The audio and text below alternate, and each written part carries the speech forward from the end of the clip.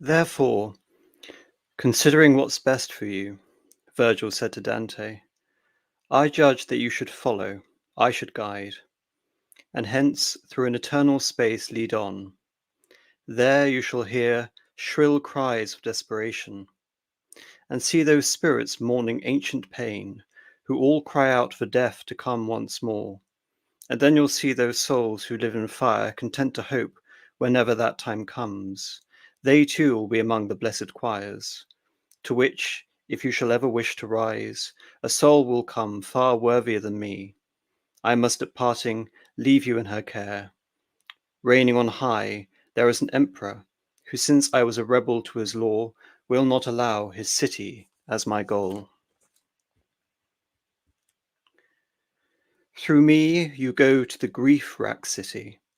Through me to everlasting pain you go.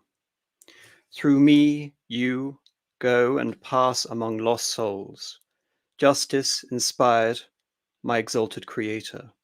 I am a creature of the holiest power, of wisdom in the highest and of primal love. Nothing till I was made, only eternal beings, and I endure eternally. Surrender as you enter every hope you have. These were the words that written in dark tomes I saw there on the summit of a door.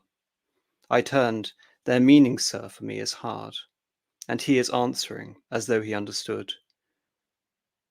Your needs must here surrender all your doubts. All taint of cowardice must here be dead. We now have come where, as I have said, you'll see in suffering the souls of those who've lost the good that intellect desires to win. And then he placed his hand around my own. He smiled to give me some encouragement and set me on to enter secret things. Sighing, sobbing moans of plaintive wailing all echoed here, through air where no star shone, and I, as this began to weep. Discordant tongues, harsh accents of horror, tormented words, the twang of rage, strident voices, the sound as well of smacking hands. Together these all stirred a storm that swelled forever in the darkened air where no time was, as sands swept in the breathing spires of wind. I turned my head, tight-bound in confusion, to say to my master, what is it that I hear? Who can these be so overwhelmed by pain? This baleful condition is one, he said, that grips those souls who live contemptibly, were void alike of honour and ill fame. These all commingle with a noisome choir of all angels who, not rebels, yet not true to God, existed for themselves alone. To keep their beauty whole, the heavens spurned them, nor would the depths of hell receive them in, lest truly wicked souls boast over them. And I, what can it be so harsh, so heavy, that draws such loud lamentings from these crowds? And he replied, my answer can be brief. These have no hope that death will ever come, and so degraded is the life they lead, all look with envy on all other fates. The world allows no glory to their name, mercy and justice alike despise them. Look us not speak of them, look them pass on. I did look, intently. I saw a banner running so rapidly, whirling forwards, that nothing, it seemed, would ever grant a pause. Drawn by that banner was so long a trail of men and women, I should not have thought that death could ever have unmade so many. A few I recognized, and then I saw and knew beyond all doubt the shadow of the one who made, from cowardice, the great denial. So I, at that instant, was wholly sure this congregation was that worthless mob, loathsome alike to God and their own enemies. These wretched souls were never truly live. They now went naked and were sharply spurned by wasps and hornets thriving all around, the insects streaked their face of each with blood mixing with tears. The lines ran down, and then were garnered at their feet by filthy worms. And when I got myself to look beyond others, I saw were ranged along the bank of some great stream. Allow me, sir, I said, to know who these might be, what drives them on, and makes them all, as far as in the weak light as I discern, so eager for the crossing. That will, of course, be clear to you, he said, whence once our footsteps are set firm upon the melancholic shores of Acheron. At this, ashamed, my eyes cast humbly down, fearing my words had weighed on him too hard. I held my tongue until we reached the stream. Look now. Towards us in a boat there came an old man, yelling, hair all white and aged. Degenerates, your fate is sealed. Cry, woe. Don't hope you'll ever see the skies again. I'm here to lead you to the farther shore, into eternal shadow, heat, and chill. That was a segment from the third canto of the Inferno, but I think, as you can surmise from that, that's quite a compelling entry, not just into the Inferno itself, but also into the topic of hell, Dante's Inferno more specifically. At the most fundamental level, Inferno represents an absence of God, a consequence of its denizens' conscious rejection of and separation from God. The loss of a direct communication with God, or this beatific vision, hence the poetic masterstroke of Dante to have Beatrice as his guide in paradise. The corollary to God's absence is God's definitive judgment over those eternal souls. If said judgment is to be found in the deprivation of God's benevolence alone, or are there aspects of judgment and specific punishments predicated on certain gradations of sin? These are the questions we must ask when judging the utility of the concept of Inferno and of Dante's literary creation. By utility, I don't mean in an exclusively theological sense, but rather, how can these concepts help uncover for us something of this historic medieval mindset, a window, as it were, and a window onto Christianity more generally? Hell, as a much broader concept, is linked through scripture to the Sheol of the Hebrew Bible. Abaddon, or Apollyon, flitting from the Hebrew to the Greek, represents the bottomless pit of the abyss, and also oblivion. Oblivion meaning here literally to forget. But conversely, it represents an angelic embodiment of destruction, a concept made in the Latin Vulgate Apocalypse, where the entity is referenced as the exterminans, literally the destroyer. We have references to the Greek Hades and Tartarus. Indeed, with Tartarus, there is a contentious translation of that concept directly into the Koine iteration of the second epistle of St. Peter. In Hades and Sheol, there is an aspect of punishment, though it is not explicit. It is an afterlife in an underworld, as opposed to a source of soul destruction, like Abaddon. Indeed, this is where the utility of the word hell becomes very questionable, as like the Sheol, hell, or Helheim, is a netherworld, a covered realm in Germanic mythology.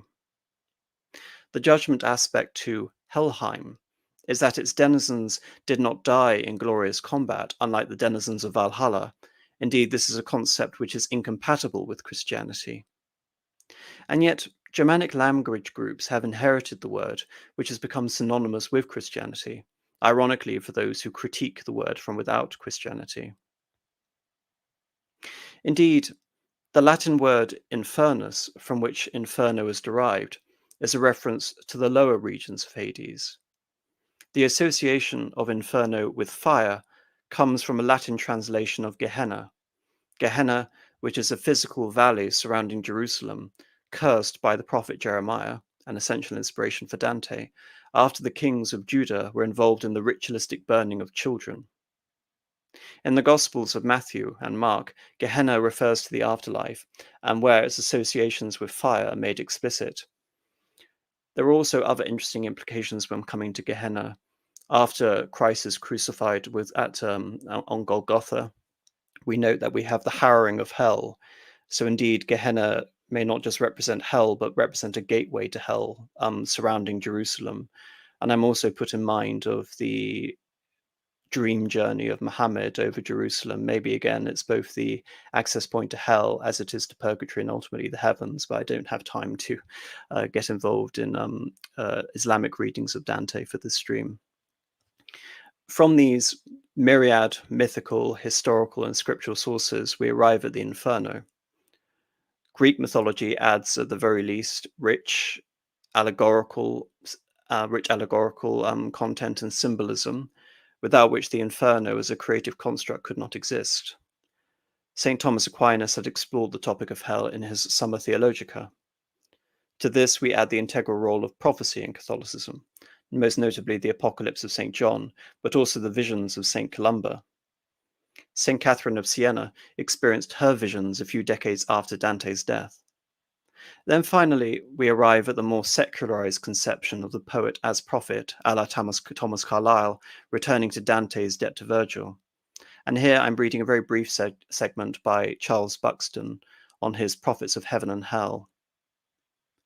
The poet who makes the universe the subject of his poem undertakes a work so supremely difficult and complicated that without an extraordinary and apparently miraculous combination of powers and sympathies, he must ignominiously fall. That is why, in 2,000 years or more, only 4 men have emerged who are capable of bearing the burden and accomplishing the colossal task. Such a poet must cover the dry bones of intellectual formulation with flesh and blood. He must convey to the mass of ordinary men and women some kind of impression of the whole of life in all its aspects. He must make them feel that they are concerned in what he is saying, and that he is giving them guidance in the conduct of life. He must engage in their interest and attention by means of what is readable and exciting. This is the method of imagination. He must not only grasp the whole, but embody it in an image, a picture of a new creation with 1,000 elements fused into one, with a life of its own. What Buxton really is referring to here, which Dante is, in some senses, an exemplar, is, of course, the talent of originality. Now it comes to the actual construction of the Commedia, and I will be reading again from Brilli Elisa's The Biography and Autobiographies of Dante's New Lives, which is really the textbook for this series, if you had to have one single book to as a companion for this series. But it's only a short segment this time. The Commedia, i.e. the Divine Comedy, which of course comprises the Inferno, cannot be defined. The best we can do is describe it a poem, tercets that recounts in the first person the journey of a still living man into the 3 realms of the afterlife in 1300. However, each point of this summary offers something unexpected. First of all, the rhyme structure developed by Dante creates a rhythm, both rigorous and infinite, that reproduces the tripartite division of the work at the level of each tercet. The privilege of visiting the afterlife while still possessing a body surpasses, as much as it recreates, that given to Aeneas, who travels to the underworld in the Aeneid, and to St. Paul, who describes having been raptured into paradise in the second letter to the Corinthians. Just as extraordinary is the fact that the protagonist is identified with not only the narrator, as in other medieval visions of the afterlife, but the historical individual known as Dante Alighieri. Dante once again dramatizes himself, but far more than in previous works. He asserts that he is himself this specific individual born under the sign of Gemini, a poet who has his own interests and memories. What about the date of the journey? Dante takes immediate and full advantage of the innovation begun by Pope Boniface VIII, his erstwhile rival, or rather, you can say antagonist, when he launched the first Christian year of Jubilee in 1300. But he does so by linking this period of universal salvation to his own life. The date corresponds to the year he turned 35, just before his mandate as prior at the summit of his political career, but also the midpoint of what the Middle Ages considered to be the average lifespan, that being 70. Finally, it is in the Commedia that the sum total of the philosophical, theological, historical, political, literary, mythological, scientific, cosmographer astronomic, and existential knowledge gained by the incorrigibly curious author finds its place. Not only does the Commedia escape definition, it defies them. Through this work, Dante reshapes them, his radical form reinvention paralleled by the spiritual renewal that the poem proposes. It is therefore better to stick to the definitions that he himself gives. In the Inferno, he calls it a commedia, whereas Virgil's Aeneid is a tragedy. The term that would quickly become the title began as a way of means of highlighting the similarities between this poem, the sum of Christianity, and Virgil's epic, which was for Dante the sum of the ancient world, a prophecy of the empire, and one of his models. In the Paradiso, however, the Florentine underlines his divine inspiration that this is a consecrated poem, or even a sacred poem, to which both heaven and earth have set their hand. When the character narrator is entrusted with the mission of composing this poem by his ancestor Caiceguida, his mission of his forefather speaks of a vision and a cry. The first term refers to the content of the poem, as well as to the technical definition of visio, text recounting mystical revelation, often on the subject of the afterlife. This meaning is then specified by the second term, a metaphor from prophetic rhetoric, corresponding to the same vox clamentatis that Dante takes on his letter to the Italian cardinals about the election of the successor of Clement V. Moreover, the attention given by Dante to the structure of his works is clear from the Vita Nuova onwards. The definition of an exceptional textual ensemble here raises the stakes even higher.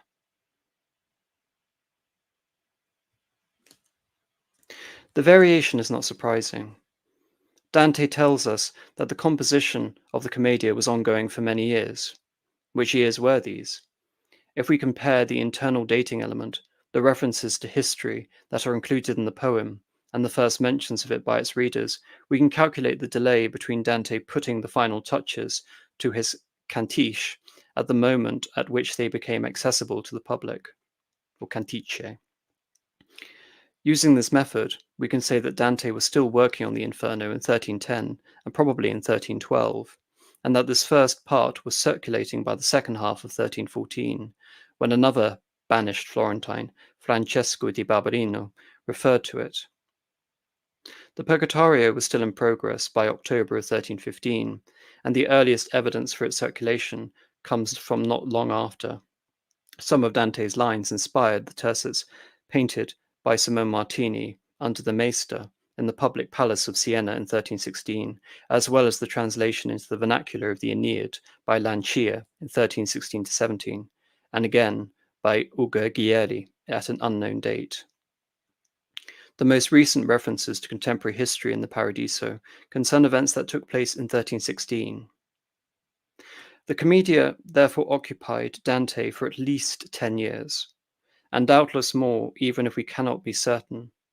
In reality, any hypothesis on the subject of genesis of the poem, its method of composition, or its entry into circulation rests on a combination of textual analysis and external evidence, elements whose interpretation and dating are highly delicate.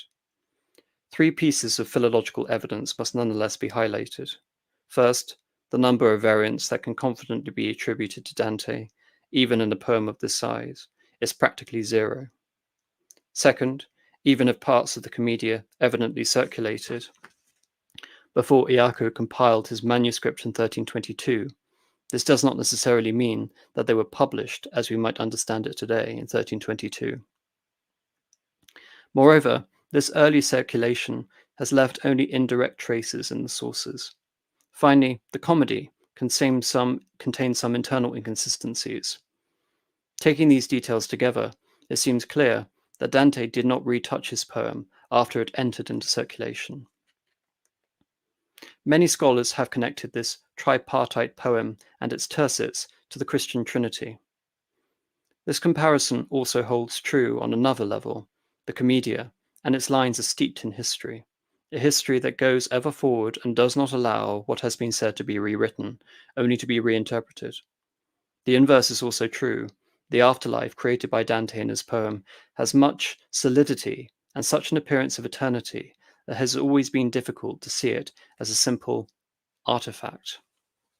On the aspect of the Trinitarian conception and structure of the comedy into the Inferno, the paradise, in the purgatory and the paradise, something that calls to my mind is Joachim Fiore, who is one of the most essential sort of figures in historiography. And the reason he does so is because Joachim is able to conceive of the history as progressive and history as defined by epochs. And relating this back to Joachim, we're talking about all of Christian existence, Christian history being divided into three stages: the era of the Father, the era of the Son, and the era of the Holy Spirit.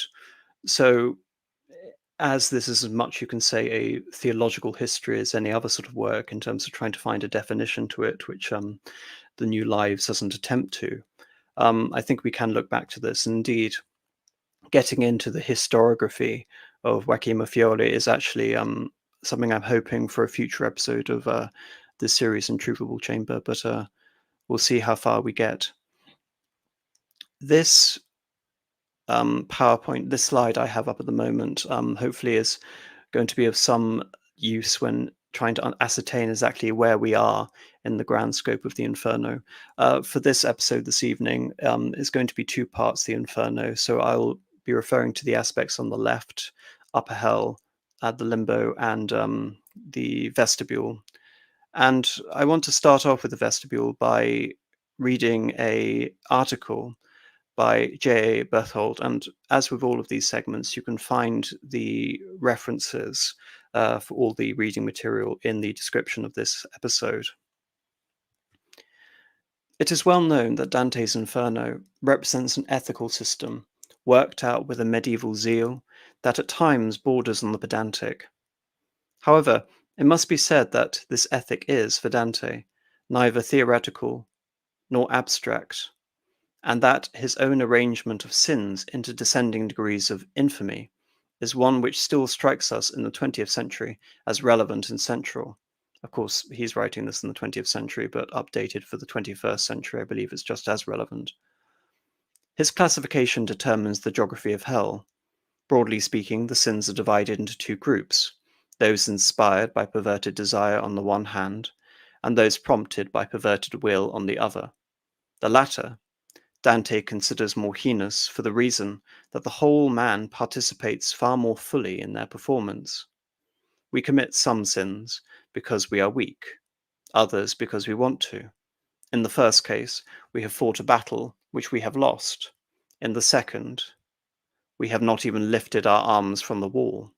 To the first group belong in order of gravity lasciviousness, gluttony, avarice, prodigality, the inversion of avarice, wrath, and violence. This order is determined by the increasingly antisocial direction of sin. This second group, situated in the lower hell, consists of the sins of fraud and deceit. These are further subdivided into two further categories: simple fraud, the thieves, the flatterers, the hypocrites, the diviners, and the like, and treachery. This last, to Dante, is the ultimate sin, for it implies the deliberate negation of trust and the power that binds man and man to God. The arch traitor in this scheme is Satan, who is fixed on the central axis of the globe, in the bottommost pit of the Inferno, as he masticates in his three jaws. Judas, betrayer of Christ, and thus of the divine order, and Brutus and Cassius, betrayers of Caesar, and thus of the secular order.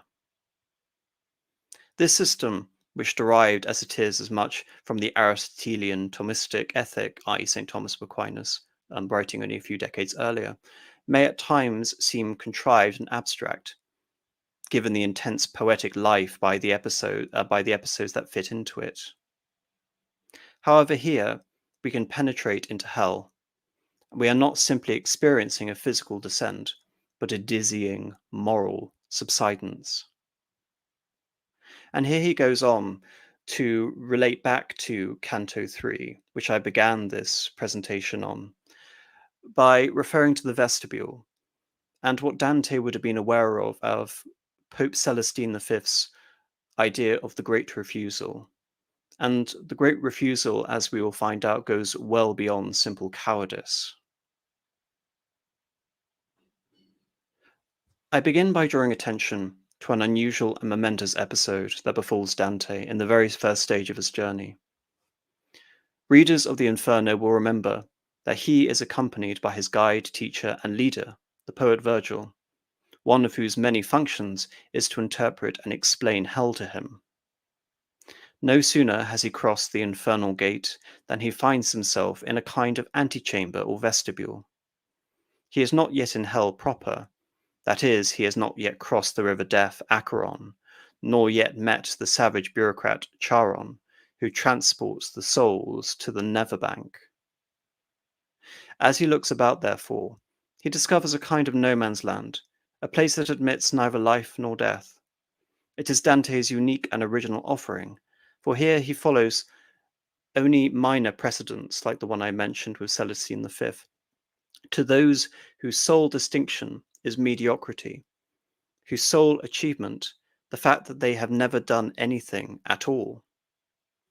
Here reside, in the phrase that T.S. Eliot used as a title to a poem that is a modern version of this Dante's Twilight world, the hollow men.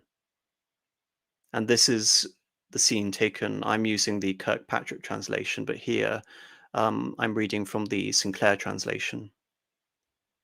There sighs, lamentations, and loud wailings resound through the starless air, so that at first it made me weep strange tongues, horrible language, words of pain, tones of anger, voice loud and hoarse, and with these the sound of hands made a tumult which is whirling always through the air forever dark, as sand eddies in a whirlwind. And I, my head encircled with horror, said, Master, what is this I hear, and who are these people who seem to be mastered by their pain? And he said to me, This miserable state is borne by the wretched souls of those who lived without disgrace and without praise. They are mixed with the caitiff choir of the angels who are not rebels, nor faithful to God, but where for themselves the heavens drove them forth, not to be less fair, and the depth of hell does not receive them, lest the wicked have some glory over them. And I said, Master, what is it that is so grievous to them, making them lament so sorely? He replied, I will tell thee in a few words. They have no hope of death, and so abject is their blind life that they are not envious of every other, they are envious of every other lot. Their world suffers no rapport of them to live. Pity and justice despise them. Let us not talk about them. Look through and pass. There are many striking features about this passage, but I think I may safely assert that it is not specially marked by Christian compassion. Indeed, the ferocity of Dante's tone is unusual. Consider Dante's reaction. As the whirling clamour breaks upon him, a band of horror encircles his head, and almost involuntarily he cries out, Who are these so vanquished by their pain? However, under his steadying effect of Virgil's calmly contemptuous explanation, his first rush of appalled sympathy begins to recede. Why do they lament so sorely? He asks again, and Virgil's reply is a model of insulting aloofness. Pity and justice despise them. Let us not talk of them, but look thou and pass. Dante looks, and the scene begins to assume something of the uncanny fascination of unique squalor. Those wretches who never were alive stream after a running banner, the emblem of their commitment, which shifts with every shift of fashion. Then, in the midst of rising abhorrence, Dante catches sight of him who made the great refusal, and with this glimpse, implacably, certainly replaces all of his remaining hesitation. He now realizes his mistake. Their pain, to which the uncomprehending mind responded with horror, is in fact trivial. The sole value of their grief lies in its being nourishment for bloated worms. There is nothing in literature, except perhaps Gulliver's Travels, to equal Dante's contempt for pettiness of personality. To him, Neutrals are, in Sinclair's phrase, the waste and rubbish of the universe, vicarious beings whose fate is to envy, not the blessed, but the damned, and who, having evaded all reality in their lives, forbidden to experience the final reality of their death. This frightening violence of feeling is so unusual that it deserves, it seems, a primary place in an attempt to understand not the poet only, but the poem itself. Therefore, in the meantime, one may well observe that one has here the reaction of a man who believes that a life not greatly lived is not a life at all. It is Dante's considered view that it is better to sin greatly than to be indifferent to virtue, that it is better to feel the wrong passion than to be incapable of feeling. If the purpose of life is a moral one, then to assume a position of neutrality in front of life is to commit the unforgivable betrayal. Magnanimity of soul, energy of resolve, pride of ambition, these qualities in some measure at least are needed before one can speak of good and evil, of hell and paradise. It is scarcely necessary to add, in the light of the frightful epitaph which Dante has written for those who sacrifice virtue to caution, and that possess the quality of magnanimo, greatness of soul, and what is more, knew that he did so. Indeed, the aspect of the Inferno and the broader comedy is substantive for us in terms of it being so autobiographical. There is a huge amount of self-awareness here. And as I alluded to in the last episode, if Dante is aware of anything, he is conscious of his own genius. Yet again, it's not genius to the extent that he is a rebel against God, or really his Catholic upbringing, or even you can say the influences and the things sort of percolating in his mind, his overall context and surroundings. Rather, Dante exemplifies a setting which I don't believe ever really represents a genuine attempt at rebellion, even though you can definitely interpret his political treatise, the Monarchia, in that way. So all of this is a call to action. But then again, it's not a call to excessive individuality. This isn't Nietzsche. This isn't will to power for the sake of will. This is will to power for the sake of human actualization, and not again for the self, but actualization so that one can be worthy of creation, not simply living vicariously. It is not enough to be created. One has to effectively become, as you can perhaps say Tolkien referred to, one has to become a sub-creator in their own right. And again, this is what differentiates someone like Dante being a Catholic from a non-Catholic, is that one is created and then one subcreates. One is doing it in accordance with the will of the original creator, which makes it again deeply Catholic and resonating. So I'm going to push back against this idea that Dante is necessarily indifferent to vice in a certain circumstance, because going further into the depths of the circles 10 second to 5, these are sins of incontinence. These are sins essentially that have forced all of these denizens into a state of slavery. So what Dante is lamenting in the vestibule is a lack of will, but that is not to imply that the sinners of the upper hell have that much will either. So I think that has to be cautioned when looking at this and saying that Dante is a man of action, irrespective of what that action is, i.e., focusing on ambition as a virtue in and of itself. Ambition in this case would only be ambition to realize and essentially try and be an exemplar of that essentially which has been created. So now we're finally getting to the first circle, which is sometimes also referred to as the limbo, albeit I have a lot more to say when it comes to the more generalized aspects beyond the Inferno when it comes to Purgatorio. To hear on the first circle, some attained merit, but merit falls far short. None were baptized, none passed the gate in your belief to faith. They lived before the Christian age began. They paid no reverence, as was due to God. And this is number, and this in this number I myself am one, I referring to Virgil. For such deficiencies, no other crime, we are all are lost, yet only suffer harm, through living in desire but hopelessly.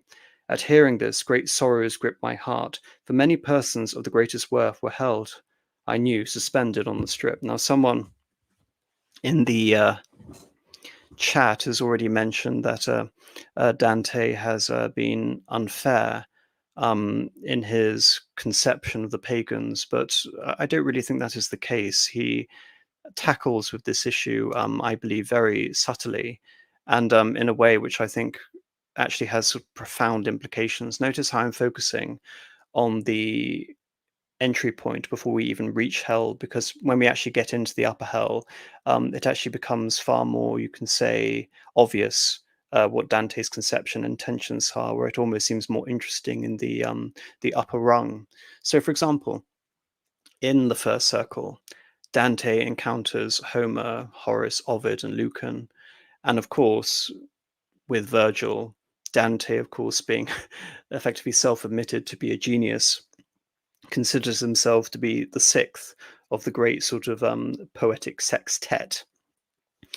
So Dante is, you can say, almost remorseful, as was made clear in that extract, remorseful of the fact that the pagans do not essentially share in his baptism. Just a note on Ovid, though, interestingly enough, is that Kirkpatrick, in his introduction to his translation of Dante, considers perhaps that Ovid is the greater influence on the Inferno than the ever-present Virgil, in virtually all senses of that word, because Ovid and his metamorphoses, and we have the drama, his exquisite descriptions, the changing nature of the world, and the idea of bestial transformation and various allegorical allusions. And Kirkpatrick considers these all to be somewhat anti-Virgilian in comparison to the Aeneid. Indeed, the Aeneid can perhaps form a template, but this also indicates that, as with all things to refer to Dante, Dante is not derivative in one sense as easy as it would, say, for example, to just say, oh, Dante is here only playing homage to the Aeneid. No, it's got so much more depth than that. So that's one consideration. Dante considers himself part of a literary poetic canon among the greats of antiquity, of which he has one foot in antiquity, one foot in the medieval era. Then, of course, we get to the figures associated with his infatuation with Aeneas. So the figures of the Trojan Wars, Aeneas himself, Hector, and Julius Caesar, of course. We have other more interesting figures, you can say, because I think this again impacts on what I brought up at the beginning, which is the utility in seeing the Inferno as a window into the medieval historical mindset, because Dante has included Saladin in the first rung among the honorable pagans, and this explicitly is due to the fact that he considers Saladin, who would have only died about 100 years before, as a virtuous, again, it wouldn't be pagan, but from the Christian point of view, infidel or heathen leader of the Crusades, due to his merciful conduct when it came to the siege of Jerusalem. So it's interesting that that isn't some sort of modern sort of philo-Islamic sympathy. That is very much something that medievals were cognizant of when they viewed the other side. So those are the second great company, because of course Dante being part of the sextet, of course the poets have the most exalted place within the first circle. But when we get to the third, we have a group again which I think is rather controversial, um, placing them here, which are the philosophers. So we're talking Aristotle, Socrates, Plato, Diogenes. Of course, it should be noted that not all the philosophers are included in this, all the Greek philosophers, all the big names. There are certain gradations, but then, of course, in addition to the Greek philosophers, we have Cicero, and of course, we have Seneca. And all this does, I think, is to establish an essential understanding for how we can talk about the idea of salvation, of baptism, and consider this idea of Christian universalism. Perhaps you can say this is even more needed in terms of assessment in the context of the controversy of Vatican II's Dignitatis Humanae. But it's not just universalism in terms of geography, i.e., the confines of the geographic sort of limitations of Christendom, but this is Christian universalism within all times. The harrowing of hell is very useful, I think, in terms of Christians understanding that Christ, again, was the prophesied one. He is the Messiah. He has come to judge the living and the dead, and his reign will have no end. The whole basis of that, again, is that God being eternal, the Trinity being God, and God being eternal, means that, again, judgment, it seems, the temporal existence where you exist in time, seems almost irrelevant. So Dante's consideration here, you can almost say, is that in the first circle, perhaps it is that all of these virtuous pagans may have now become self-aware that they are within the first circle, but part of the reason they have remained there is, you can say, an aspect of, I don't know, you can say pagan sort of uh, being fast paganism, not wanting essentially to open oneself up beyond the exemplar that was Romano-Greek philosophy, to accept essentially the truth within Christianity. It's interesting here, and this again bears more consideration to the role of Scripture and the Bible in informing Dante. Indeed, just bring up again, this is a Dante. The images that I'm using here are Douret's famous engravings. You may have noticed with the first slide, that was Hieronymus Bosch. The cover for this stream is Eugène Delacroix, and Douret here is going to be used quite extensively in these series because, again, he's intended as a companion to Dante. And as we have on the first on the left, we have essentially the cowards. Here on the right, we had the virtuous pagans. But I'm going to be reading from the Cambridge Companion, a chapter called Dante and the Bible, and this is by Peter S. Hawkins. Underwriting the entire world in which Dante lived is a single book, the Bible. Believed to be authored by a god who chose human scribes to speak his word, it has an authority quite beyond any human text. For this reason, it was the most studied book in the medieval era, both the primer on which the young clerk learned his alphabet and the sacred page that dominated every branch of higher learning. Not that the power of Scripture was limited to school or the literate. As the holy book of the Church, it informed not only liturgy and preaching, art and architecture, but also constituted a vast and complex symbolic network that was intelligible on whatever level to all classes of society. Far more than Latin, the Bible itself was the universal language of Christian culture. And again, that really shouldn't come as a surprise. It is not surprising, then, that when Dante's writings are considered as a whole, the Christian scriptures should be the source more referenced and alluded to than any other work. By one count, there are 575 citations to the Bible in Dante, compared to around 400 in Aristotle and 200 in Virgil. Calculations of this sort, however, do not suggest the degree to which Dante absorbed the word of the Bible. This is most notably true in the Comedy, where the Old and New Testaments, both in Latin and in the vernacular translation, so permeate his language, almost to become one with it.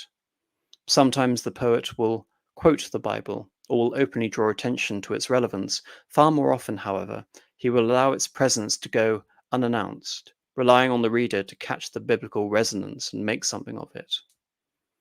A case in point is the very first line of the Comedy, coming immediately before Dante tells the reader of his terrifying experience in the dark wood and of his resolve to recall it, because of the good that I found there, without apparent resort to any other text or authority. Indeed, in a line that comes to personalize him as readily as his own name, he begins, Nel mezzo di calman di nostra vita. Here the poem opens his work by telling time he is in the middle of the journey of our life. And again, the middle of the journey of our life, it's a reference to many sort of comparisons you can find to classical literature. One, of course, is the Iliad, and another one, which I was actually rereading quite recently, is the Ethiopica. When this line comes later to be annotated, commenters will remind the reader that the journey through the afterlife is set during the Holy Week of 1300. that the poet was born in 1265, and therefore that he is 35 years old. But none of this additional information is necessary for one who remembers that the span of our life is already a known quantity. As stated in Psalm 89, the days of our years are 70 years. And again, I hate to sort of lower the tone, but to anyone who still thinks that people in the medieval era all died at the age of 35 are simply basing this off aggregates formulated around infant mortality rates, when it was essentially accepted for thousands of years before medicine increased the life expectancy that one had essentially reached the end of his years when he was 70. Not is this verse from the Psalms the only biblical text at play here, for in Dante's recollection, and again, what they reference here again is to the 70 years, is that there are multiple meanings to being, again, finding oneself in the middle. One is in the middle of life, essentially, leading into the situation. There is a reference again to Greek literature and ancient Greek mythology, but also to the Psalms. For in Dante's recollection of the events that took place him, in the middle of the journey of our life, he also echoes King Hezekiah in Isaiah, whose song of thanksgiving is written down in the prophet's book to commemorate, to rescue from mortal illness. I said, in the middle of my days, I shall go to the gates of hell. In this biblical passage, we find a great deal more than a commonplace allusion to life's 70. Instead, we have a scriptural subtext for Dante's larger effort in the comedy. Opening his own story of salvation from the powers of death, he appropriates the parallel experience of Hezekiah, a man saved by God's intervention from the pit of destruction, who afterwards looks back and writes about his deliverance. In his influential commentary on this passage, St. Jerome noted that while a good man dies at the end of his days, the sinner comes to the gates of hell in the midst of his life. Dante's losing his way, therefore, is a confession of his spiritual lostness, a tacit admission from the very outset that he was, to quote Jerome's gloss on Isaiah, in the shadow of errors that lead to hell. Again, if we consider the lives of Dante, perhaps again I'm reading too much into this, especially as the Inferno was the first work to be completed.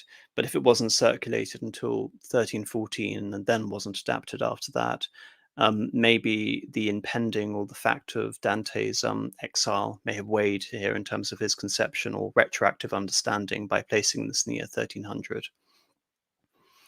The opening line of the comedy reveals in miniature the biblical matrix of Dante's imagination. He assumes the Psalm's estimation of our lifespan, draws not only upon a single sentence, but upon a narrative moment in the book of Isaiah, and then adapts for his own purposes an ancient exegetal tradition on what it means to face hell in the middle of one's days. Does it follow, then, that he was consciously deploying all the texts, patricitic as well as biblical, when he sat down to begin the poem? Probably not. More likely, he was writing out a fund of scriptural metaphor and narrative so deeply assimilated as to be second nature, more of a mother tongue than a foreign language deliberately acquired. And this, again, I can reference sort of my understanding of Tolkien studies and refer to the cauldron of story or the leaf mold of the mind. Again, this is all going back to intellectual context and why it's so important to situate all sort of significant works of literature and philosophy, I believe, within a certain historical context. I mean, at least from my understanding, much later in life, reading works again and again and again, I always find, especially rereading Hobbes recently, situating that within the politics of the middle of the 17th century has helped immensely. But of course, for Dante, this should be obvious. In this regard, he was no doubt like most of his contemporaries, whose experience of scripture came primarily from the whole sensorium of medieval culture, and not from study, who heard and saw the Bible rather than read it. If simple enumeration of biblical references is not in itself definitive, it is nonetheless instructive to note patterns within the three canticles. Given Dante's overt dependence on classical sources in the Inferno, as well as the rejection of God exemplified in those who have lost the good of intellect, it comes as no surprise that hell should include the fewest direct citations of Scripture.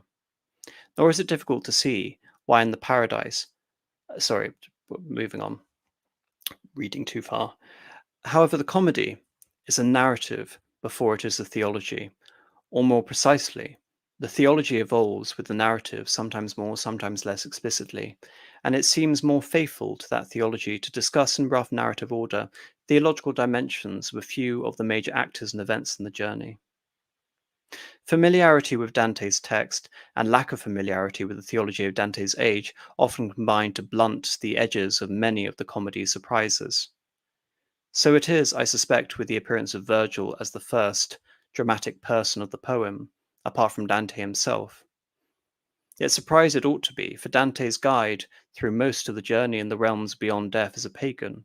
It will transpire there are many features of those realms with which Virgil is unfamiliar, yet one senses unmistakably throughout the Inferno and the Purgatorio until the earthly paradise is reached, that Virgil is fundamentally at home. He can guide Dante, because basically he knows whereof he speaks. It soon becomes apparent in the action of the comedy, furthermore, that Virgil is not a lone case in this human grandeur and pathos. In the first circle of hell, Inferno 4, entirely different in its melancholy, courtesy, and gentle light from the violent darkness of the lower circles, is the eternal dwelling of many pagan spirits, notably those distinguished in a wide variety of walks of life. What is Dante signaling through the choice of this pagan as his principal guide, referring back to the whole context of the first circle here? He is indicating two things at least, although each will become fully apparent only as the Inferno evolves.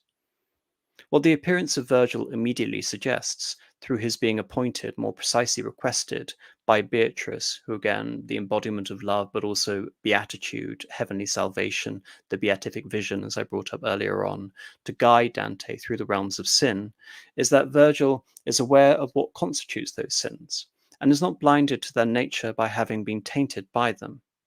This in turn suggests that he essentially is a preliminary to the contact with God towards which Dante aspires, is moral purity, or put more sharply, that ethics is in a sense the foundation of life with God.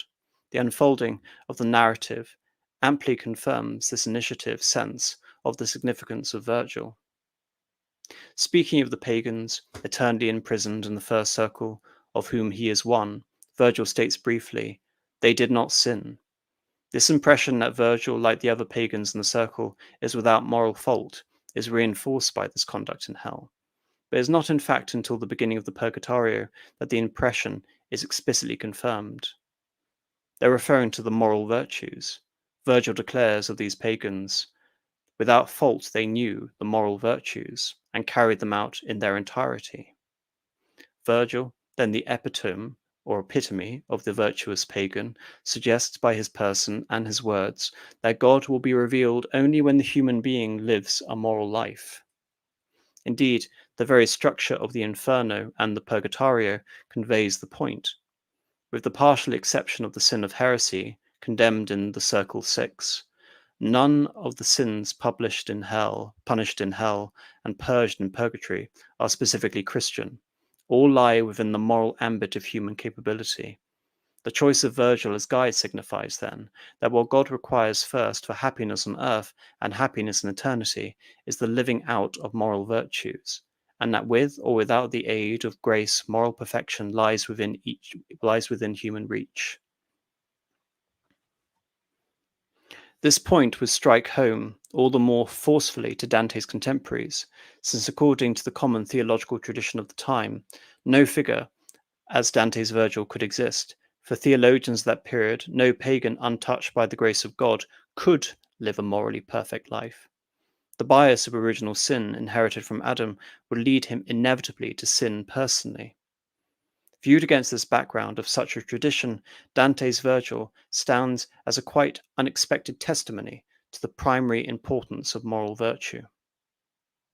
However, if Virgil's first witness to what he has, the moral virtues, he no less importantly points to what he has not, eternal happiness. The starkest fact about Virgil is that his eternal dwelling is hell, not heaven. If we glide over or obscure that fact, we miss not just a crucial part of Dante's theology, but Dante the man. It would be trite to reduce the varieties of pain and evil in hell to mere variations on a theme, but all the inhabitants of hell do share the common characteristic. Like the virtuous pagans, they have failed to attain the good which would satisfy their highest power, reason.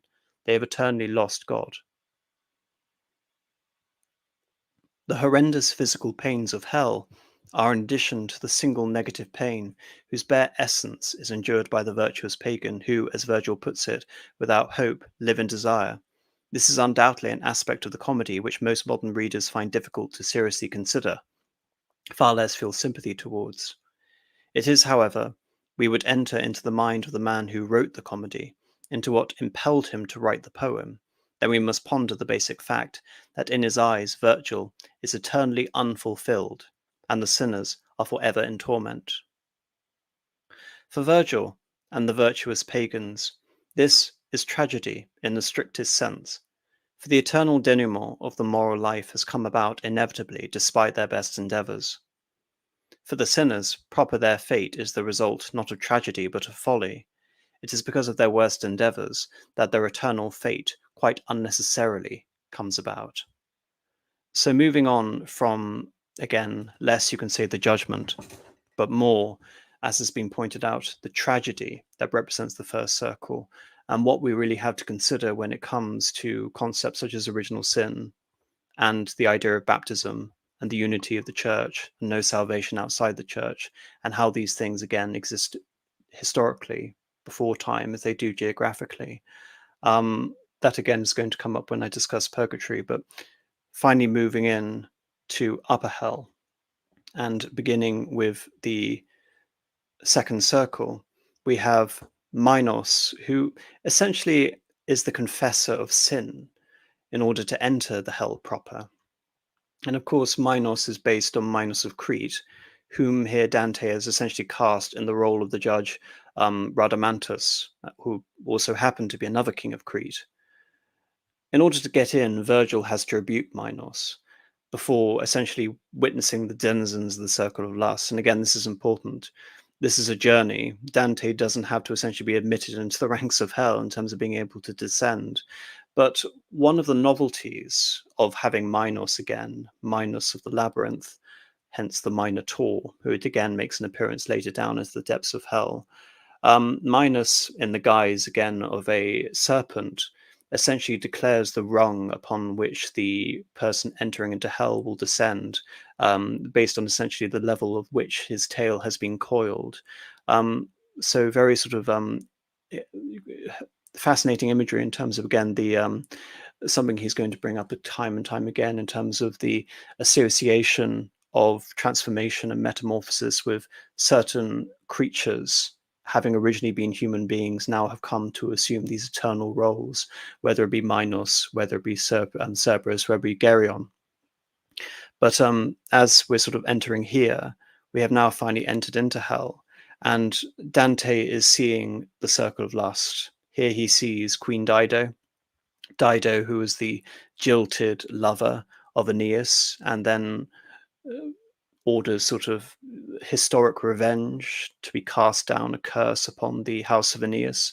And of course, this is the Virgilian way of orchestrating the historical epic between the Rome and Carthage and the Punic Wars. Added again to Aeneas, we have the forerunner, Helen of Troy, who spurns Sparta to go off with Paris, thereby causing that war, and by proxy also causing the foundation of Rome through Aeneas. And then, of course, we have other figures such as Tristan, of Tristan and Isolde and their forbidden love, which again Wagner would turn into an incredible opera. But in terms of being able to understand this predicament beyond these figures essentially of myth and antiquity, he is told the predicament of the denizens of the circle of lust through one Francesca of Rimini, who in his time was an infamous adulterer. You should also note that I'm using two images. One on the right is Dore and his engraving, but an image on the left, which I think is, perhaps far more evocative, perhaps solely due to the basis of color, is William Blake's iteration of exactly what I'm going to read out in Canto 5. The swirling wind of hell will never rest. It drags these spirits onwards in its force. It chafes them, rolling, clashing grievously. Then once they reach the point from which they fell, screams, keening cries, and the agony of all, and all blaspheming at the holy power. Caught in this torment, as I understood, were those who, here condemned for carnal sin, made reason bow to their instinctual bent, as starlings on the wind and winter chills are borne along in the wide and teeming flocks, so on those breathing gusts of evil souls. This way and that, and up and down, they are borne. Here is no hope of any comfort ever, neither of respite nor of lesser pain. Love, who so fast brings flame to generous hearts, seized him with feeling for that lovely form. Again, the testimony of Francesca. Now torn from me, the harm of how still rankles. Love, who no loved one's pardon, love's requite, seized me, for him so strongly in delight, that as you see, he does not leave me yet. Love drew me us onwards to consuming death. Cain's ice awaits the one who quenched our lives. These words born unto us from them were theirs. And when I heard these spirits in distress, I bowed my eyes and held them low, until at length the poet said, "What thoughts are these?" I, answering in the end, began, "Alas, how many yearning thoughts, what great desire have led them through such horror to their fate." And turning to them now, I came to say, "Francesca, how your suffering saddens me. Sheer pity brings me to the point of tears. But tell me this, the how of it, and why, that love in sweetness of such sighing hours permitted you to know these doubtful pangs." To me she said, "There is no sorrow greater than, in times of misery, to hold at heart the memory of happiness."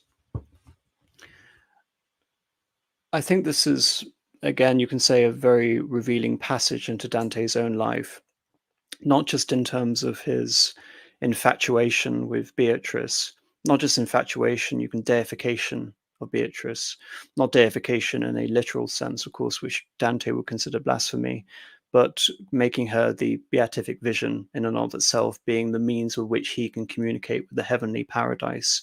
We see this with Vita Nuova, and she reaches her apex in a literal as well as metaphorical sense when it comes to the comedy. But in terms of no greater happiness than happiness lost, again, if we're looking at this and using Francesca Rimini as some sort of autobiographical intercession, then we can see this as the loss of Beatrice in her physical form, the real Beatrice, who died long before this point of him supposedly beginning this in the middle of his life at 35 and 300. So it is not, but also there's something more revealing in this. It's not just the deification of again love. It is not just a love lost. It is again, lust is not simply love in terms of it's not an elevated thought. It is love for love's sake, i.e. sex. It is passion. And much of what has essentially been associated here, as with Dido, who was corrupted by her infatuation with Aeneas, Helen of Troy, who by proxy is essentially responsible for a 10-year war by her infatuation with Paris, and Tristan's infatuation with Isolde, which will lead to both their deaths. It is love at the cost of everything. It is adultery. It is, again, a love essentially which brooks no opposition. And this isn't also the only place where Dante confines love. Love is projected outwards into the purgatorio and in a form into the paradise in different forms.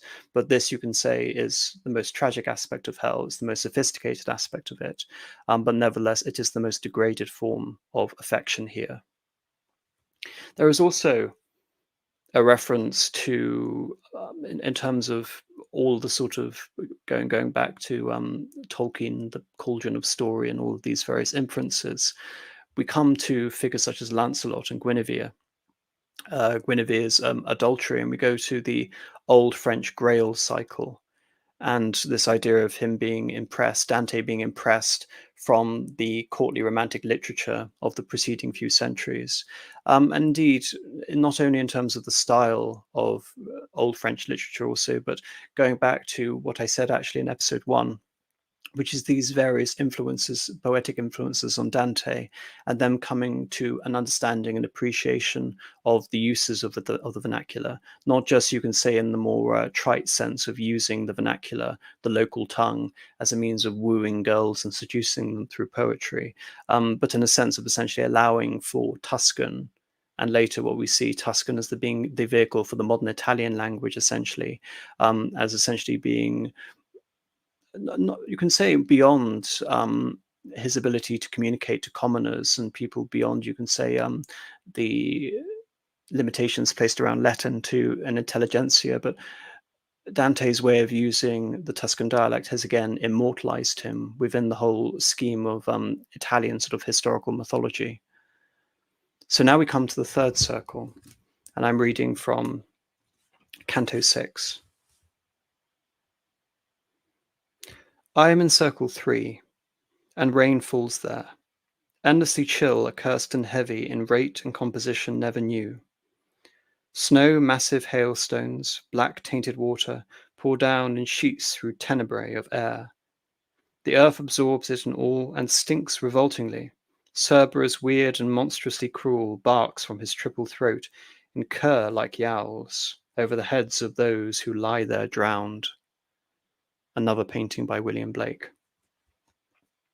His eyes vermilion, beard a greasy black, his belly broad, his fingers all sharp nailed, he mauls and skins, then hacks in four these souls. From all of them, rain writing a wet dog howl, they squirm as flank screens flank. They twist, they turn, and then, these vile profanities, they turn again. The reptile Cerberus now glimpsed us there. He stretched his jaws, he showed us in all his fangs, and me, no member in my frame stayed still.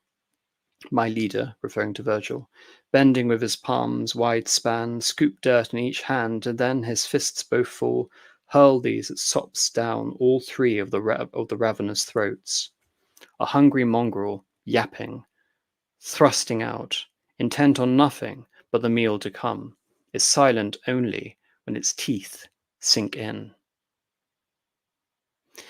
In each instance, Virgil, as with his contemptuous sating of Cerberus as the il gran vermo, the great worm, with a mouthful of mud, is acting both as a guide and protector in sating the manifestations that befall them through the Inferno. In this third cycle, sensuality has degraded into something which is purely addictive self-indulgence, hence how we can refer to these as the sins of incontinence. It is a form of slavery, both in life and in the fixed position. The gluttons and their ilk in the upper hell are condemned to this form of death. And you can say again, compared to, you can say, the more active deceit of the lower hell, again, this whole sort of atmosphere again is so pitiable, because as we're going to see from Virgil time and time again, Virgil warns off Dante from even looking at these creatures, from even trying to interact with them, because they have essentially become the embodiment of sin. So we're not just talking about metamorphosis in the sense of these, of creatures like Cerberus being some sort of allegory again for gluttony, or various allegories of human beings being transformed into this and that, but we're talking about human beings themselves, those representing some sort of sin becoming a animalistic iteration of those sins. And that is a constant theme which it doesn't reach its height here, but the depravity of those instances only becomes worse and worse and worse as the sin becomes the man. In the fourth circle, we are introduced to Plutus, and Plutus is the Roman god of wealth, and he greets the pair with the ever-elusive phrase, Papa Satan. And this is a theory rabbit hole. If you want to go into that, you can look it up. But there has never been a sort of definitive theory as to essentially what is meant in the sort of first articles of Canto 7, when Pluto greets the two by saying that, and essentially what the implication is. Not just Papa Satan, sometimes rendered as Popeye Satan or Elezeror. But it's important to note again for people who aren't so well versed in Greek mythology that Plutus is a distinctive entity from Pluto. Pluto, who is essentially the Latin counterpart of Hades himself. So it'll be rather awkward meeting the god Hades in this rather insignificant corner of the upper hell. This aspect, this circle, exists for the avariciousness of, again, for avarice, essentially. And Dante is not prepared to mince words when vaguely condemning various popes and cardinals to this hell. And I think this is, again, even though it's not explicit, it may be an indication of, to Dante, the thin line between the opulence and the grand aesthetic of the Catholic Church, which is there meant to glorify God, and those things as being means to glorify and indulge the self, in which case they essentially become a form of avariciousness. Again, I don't need to hark on that even, after Dante, horde of Renaissance popes that would necessarily fit this picture. But in case of what the implications are of avarice, with avarice, the sinners are literally bound to this plane. They are bound by the physical weight of their hoards. And in terms of just finding a more modern comparison to this, I instantly think of Charles Dickens and the chains of the greed of the Marleys, who were dead to be of Marley, who was dead to begin with, essentially. The physical weight of one's hoard, the chains that one wears after death. Beyond this overt allegory of wealth as representing an end in and of itself as a form of self-consumption with Brutus, Virgil here is also alluding to the fickle nature of fortune that raises on high only to plunge one into the pits of poverty. The chains of the damned to fickle fortune have deprived them essentially of their individuality, which is a consistent theme I've been mentioning through here. The moral condemnation evokes the nature of Plutus himself. In Greek mythology, for Plutus is not only the personification of wealth, but from whose name we derive the etymologies of plutocrat, essentially a ruler deriving his right to rule essentially from wealth, hence plutocracy, and plutomania, the obsession or the love of wealth. For Circle 5, in addition to Doré, I have this very evocative and colourful image on the left by Stradanus, who was making these mock-ups of the Inferno about 200 years after Dante's death. And here I am reading from Canto 7, referring to the fifth circle, the Wrath, the crossing of the river, and you can say the ooze, which I'm going to simply refer to it, but you'll see what I mean in terms of the supreme example of bondage to sin. We approached the margins of a spring, which seething spilled and ran from there along an outer sluice. The waters here were darker, far than Perse. So unaccompanied by murky waves, downwards we travelled by a weirder route into a swamp, by name the Loathsome Styx. This melancholy brook makes way and finds the foot of those malignant grey-black slopes. As where I stood, intent and wondering, I saw there plunge within the stagnant fen a peeverish people, naked, caked with mud, each battered, each, and not with fists alone, also with head-butts, kicks, and charging chests.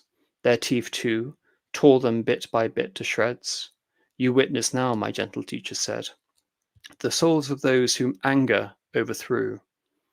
And this I'd also have you know, be sure, beneath the surface of this slick are some of whose sighs, as you can see at every turn, now aerate the palating film.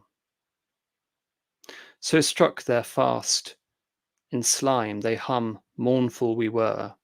Sunlight rejoices the balmy air. We, though within ourselves nurse sullen fumes, and come to misery in this black ooze.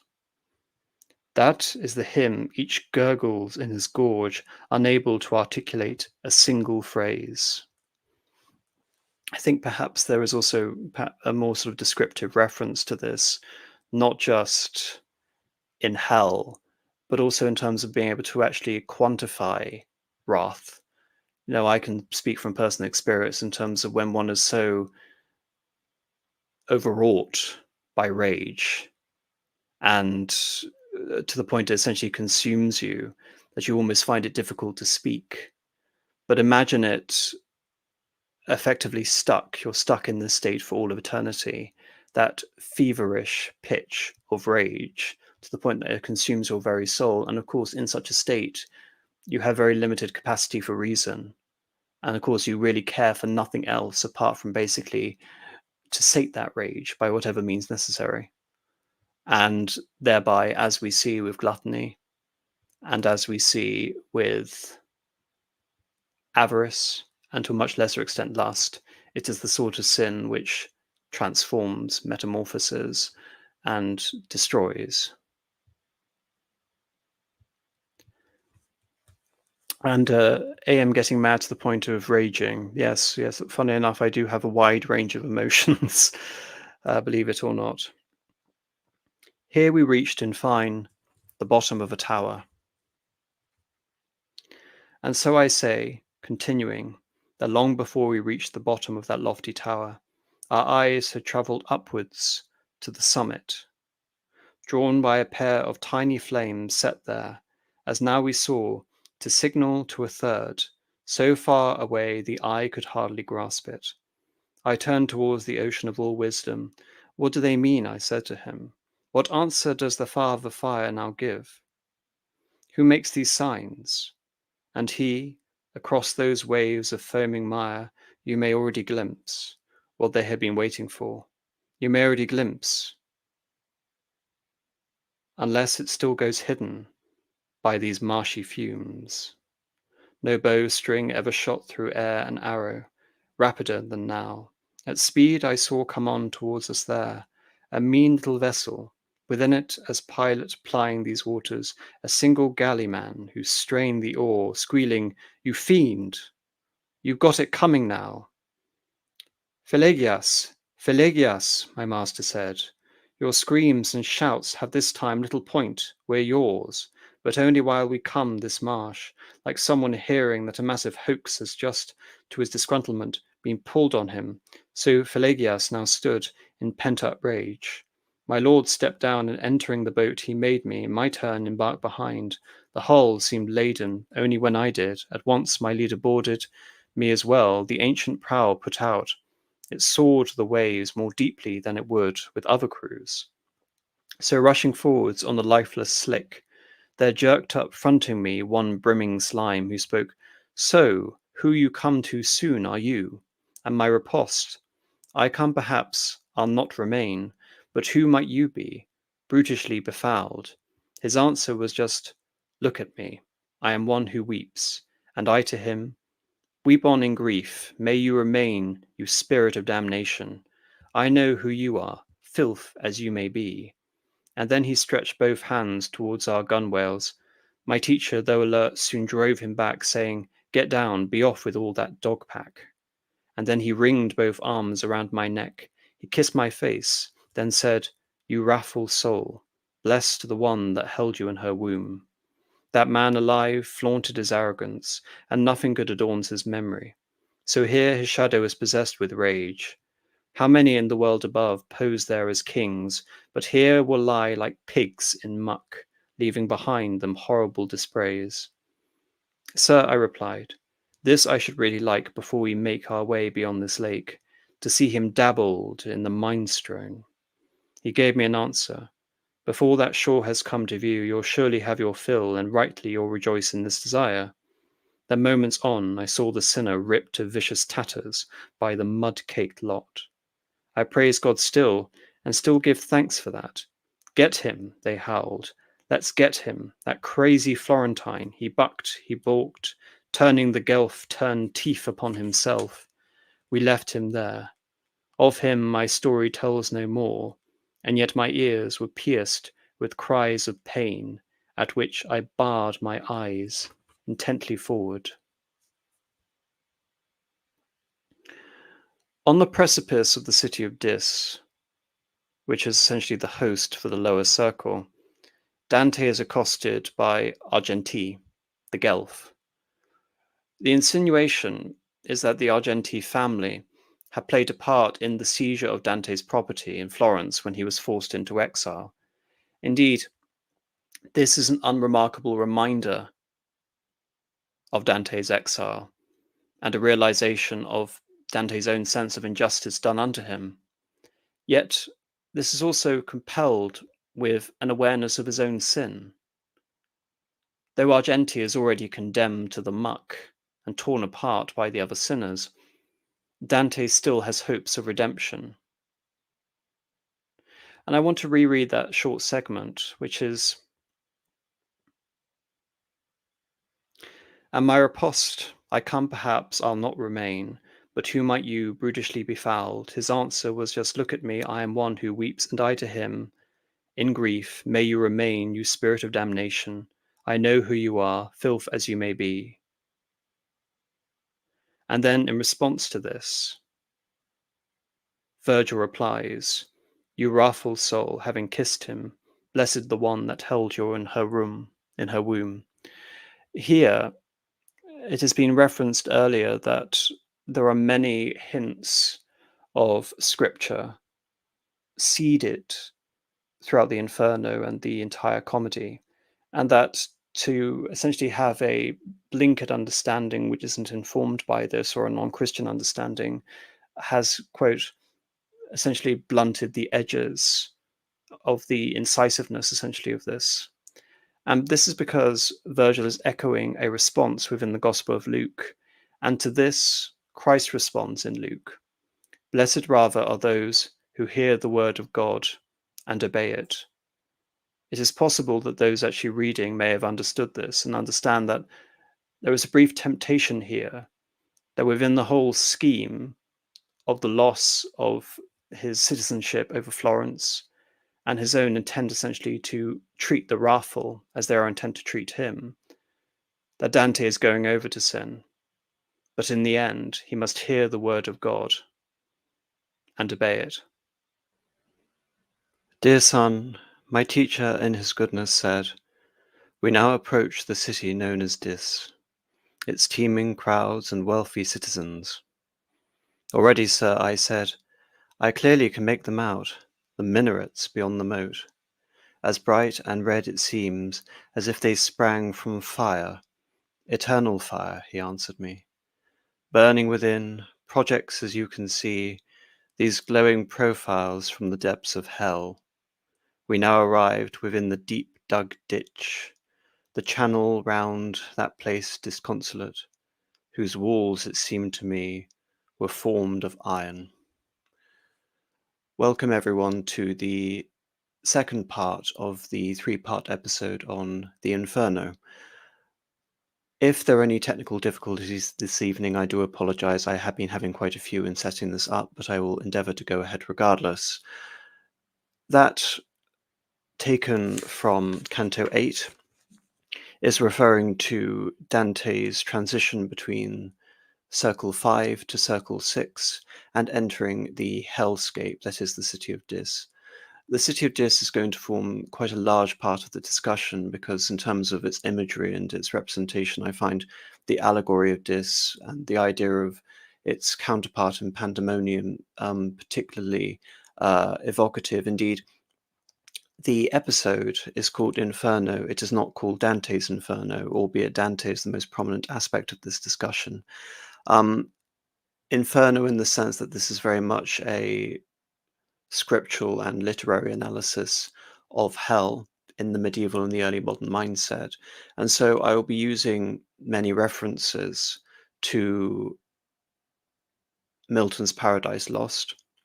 Indeed, the thumbnail that you can see this evening is indeed John Martin's 1841 Pandemonium.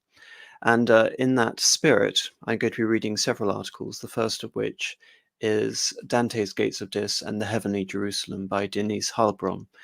All of the citations for the reading segments for this evening can be found in the description. Among the many theories concerning the identity of the one sent from heaven to open the gate of Dis for Dante, the pilgrim, those in particular need to be indicated whose direction is followed in the study. In 1929, Erich Feuerbach tentatively designated the figure striding over the water with dry feet as a divine messenger, perhaps Il Vetro. However, in a later, more detailed analysis of the heavenly rescuer, whose descent he compared with that of the Homeric god Poseidon, Feuerbach described the former unhesitatingly as a godlike figure. He represents the figure of Christ and symbolizes Christ's descent into hell, the harrowing. The interpretation which gives rise to the present one is Mark Musser's more far-reaching Advent at the Gates. Here the rescuer's descent is recognized as a reenactment of the harrowing of hell, and this in turn is considered symbolic of the first Advent, within a larger pattern of allegories in the Divine Comedy, representing the three Advents of Christ, the first and final Advents at the gate of Dis and in the earthly paradise respectively, and an intermediary daily coming in grace in the Valley of Princes.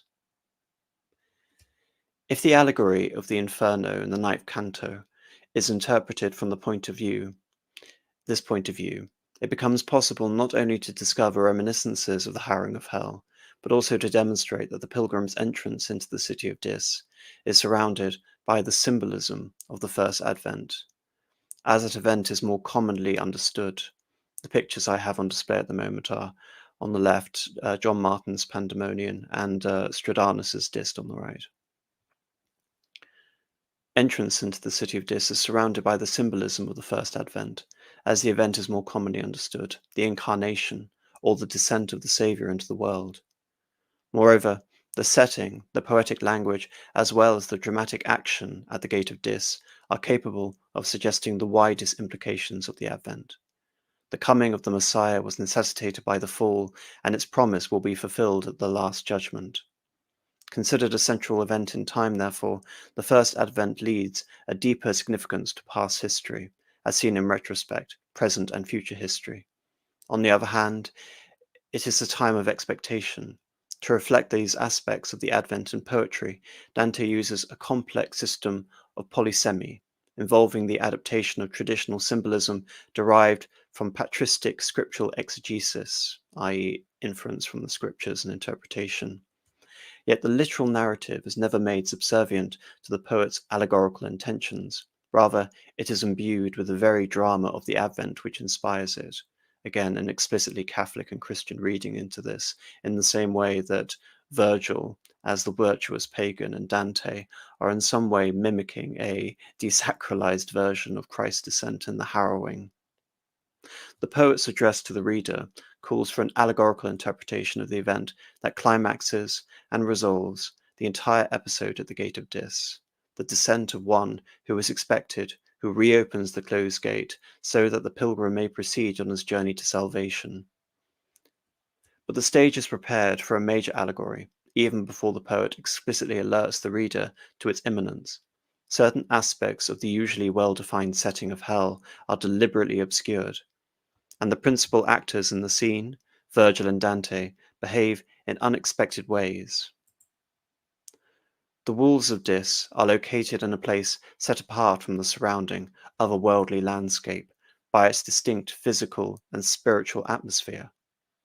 Unlike the landscape of the Inferno 1, Canto 1, which occupies a moral space, completely lacking geographical points of reference, except perhaps the wood, the setting of Cantos 8 and 9 does belong to the concretely defined topography of a hell, and yet it has its particular moral dimension.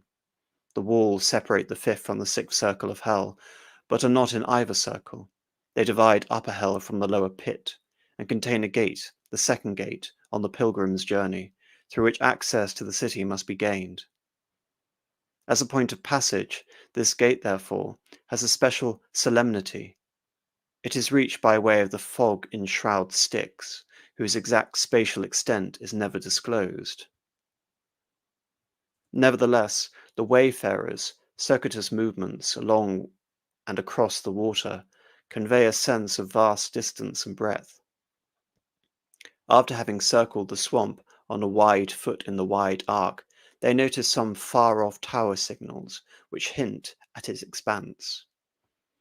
No sooner has Virgil responded to his pupil's questions about the meaning of the flames than Philologus comes in his boat out of the fumes at the speed of an arrow.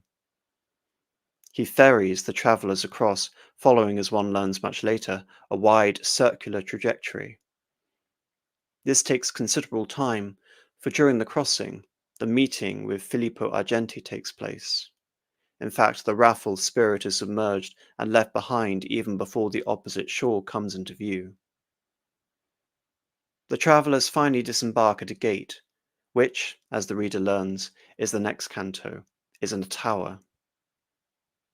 Although it was possible to assume that the gate must be in a tower, as are medieval city gates, the question arises belatedly whether this tower might not be the very same one mentioned briefly at the end of Canto 7, the one whose tower signal flames were sighted from afar. If not, where was the tower at whose foot the wayfarers arrived at last? But even a careful reading of the text provides no ready answer to these questions. The vagueness surrounding the signal's tower location contributes considerably to the blurring of spatial configurations of the setting in which the allegory unfolds. Space is treated very much as a function of time, but time and duration are indicated only in relative terms. The tower is reached in the end. Philologus will have the travellers no longer than during the crossing, Filippo submerged before the city comes into view. Thus the reader is imperceptibly transported out of the clearly delineated landscape of hell into a spiritual zone where a unique event takes place. At the gate, the pilgrim meets an obstacle that cannot be overcome by usual means of Virgil's guidance, but requires extraordinary divine intervention. Here, Virgil all but despairs of the journey, although he has foreknowledge of one who is to come in aid, and Dante is tempted to turn back. All this happens in a watery, foggy environment, set off by the glow of fire, where nothing can be distinctly visualized except for the city's ferruginous walls and the gate tower with its fiery top. So having set all the sort of thematic elements, indeed the idea of this being in some way comparable to the harrowing of hell and Christ's descent, I want to bring this over with the specific emphasis again on descent and salvation and the image of the tower specifically to another article, Anthony Lowe's The Image of the Tower in Paradise Lost, which, as you can see, evokes very much the same metaphors, allegory, and symbolism.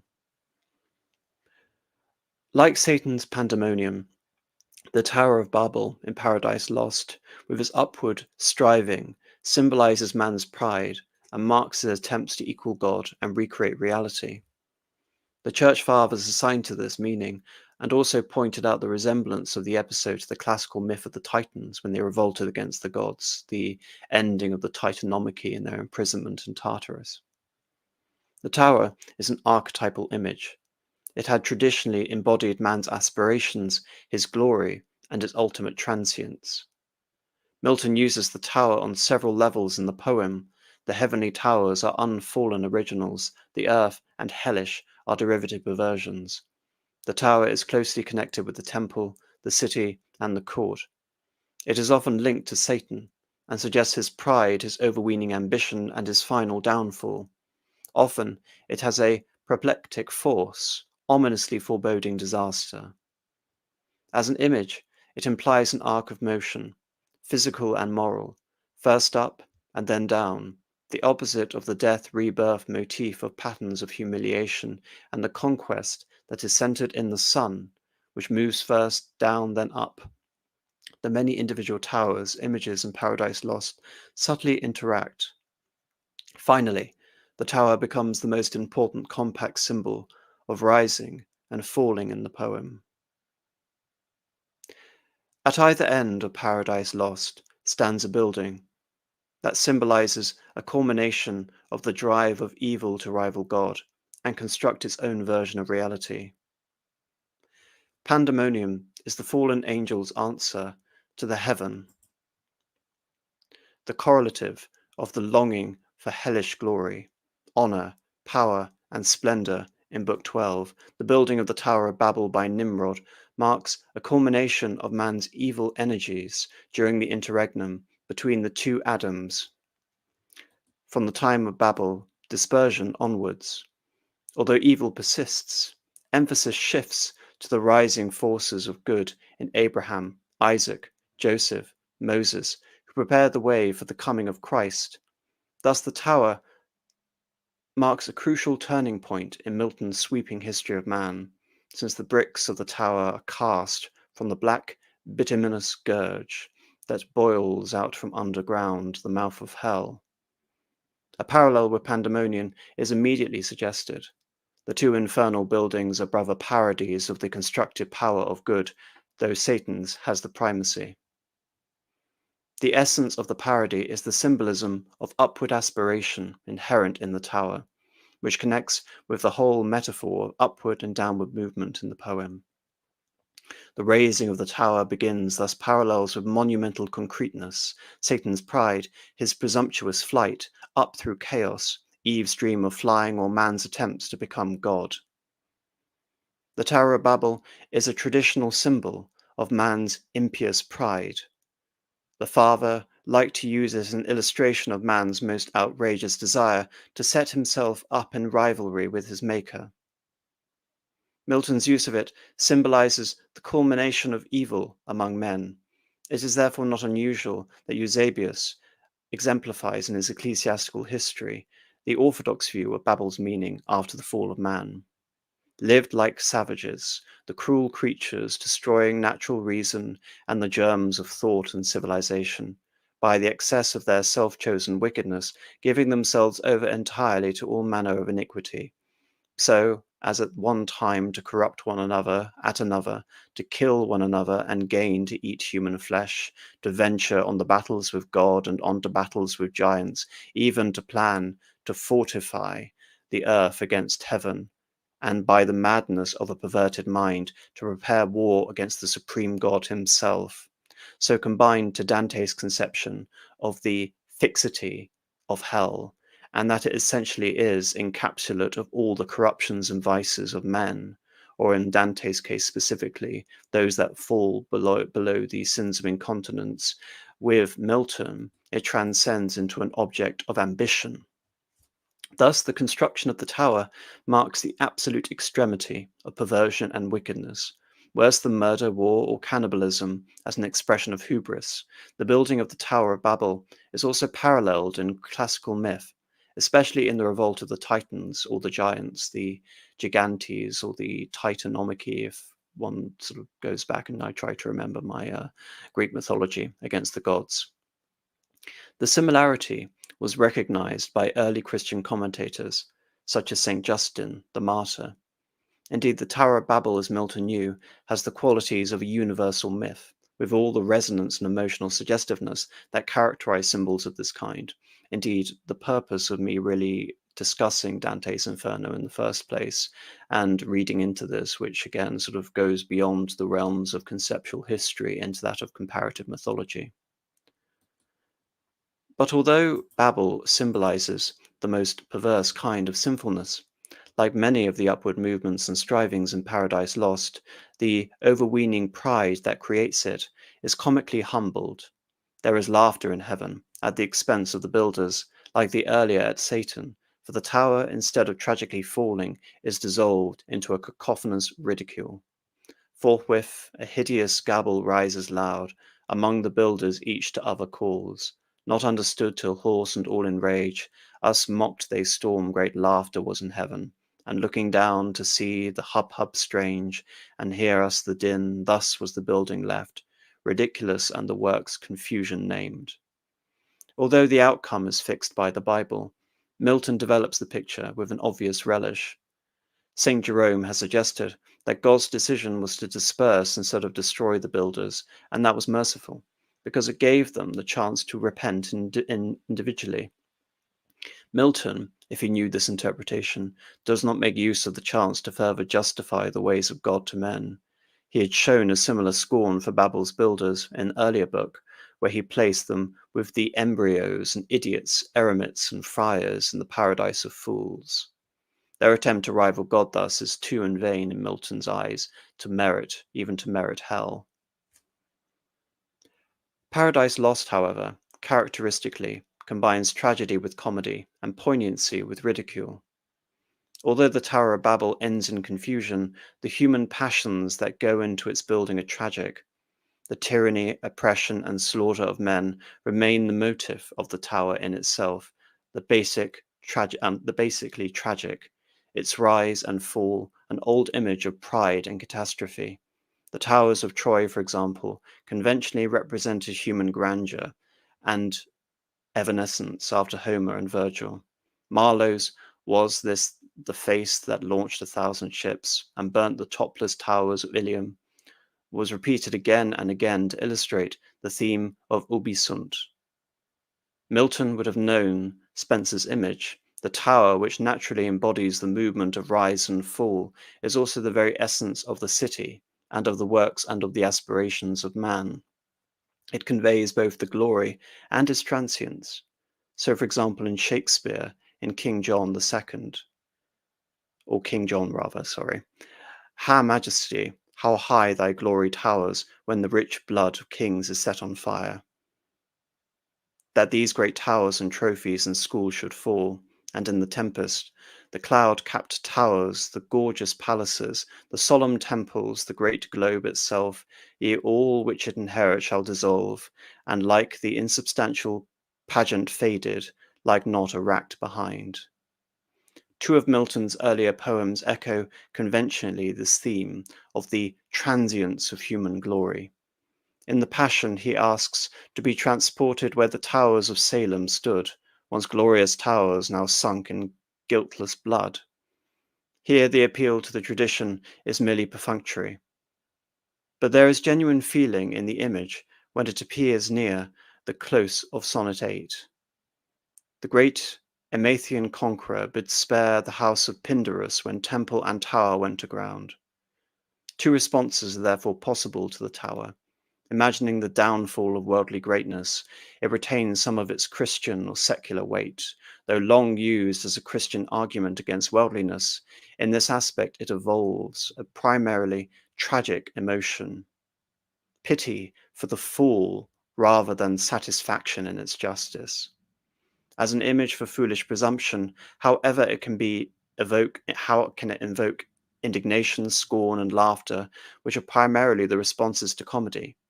Turning from Babel to Pandemonium, for example, one finds a more serious and complex attitude. The construction of hell's capital, though foolish and vain, is associated with the tragedy of man's worldly efforts to heap up wealth and luxury, to build splendid but corrupt cities, courts, and temples.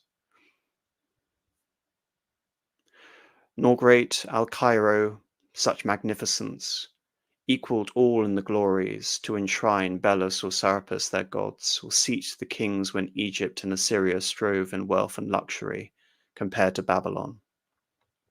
Two of earth's great empires, now fallen and gone, strive against each other, revealing their desire to excel. The emulation is also directed against God. Belus and Serapis rival him, as well as each other. This striving emphasizes the pride that is the fundamental force behind worldly glory. It corresponds with Satan's drive to be the first and highest. Interestingly, with Satan's drive, interestingly or interstatingly, the word occurs again when Milton glances at the pagan paradises that emulate Eden. The beauty of the passage, its counterlogical value, which has been demonstrated, but not the parallel of Pandemonium or Babel. In it, Milton describes yet another competition by the pagan world to equal or surpass God, not in power and glory, but in beauty, far more than at Cairo and Babylon. These are other gardens, evoke a positive response. Nevertheless, they too are only distortions of the true paradise, rumors and empty dreams. Like other images, Milton uses the tower to describe heaven as well as earth and hell. Some critics have protested that this apparently indiscriminate use of imagery is confusing, but it is not if the context is kept in mind. In a universe of derivation, imitation, and parody, the use of the same symbol on so many levels is inescapable. The relationship between heavenly and infernal architecture is delineated in a small passage that describes the fall of Mulciber. To have built in heaven high towers, nor did he escape by all the engines, but was headlong sent with his industrious crew to build in hell, the pride and glory of the heavenly towers, where sceptred angels held their residence and sat as princes. Heilbronn, in this preceding article, which you can read in its entirety at your own leisure, will go on to explain the parallels between Dis and the city of God, a heavenly Jerusalem, and indeed the gates of heaven, the juxtaposition and parallel structures between the Inferno and Paradise evident in Milton. Recall back to part 1, when Gehenna represents both hell and a physical valley surrounding the city of Jerusalem, both approximate, and yet they are opposed. However, as Milton's Satan and Babel represent ambition, both represent futility, for there is fixity in Dis, and of Christian fate, whether in damnation or salvation. Dante was coming off hot of the heels of Thomas Aquinas, and I'm just going to be emphasizing a segment from the Summa Theologica, but just look at the image on the right. Emphasis on the tower and the aspect of the tower representing an engine of ambition. I don't have the image here, unfortunately. I wasn't that well prepared, but there were often, I think it was Stradanus, who constructed this image of the tower, but the tower are also the circles. And by its very nature, this is actually an inversion of this powerful tower imagery that we see in Milton, i.e., we are not seeing something which is simultaneously representing the Tower of Babel rising to meet the heavens, but rather the tower represents the inversion, it represents the descent, it represents the abyss, and of course, who is immersed in the lake of Croicus, who is at the bottom of the rotten pockets, it is Satan himself. Pandemonium rests at the end. Dis represents a funnel hurling towards the utmost of pits in the abyss, and so many references to hell as representing oblivion. So it is a tower, it is ambition, and yet with this inversion, it becomes fixed futility. And now I come to the Summa Theologica. There are said to be many entities, according as many share in eternity by the contemplation of God. The fire of hell is called eternal only because it never ends. Still there is change in the pains of the lost according to the words. To extreme heat they will pass from snowy waters. Hence in hell true eternity does not exist, but rather time according to its text of the psalm. There time will be forever. Your vine is cut down, it is burnt with fire. At your rebuke your people perish. The distinction between time and eternity, which Thomas Aquinas is drawing for here, is that eternity is an aspect of God, and thereby to include eternity in a description of hell would necessarily include that hell, of course, is attached to God. But of course, as we know, hell represents, if anything else, it represents the antithesis of God. It represents an absence of God's love, the rejection of the beatific vision. Indeed, communication with God becomes inaccessible, and so what is left but time that will be forever. On the structure of the city itself and the remaining circles, where the city represents this hellish dominion, and of course it represents nothing less than an eternal prison. The 8 deadly sins combined, as we saw earlier, to acedia or sloth in action from Pope St. Gregory, therefore formed to combine the 9 circles. And this roughly corresponds to the sins of incontinence or mortal sins, the acedia and the 8 deadly sins, despite them forming the structure of the 9 circles, and thereby one would assume that each circle is dedicated to a particular sin. This is not the case in Dante. Rather, these, the deadly sins, instead, are inscribed to the 1st through down to the 5th circles. So when moving beyond that, here, beyond the 6th circle, we come to the 7th and the 8th circles, and they represent the sins that cry to heaven for vengeance, or peccata clementia in Latin. Those particularly connected to the mark of Cain in the book of Genesis, blood moving on to sodomy, perversions of sex, oppression, and fraud. And finally, at the 9th, is the sin of treachery. And the sin of treachery is used here rather than the supreme sin, of course, which is blasphemy. And of course, here treachery is used explicitly to reference the ultimate traitor within the classical sense, which is Brutus, and the man most responsible for betraying Christ, God, Judas, and indeed the spiritual entity, the angel turned demon responsible for betraying God, which of course, as we know with Milton, is Satan. Dante is already greatly indebted to the Book of Jerome from the Bible to derive this scriptural inspiration for his ninth circle, and this is reading from Jerome 8. And thou shalt say to them, Thus saith the Lord, shall not he that felleth rise again? And he that is turned away, shall he not turn again? Why then is the people in Jerusalem turned away with a stubborn revolting? They have laid hold on lying, and have refused to return. I attended and hearkened, no man speaketh what is good. There is none that doth penance for his sin, saying, What have I done? They are all turned to their own course as a horse rushing into battle. The kite in the air knoweth her time, the turtle and the swallow and the stork have observed the time of their coming, but my people have not known the judgment of the Lord. How do you say, We are wise, and the law of the Lord is with us? Indeed, the lying pen of the scribes hath wrought falsehood.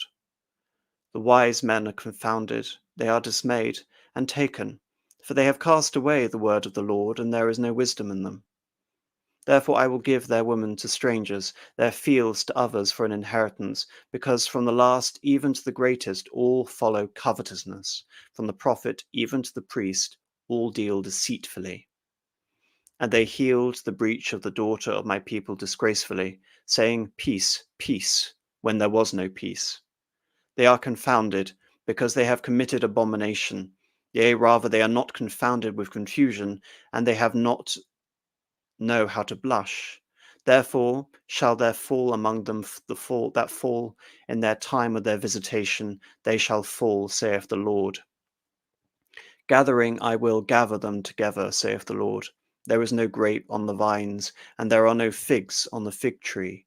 The leaf is fallen, and I have given them the things which are passed away. Why do we sit still? Assemble yourselves, and let us enter into the fenced city, and let us be silent there.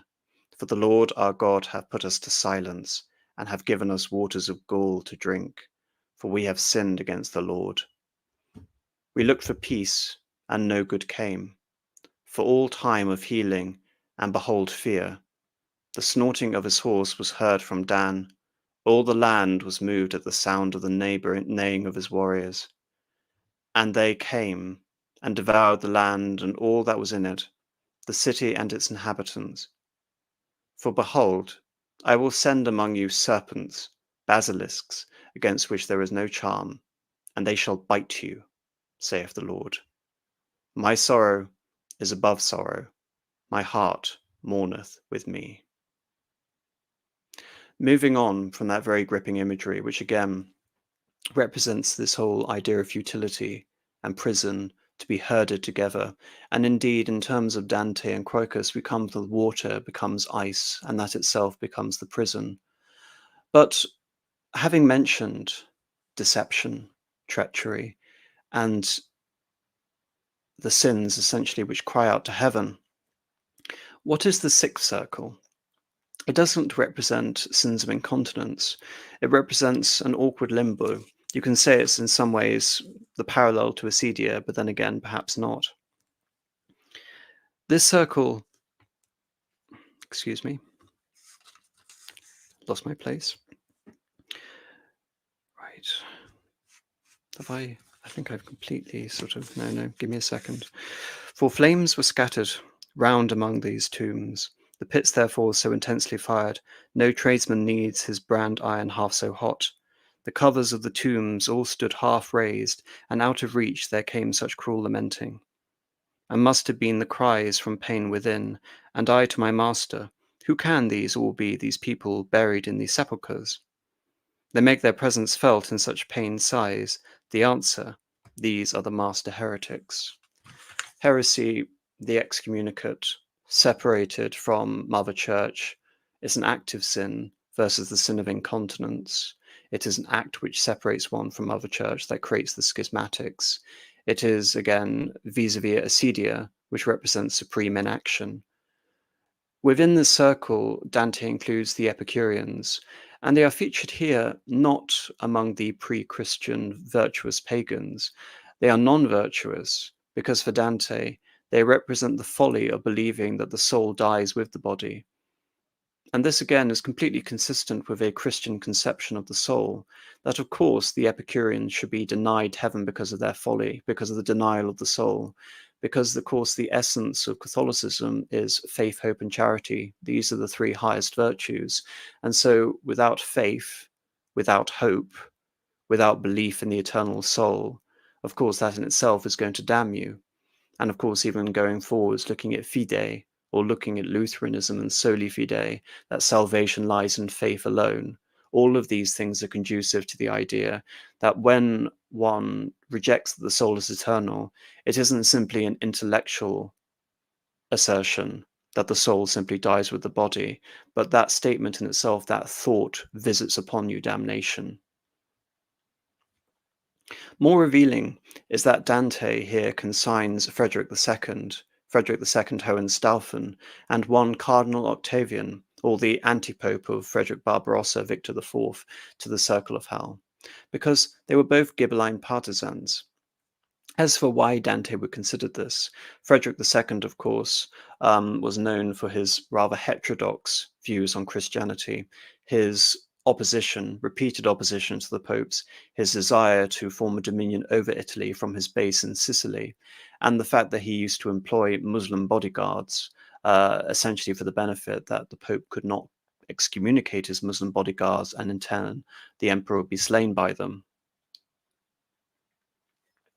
The Cardinal Octavian represents the same conundrum, essentially, that he is a master heretic in the sense that he was a pope put up against another pope. And it's all the more interesting that Dante is writing this within the context of what will become the budding Avignon papacy. And this will be written some 50 years before the Western Schism, where we see at times 2 popes, and at the end of this Western Schism, 3 popes. So in some senses, he is eliciting this idea of what it actually is to represent the idea of a master heretic, yet also he is prophetic in the sense that this is the fate which the church is going to be consigned. Yet, of course, given that these are Ghibelline partisans, it implies a sense that they are rebelling against the rightly constituted authority, which is the Pope. Indeed, the terms Ghibelline and Guelph were perhaps most persuasive at this time during the second half of the 12th century and the first half of the 13th century. Indeed, the fall of Frederick II, the defeat of Manfred, and the regicide of Conradin all happened within the context of Dante's early birth.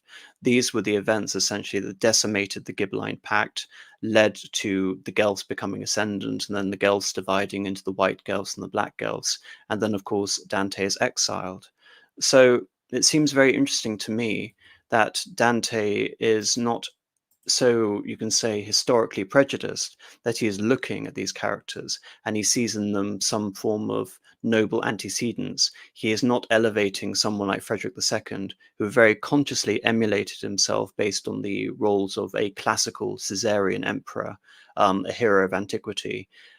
Again, talking about a Christian point of view, Frederick II, of course, who was able to reclaim Jerusalem, but did so apparently dishonorably because he was able to achieve so through diplomacy and not through conquest. This figure is not elevated along with Julius Caesar, and the figures essentially held in the first circle with the virtuous pagans, but condemned behind the walls of Dis forever. Nevertheless, against this, Dante will of course consign his Guelph antagonist, Pope Boniface VIII, to a worse fate, but we will see that towards the end. For now, Dante takes us from the 6th circle through the descent into Dis.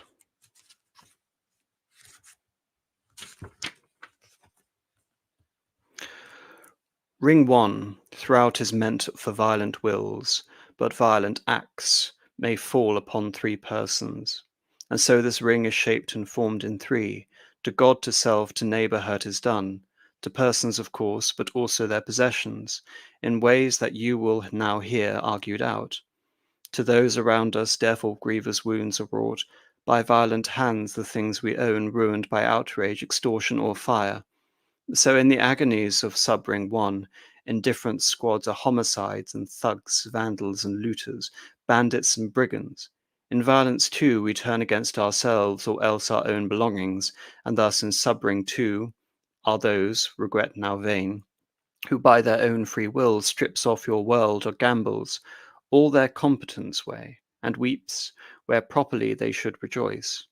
Force, too, is offered to the deity by hearts blaspheming, that deny his power else scorn nature and her great largesse, and so the imprint of the smallest ring falls on the Cahosian bankers as on Sodom, and those who speak at the hearts in scorn of God. As for deceit, which gnaws all rational minds, we practice this on those who trust in us, or those whose pockets have no room for trust. Fraud of the second kind will only gash the ligature of love that nature forms, and therefore the great circle too their nests swarm in hypocrisy, the casting up of spells, impersonations, thievery, crooked priests, embezzlement and pimping, such like scum. Fraud of the other sort forgets no less that love that nature makes them, then, as well the love particular that trust creates, so in the smallest ring of all, that point within the universe where Satan sits, consumed eternally, are traitors, every one. Before I move on from that description by Dante, it's important to talk about the various prominent persons who come out within the first five circles. I've already referenced figures like Plutarch and figures like Minos. Indeed, Minos acting as some sort of great judge, the designator of which circle of hell you are going to spend eternity, or rather, the rest of your time there fixed. And within the remaining circles, we are introduced to Medusa and the Furies rather, who are the figures essentially surrounding and accosting you at the gates of Dis. We have figures like the Minotaur, we have Geryon, we have Nimrod, we have Ephialtes, and of course, moving on from various other characters, we culminate at Satan. So in addition to the obvious inspiration in terms of this, you can say, the changing sort of physical manifestations of these various creatures or demons from Ovid's Metamorphosis, we then return to Thomas Aquinas and the Summa Theologica. A demon is a spiritual nature, but a spiritual nature is not affected by place. Therefore, there is no place of punishment for demons. Further, man's sin is not graver than the demons, but man's place of punishment is hell. Much more, therefore, is it the demon's place of punishment, and consequently not the darksome atmosphere. Furthermore, the demons are punished with the pain of fire. But there is no fire in the misty atmosphere. Therefore, the dark atmosphere is not the place of punishment for the demons.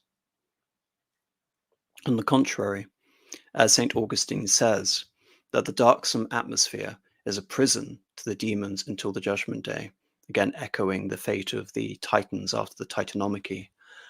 The demons are in this dark atmosphere for our trial, although some of them are even now in hell, to torment those who have led astray, just as some of the good angels are with the holy souls in heaven. But after the judgment, all the wicked, both men and angels, will be in hell, and the good in heaven. With reference to Virgil, on the contrary, in the authority of St. Jerome, quoted above, I answer that man, while in this state of life, as it were, on a road by which he should journey toward heaven, on this road man is threatened by many dangers, both from within and without. In this way wherein I walked, they have hidden a snare for me, and therefore as guardians are appointed for men who have to pass by an unsafe road. So an angel guardian is assigned to each man, as long as he is the wayfarer. When, however, he arrives at the end of life, he is no longer in need of a guardian angel, but in the kingdom he will have an angel to reign with him, in hell a demon to punish him. So obviously, this latter passage is, I think, obvious as an inspiration to Dante. However, Virgil is not a guardian angel, but Virgil is a guide. Indeed, the guardian angel you can see when it comes to Dante is, of course, the beatific vision. It is Beatrice. But of course, referencing the idea that as every person to be saved is assigned an angel and will reign with the angels in God. The purpose of a demon is there to act as punishment.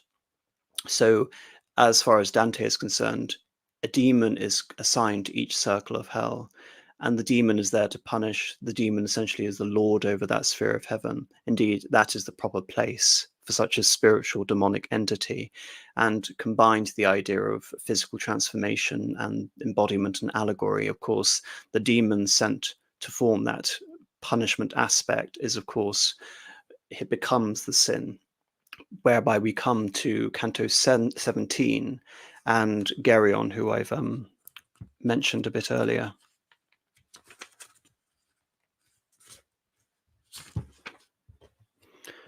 Behold the beast who soars with needle tail through mountains, shattering shields and city walls. Behold the beast that stinks out all the world.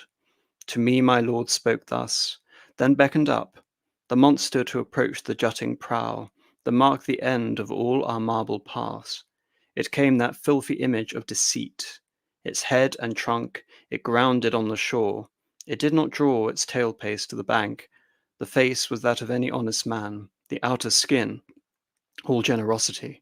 Its timber, though, was serpent through and through, two clawing grabs and hairy to the armpits, its back and beast and ribcage all tattooed with knot designs and spinning little whirls.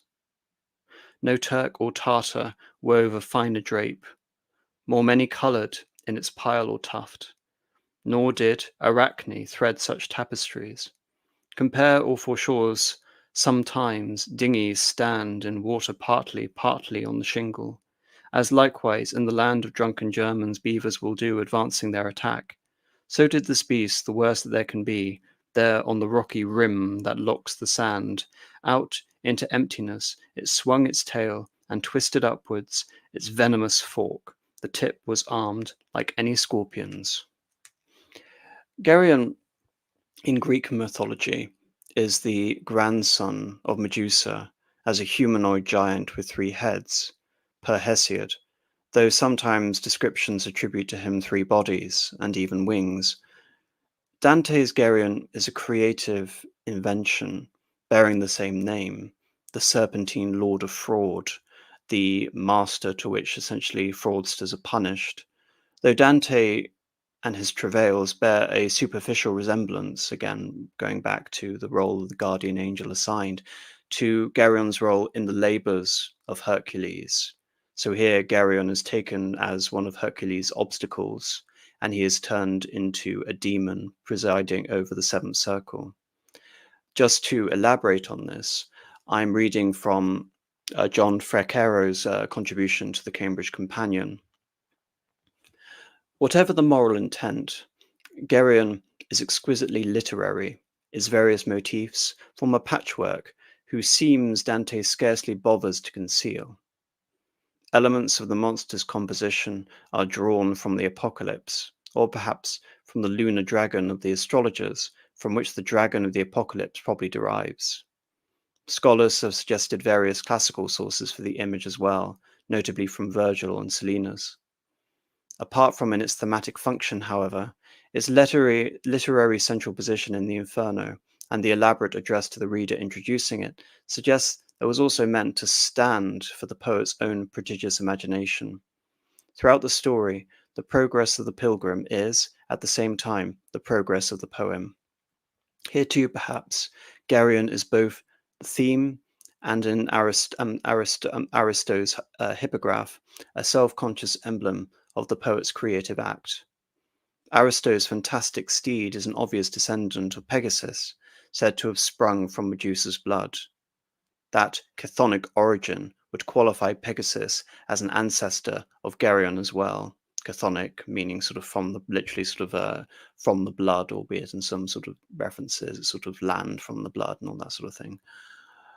The flight on Geryon seems to call forth as its antithesis the ship of Ulysses or Odysseus, sailing to disaster. Both Geryon and Ulysses are recalled in the course of the poem. Ulysses is referred to twice in the Purgatorio and once in the Paradiso, while Virgil refers back to this flight as his claim to the pilgrim's continued faith in his guidance, even through purgatorial fire. His reminder to Dante, "Did I not guide you safely on the back of Geryon?" recalls Exodus 19:4. "You saw how I bore you up on the eagle's wings." This is just a note, because I'm sure many people will be able to assume this, and I might even get one comment on this. But notice how the image of the fiery tower, the image of the black gates, which are present in both Dis and in Pandemonium, all of these things are obviously incredibly sort of rich inspirations to any sort of Tolkien studies enthusiast, because the same languages and the same imagery and creativity is replicated within Tolkien. Indeed, on the one hand, when it comes to the figure of Geryon, Geryon, of course, represents a fell beast on the one hand, but recalling back to Exodus, you see how I bore you on the back of eagle's wings.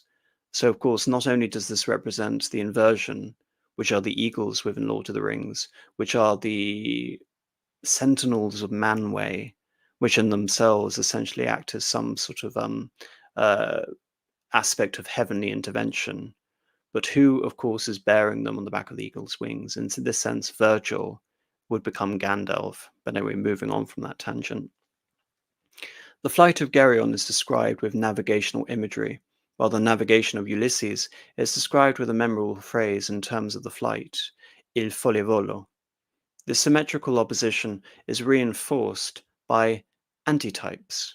The successful flight of Geryon evokes allusions to Icarus and Phaeton.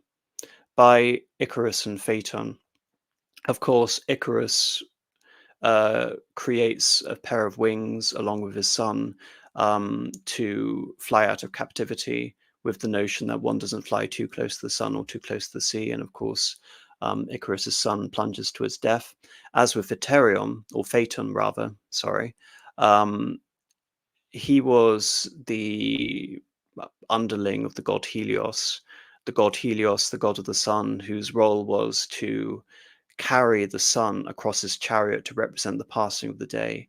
Phaeton usurped that position, crashed the chariot, and in so doing created the Sahara Desert, according to Greek mythology. While Ulysses is introduced by a comparison to the successful flight of Elijah, of course, of Elijah ascending to heaven in a chariot, the chariot of fire. This parallelism suggests that the two journeys exist on the same level of significance, as dramatic representations of opposing attempts to reach the absolute. Because the voyage is also a figure for the writing of the poem, as is clear in the invocations to the second and last canticles, as well as from the narrative logic that makes the journey's end the poem begin. The contrast between Ulysses and Geryon is also a contrast between literary genres. The Homeric story has been interpreted since antiquity as an allegory of the soul's education. The disastrous conclusion of the story in Dante's revised version amounts to a Christian critique of philosophical presumption, specifically of the claim that anyone could accomplish such a journey without a guide. And again, talking about Milton, the idea of man assuming wings and being able to fly up, the creation of the Tower of Babel to create a dominion over all of the world without God's grace. Again, one essentially professes in the Confiteor, the confession, when one's gravely sinned, you would add to that the idea of one is a poor sinner in every single aspect. One is in need of saving. One is in need of a savior. Going back to Summa Theologica, the idea of one being assigned a guardian angel, a guide, all of these things are intrinsic to the Christian worldview. The flight on Geryon, on the other hand, is providentially guided like God's eagle in Exodus. It is a descent that precedes an ascent, again like the harrowing of the hell precedes the assumption.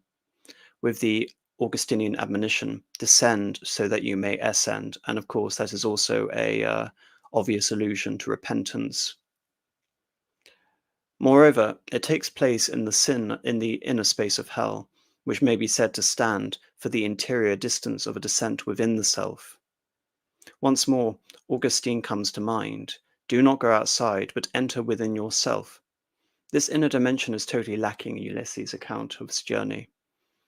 He may be thought of as an archetypal explorer in outer space, describing his feat with the same understatement used by American astronomers when they landed on the moon, one small step for man. The voyage for all such voyagers are the stuff of epic. In contrast, Dante's journey on the Geryon of his own experience is a descent into himself. Such a turning inward is distinctly confessional. As we saw at the beginning, before the coming to the gates of Dis, he was accosted by the wrathful spirit of Albertini, and Dante considers about withdrawing out of himself, or rather essentially departing this exploration of hell, which is also an exploration into himself. There's an aspect of self-awareness here. No, Dante decides to proceed essentially and understand the full extent of human depravity. The bizarre vehicle of Dante's descent into the Malabolga, or the rotten pockets in the Kirkpatrick translation which I'm using, is neither ship nor chariot in the tradition of Neoplatonic allegory. Although it bears a grotesque resemblance to those flights of the soul, the surly beast might be compared to the horse veering to the left in the allegory of the Phaedrus, while the navigational imagery in Geryon's flight, like the flight of imagery in Ulysses' navigation, is reminiscent of allusions to the flights of the soul in Plotinus, Ambrose, or Augustine, where the means of escape from this world are compared to horses, chariots, ships, and wings. However, it is Providence rather than a charioteer who reins in Geryon, and it is fraud rather than passions that must be dominated. This flight does not take place in an interior void, but rather in the course of Dante's life, reinterpreted from the perspective of hell. Geryon adds to the Neoplatonic tradition a political dimension of the meaning. One is enjoined not simply to escape the hypocrisy and fraud of human society, as encapsulated in Geryon, as Plotinus has urged, but to understand it from within, so one can transcend it. This is the social significance of Virgil's warning. Understanding in the Inferno is a process that must be characterized as a hyperbolic doubt, systematically applied to the values of contemporary society. Each encounter in hell amounts to the ironic undercutting of the values enunciated in the separate characters. Even when those values seem perfectly defensible from a human point of view, as is the case, for example, with the humanistic aspirations expressed by Brunetto Latini in Canto 15, the values are undermined by the fact of being championed by the damned, an incidental phrase meant as political qualification. Brunetto becomes charged with irony as the infernal context exposes it as obvious, therefore cruel rejoinder. If his discernment were acute, why would he be here? Brunetto and all of these interesting sort of figures representing this, it doesn't matter how necessarily profound one philosophy, like going back to the master heretics as well, how innovative or how original. All of this comes back to, you can even say, the Kavala and the idea of the creator and the sub-creator, the old master and the youth essentially who wants to create his own tune, his own song. Innovation, ideas, genius, all of these things aren't enough if they're basically done in opposition to the creator, or indeed in spite of the creation, as is the case with Satan. We are all invited to become sub-creators. So obviously I sort of have to hark back on and take that note, which is explicitly sort of evident in Tolkien. This corrosive irony gives the Inferno its negative quality. Not only in this canticle devoid of redemptive possibilities, it seems devoid of all affirmations as well. The goal of the descent is to reach the 0 point from which the climb to the Purgatorio can begin. In order to do this, it is necessary first to strip away all the illusory values with which we ordinarily comfort ourselves. In Plato's myth, the star soul has to shed all of its layers of materiality in order to return to its celestial home. In the Christian myth, it is sin rather than matter that weighs down the soul. Before any ascent can begin, it is necessary to go through hell simply to reach the cave, which Plato assumed to be the point of departure. Christian ascent begins not from a point zero, but rather from a minus point. In the poem, that point is described in the prologue scene. The landscape is derived from what Augustine would call the region of unlikeness, the hostile forest. The primary destruction that must take place in this mythic representation of biography is the destruction of the poet's former self. If Plato's myth of education is the account of morphosis, the formation of the soul, then the story of the conversion is a metamorphosis, again looking obviously back to Ovid, in which an illusory self must be destroyed before a new soul can take its place. One of the ways in which this destruction takes place in the poem is through a series of ironic autocitations in which Dante undercuts his own previous work. The most obvious of these is the citation of the earlier love poetry placed in the mouth of Francesco de Rimini, who was ill-served by the theory of the love and gentle heart, but is perhaps the canto of Ulysses that constitutes Dante's most important and most critical autocitation. According to a hypothesis first advanced by one Bruno Nardi, there is a certain parallelism between the attempt of Ulysses to reach the absolute and Dante's attempt in the Convivio to outline a guide to happiness through the pursuit of secular philosophy. Both attempts were, of course, doomed to failure. The parallel between this failure and the experience of Augustine was first pointed out by one Giorgio Paduan, who showed how Augustine, in the Beata Vita, outlined the disastrous course of his life, including his search for happiness through secular philosophy, in terms of a tedious allegory based on the voyage of Ulysses. He suggested that the episode of Ulysses in the Inferno is biographical in the same way that Augustine's prologue to the Beata Vita was biographical.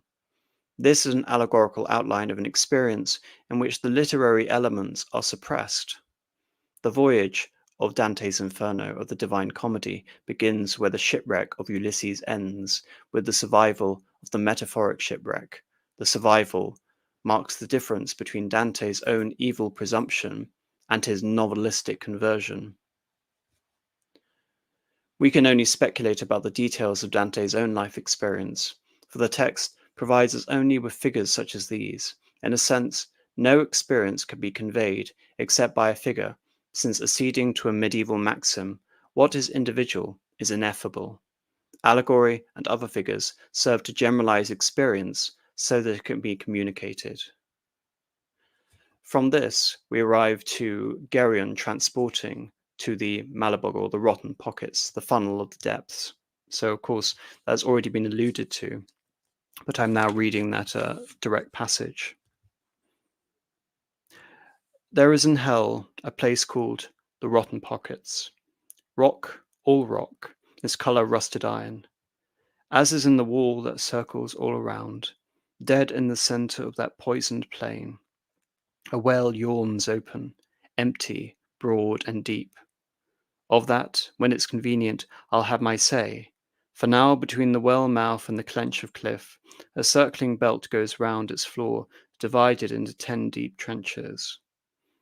Compared to guard the outer walls of castle moats, the concentric multiples are dug, and form the figure of a wheel around them. That was the pattern that these trenches made, and where from fortresses pontoons run out, to link each threshold to the other shore, so at the bottom of the precipice, radicals ride over every bank and ditch, till, at the pit, they stop, and then are sucked in. This was the place shaken from the spine of Geryon, where we found ourselves. And one can't sort of look at the rotten pockets and the description by Dante and almost view dis, even if you look at the Stradanus image on the right, that dis is essentially as a form of quicksand, consuming those who fall in it. The Malabolga, the rotten pockets, divided into 10 bolgas, or trenches. For the first, there are the seducers, and then there are the obsequious, who have been submerged in rivers of excrement. And of course, it should be obvious that the excrement is supposed to represent an allegory for the non-substance or the complete and utter lack of substance, which is indicative in their flattery. But from Canto 19, Dante introduces the figure which I was alluding to earlier on, which of course is Pope Boniface VIII, who is placed here among the simoniacs, i.e. those who have committed the sin of simony, which is to sell off ecclesiastical offices, in the third trench. Whatever you might be there upside down, staked, you unhappy spirit like a pole, if you, I said, are able, then speak out. So there I stood, like any friar who shrives the hired assassin head down in the earth, who calls him back to put off stifling death. And he yelled out, "Is that you standing there? Are you there on your feet still, Boniface? The writings lied to me by quite some years. Are you so sick of owning things already? Till now you hardly have been afraid to cheat our lovely woman, tearing her to shreds. Well, I just stood there, you will know just how, simply not getting what I'd heard come out, feeling a fool, uncertain what to say. Then Virgil entered, say this and make speed. No, that's not me. I am not who you think. And so I answered as he should, as I should. At which all feet the spirit thrashed about, then sighing loudly in a tearful voice. So what is it you want of me? He said. If you're so keen to know who I might be, and ran all down the slope to find me out, you better know I wore the papal cope. A true Orsini, son of Ursabert, I show such greed in favouring her brats, that up there well in pocket, I'm in pocket here.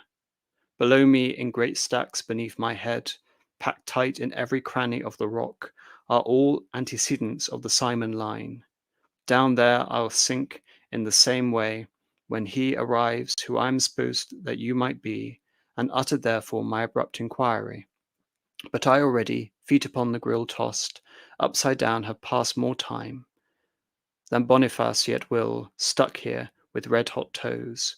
For after him, from westward they'll appear, that lawless shepherd uglier indeed, who then for both of us will form a lid. He shall be known as Jason once again. We read in Maccabees, priest bribes a king. This other will score well with one French prince. I may have been plain mad. I do not know, but now in measured verse I sang these words. Tell me, I pray, what riches did our Lord demand at first instalment from St. Peter before he placed the keys in his command? Obviously, Peter's keys, the keys to the kingdom of heaven, but also to the papacy. He asked, be sure, no more than come behind me, of course, in reference to Christ's Lent in the desert. Nor did St. Peter or the rest of them receive from Matthias a gold or silver piece, allotting him the place that Judas lost. So you stay put, you merit punishment, but keep your eye on ill-gotten coin, that may you bold with Charles the Angevin. And were I not forbidden, and I am by reverence of those keys supreme and holy, that you hung on to in happy life, and now would bring still weightier words to bear, you and your greed bring misery to the world, trampling the good and raising up the wicked. It's interesting to note again, in the grand scheme, you can say, of Dante's patriotism, his Italian nationalism, and indeed his sympathy for Henry VII, he's focusing specifically on Boniface VIII's relationship with Charles of Naples, Dominus Charles, who was essentially responsible indirectly, along with Boniface VIII, for Dante's exile, having served as a city prior. So what Dante essentially does, in contrast to the quick sort of flitting with Cardinal Octavian and Frederick II in the Sixth Circle, here Boniface VIII is given a long denouncement at the hands of Dante. And of course, this within the context of Boniface VIII already being still alive at the point of this composition, that even before he has died, he has already been condemned by Dante to the eighth circle among the Simonists. So on the one hand, Dante is able to gain a victory over Boniface VIII for the sake of posterity, for the sake that the fame of the Inferno will far forever supersede that of the pontificate of Boniface VIII. But of course, as I was alluding to earlier, with regards to the prophetic aspects of Dante, Boniface VIII, within the whole scheme of simony in the church, and indeed referencing specifically the family Orsini, is again rather minor. Rather, Dante's accusation again is that he was too willing to take money and bribes from Charles VIII, from Angevin Charles Dominus. Essentially, the idea that he was nothing more of the pawn of foreign powers, in this case, the pawn of the French. But of course, before then, we have the pornocracy, we have the Secellum Secularum. Surely the figures who would be more appropriate, other than for the sake of Dante's sort of own satisfaction in an autobiography, would be the Theophylacti.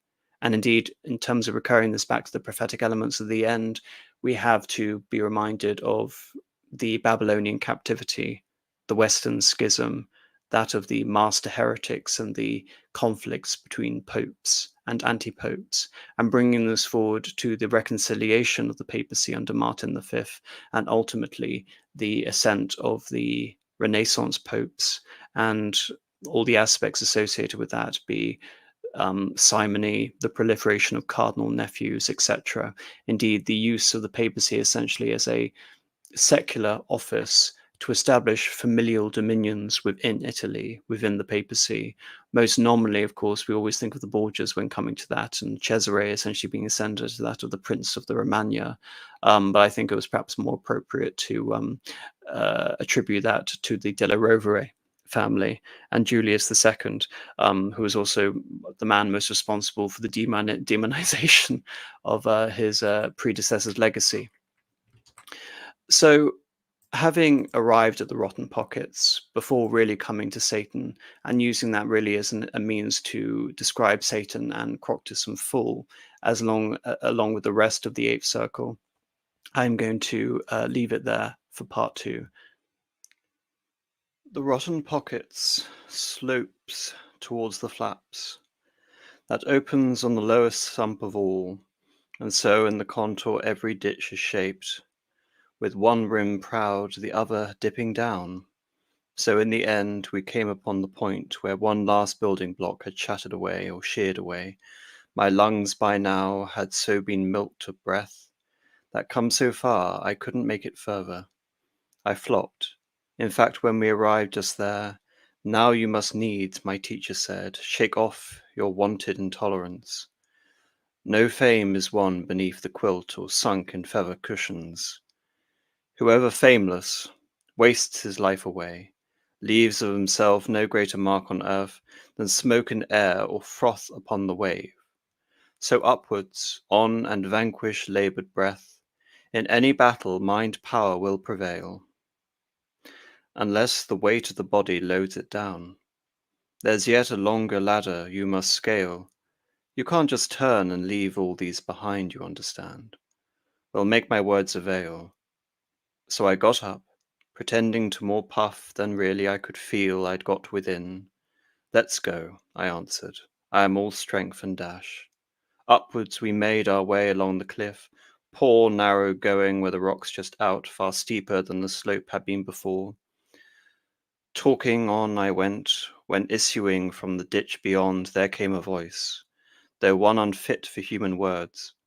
I made no sense of it, but now I neared the arc that forms a span across that pocket.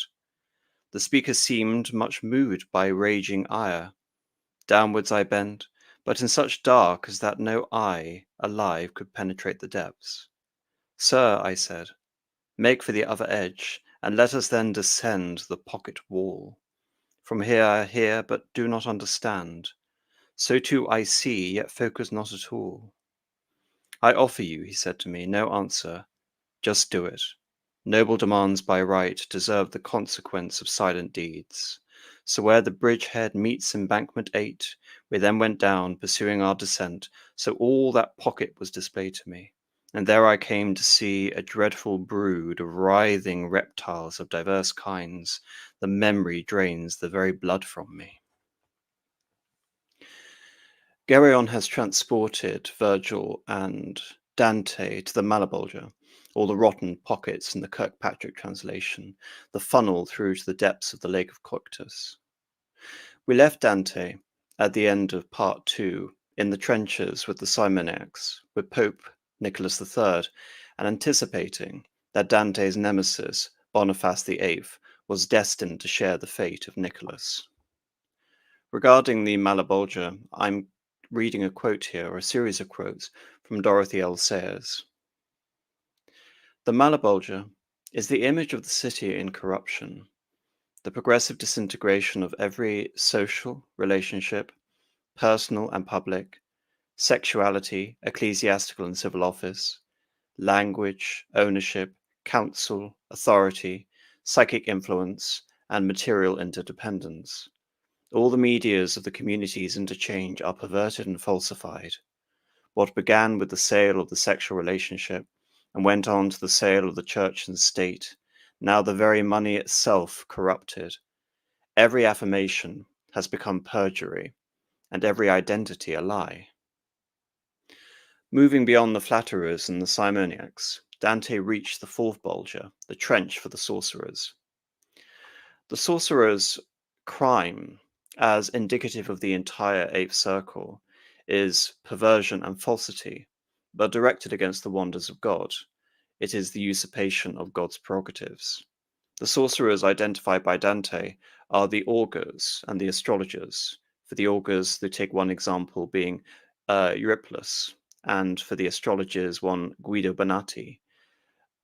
In terms of the latter example, it further expresses this general feeling of condemnation of the court of Frederick II, the Hohenstaufen emperor, who was referred to by Nietzsche as Stupomudi. For all the wonders of his court, it seems that Dante has littered the Inferno with all of the members of it. Their fixed point of punishment is contortion.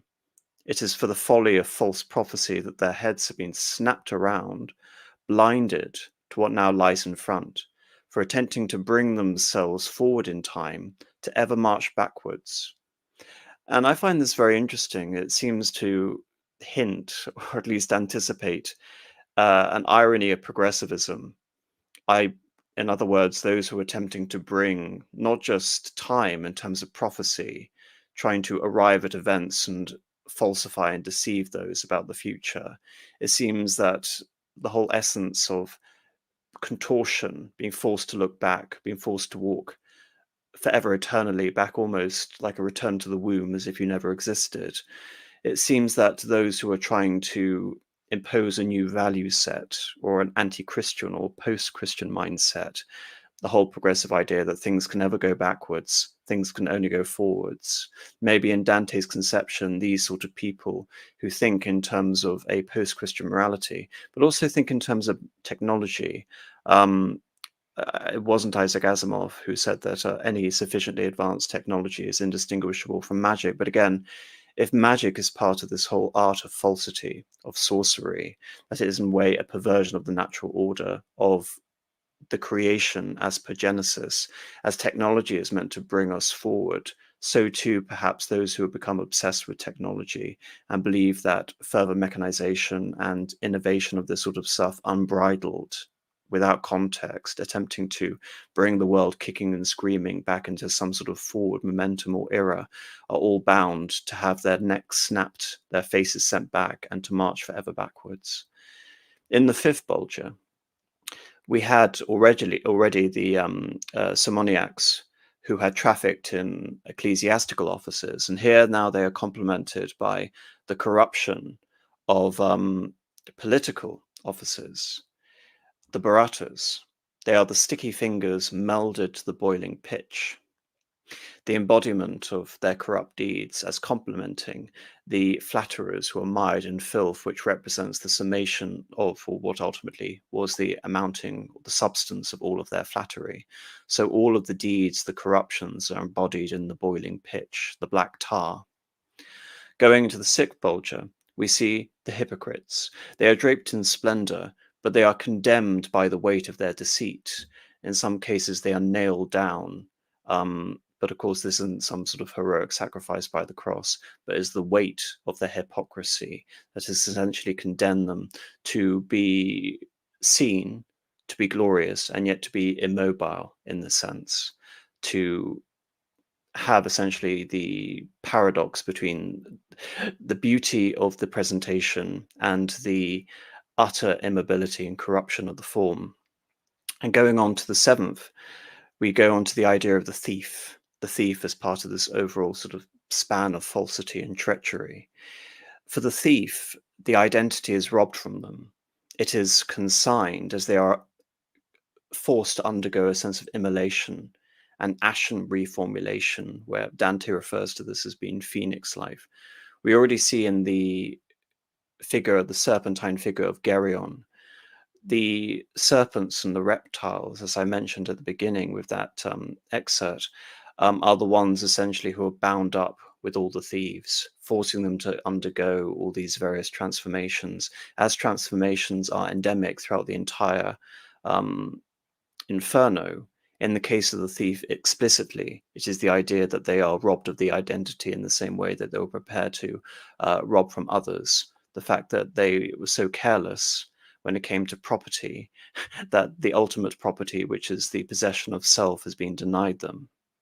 Coming to Bolger 8, we have counselors of fraud, but Dante decides to focus this on the tale of Odysseus, or Ulysses.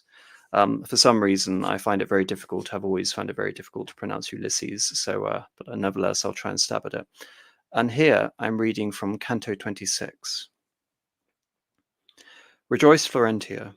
You've grown so grand that over land and sea you'll spread your beating wings, and through the whole of hell your name resounds. Among those thieves and robbers there I found were 5 of your own citizens. I am ashamed, and you do not acquire by this great honour. Yet if we dream near dawn of what is true, then you, not long from now, will surely feel what Prato aches to see for you, others as well. And were it now, it would not be too soon.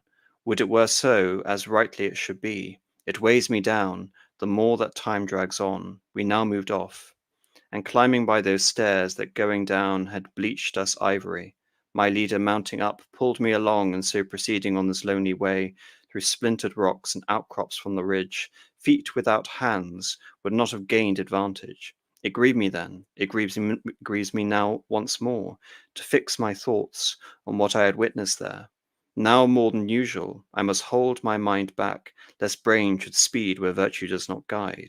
Thus, if by some propitious star or more I've come to good, I best not make it void. A farmer leaning on his hillside rests, this countryman, as now the fly makes for the mosquito, sees there below him on the valley floor, where he perhaps will plough, the gather grapes, glowworms in numbers, such as now I saw glittering around the dip of pocket 8, when I arrived here, looking to its depths. Compare also in the Book of Kings, Elisha, once avenged by furious bears, beheld Elijah's chariot drawn away by horses rising to the heavens straight. His eyes, unable to pursue, could see only the flame like cloud wisp rising high. So too within the gullet of that ditch these fires move round. None shows its thievery, yet each fire stole something, sinning soul away. I stood there on the bridge and craned to look. Indeed, had I not clutched near by rock, I surely would have, unpushed, have fallen in. My leader, who had seen now how hard I gazed, informed me now, in these fires are souls, each one is swaddled in its inward blaze. Well, sir, I answered, to be told by you, I am of course the surer. Myself, though, I had already thought of that, but though I meant to ask, who comes within the cloven-crested flame that seems to rise as from the pyre where one Eteocles was laid beside a brother slain? Within this flame, so he now said, suffering, are Ulysses and Diomed. As one they face their nemesis, as they in rage were once within their flame, their crime is now bewailed.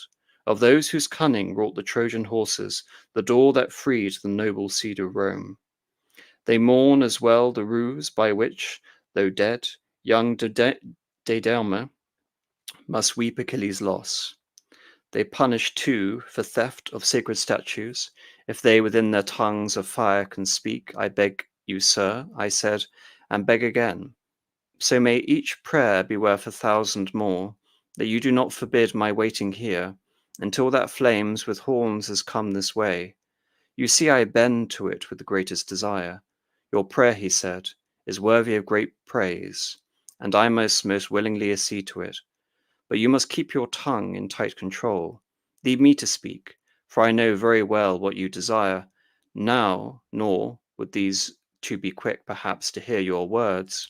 They are both Greek, and when the flame has reached in time and place a point at which my leader thought it fit, I heard him form his utterances thus: O you there, two within a single flame, if I, when living, won in your eyes merit, if merit, whether great or small, I won in penning my exalted lines of verse, do not move on.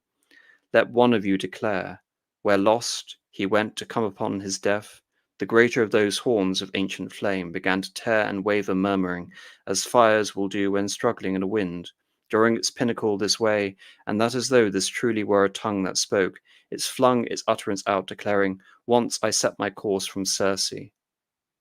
No tenderness for son, no duty owed to aging fatherhood, no love that should have brought my wife Penelope delight, could overcome in me my long desire, burning to understand how this world works, and know of human vices, worth, and valor. In coming to the story of Odysseus, which of course informs the overall condemnation Dante has for him in terms of trickery, again, the original sin that Odysseus should be responsible for the Trojan horse, and by extension that Troy be the seed of Aeneas and the creation of the kingdom of Alba Longa, and ultimately the predecessor to Roman civilization and the line of Julius Caesar. So within this grand conception of antiquity, which is the inheritance of Virgil, who is accompanying him here, not just physically, but also intellectually as the pilgrim, Ulysses is damned. But also in terms of understanding the symbolism here, which I actually believe there is so much of the Odyssey in looking at the structure of the Inferno, I want to look into the idea of the Nekia, which is by right by which ghosts were called upon to question about the future, which is a Greek cult practice, something similar to the idea of katabasis. They offer the opportunity to converse with the dead, and it can also be seen as a physical journey. It is a physical journey to the underworld, and it is one taken by several heroes in Greek and Roman myth. And of course, one of these is Ulysses. What does this remind you of necessarily? Taken from the Odyssey, Odysseus makes the journey of this. He goes into the hall of Hades. He consults with the priest, the prophet Tiresias, about his potential returning home to Ithaca. And this is set within the whole midst of ghosts, dark blood, and eerie noises. Countless shades, dead and gone, surging around him. Again, the idea that it is not some sort of innocent pursuit to go down into Hades or to go down into the Inferno. As Dante is beset by so many horrors, so is Odysseus, or so is Ulysses. Returning from the underworld, from Hades, it represents a accomplishment. It is a heroic endeavor, in the same way that when Dante shall proceed downwards to the final circle within the Lake of Coctus, that he then embarks upon his own elevation to purgatory and then to heaven. It is a similar heroic endeavor as Ulysses himself was partaking of. However, when one goes to the underworld, in the case of Ulysses, it is for the sake of not just consulting with Tiresias, but also for the need to make a sacrifice, to summon the spirits for knowledge. Indeed, as Virgil, of course, is accompanying Dante for the sake of not only illuminating him regarding the state and the structure of hell, but also illuminating him as to what he should avoid and making himself aware regardless of his own propensity to sin. But of course, this isn't some sort of great act of repentance when it comes to the figure of Odysseus. And of course, this whole process is also mirrored in the Aeneid as well, talking about the Virgil inspiration as well. Of course, the Odysseus and Aeneas being parallels in the sense, one being the betrayer, one being the tricker, of Troy, which allowed for the original decimation, and one being the refugee from Troy, this being Aeneas.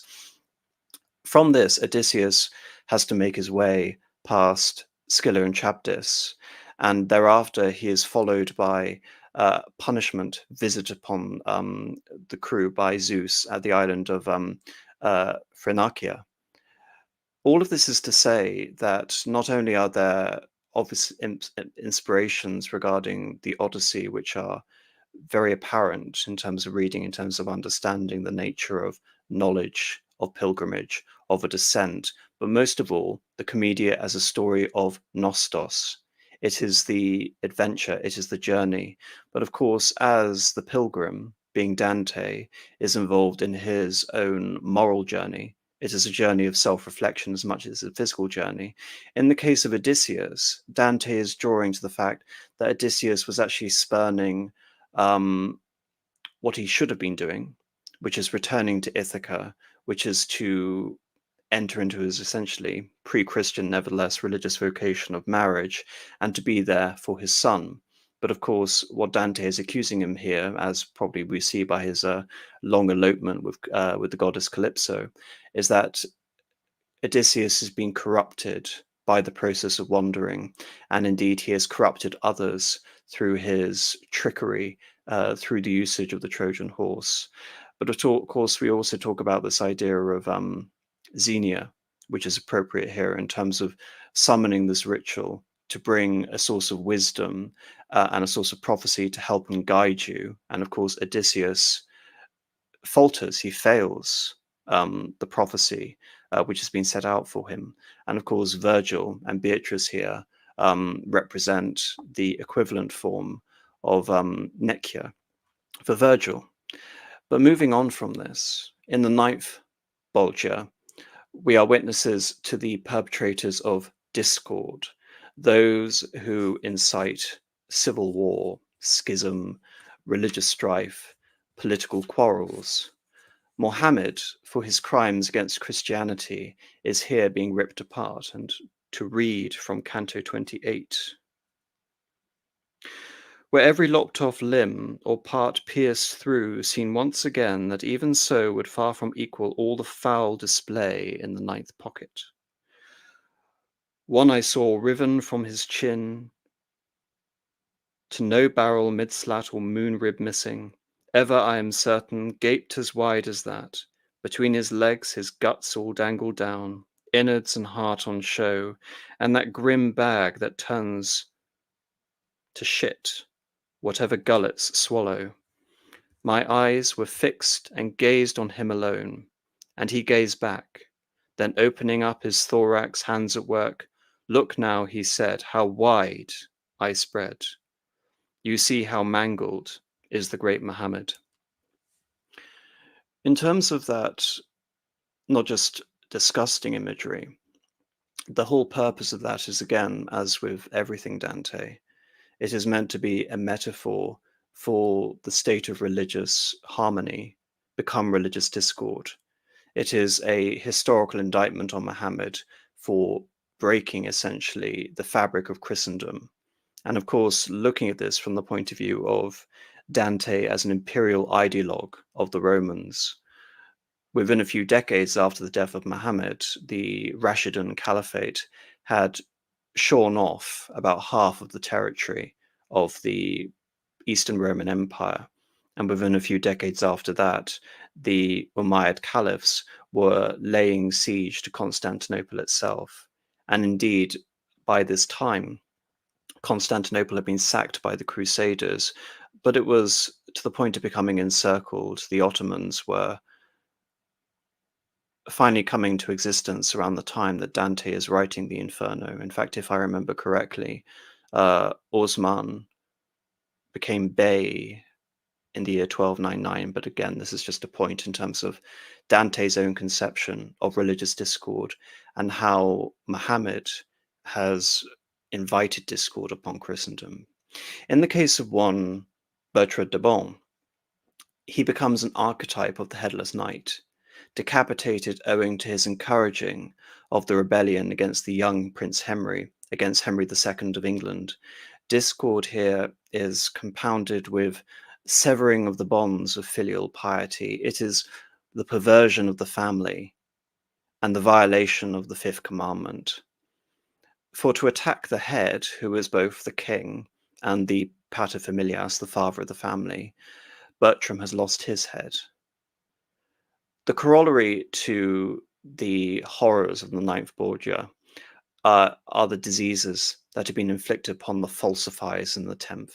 Among here, we see the alchemists. The alchemists, interestingly enough, have been separated from the sorcerers, who are considered by Dante to be the diviners. But nevertheless, here they represent a similar perversion, the perversion of miracles, which are wonders to perform by God alone.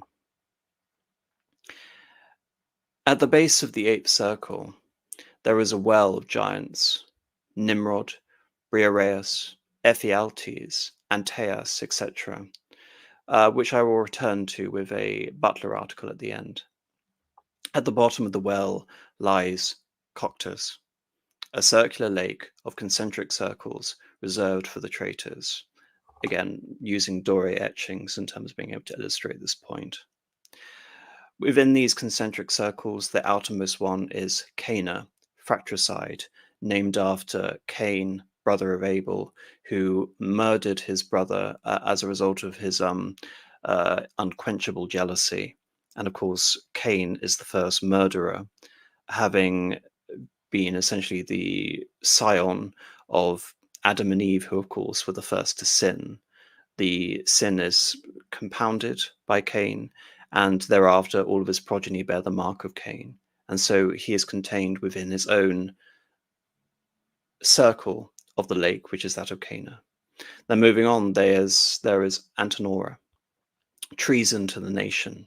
Antenor of Troy, mirroring again back to Ulysses, Odysseus, and the place in the 8th circle he is won by trickery, by bringing in the Trojan horse to allow for the armies under Agamemnon and the Greeks to sack the city.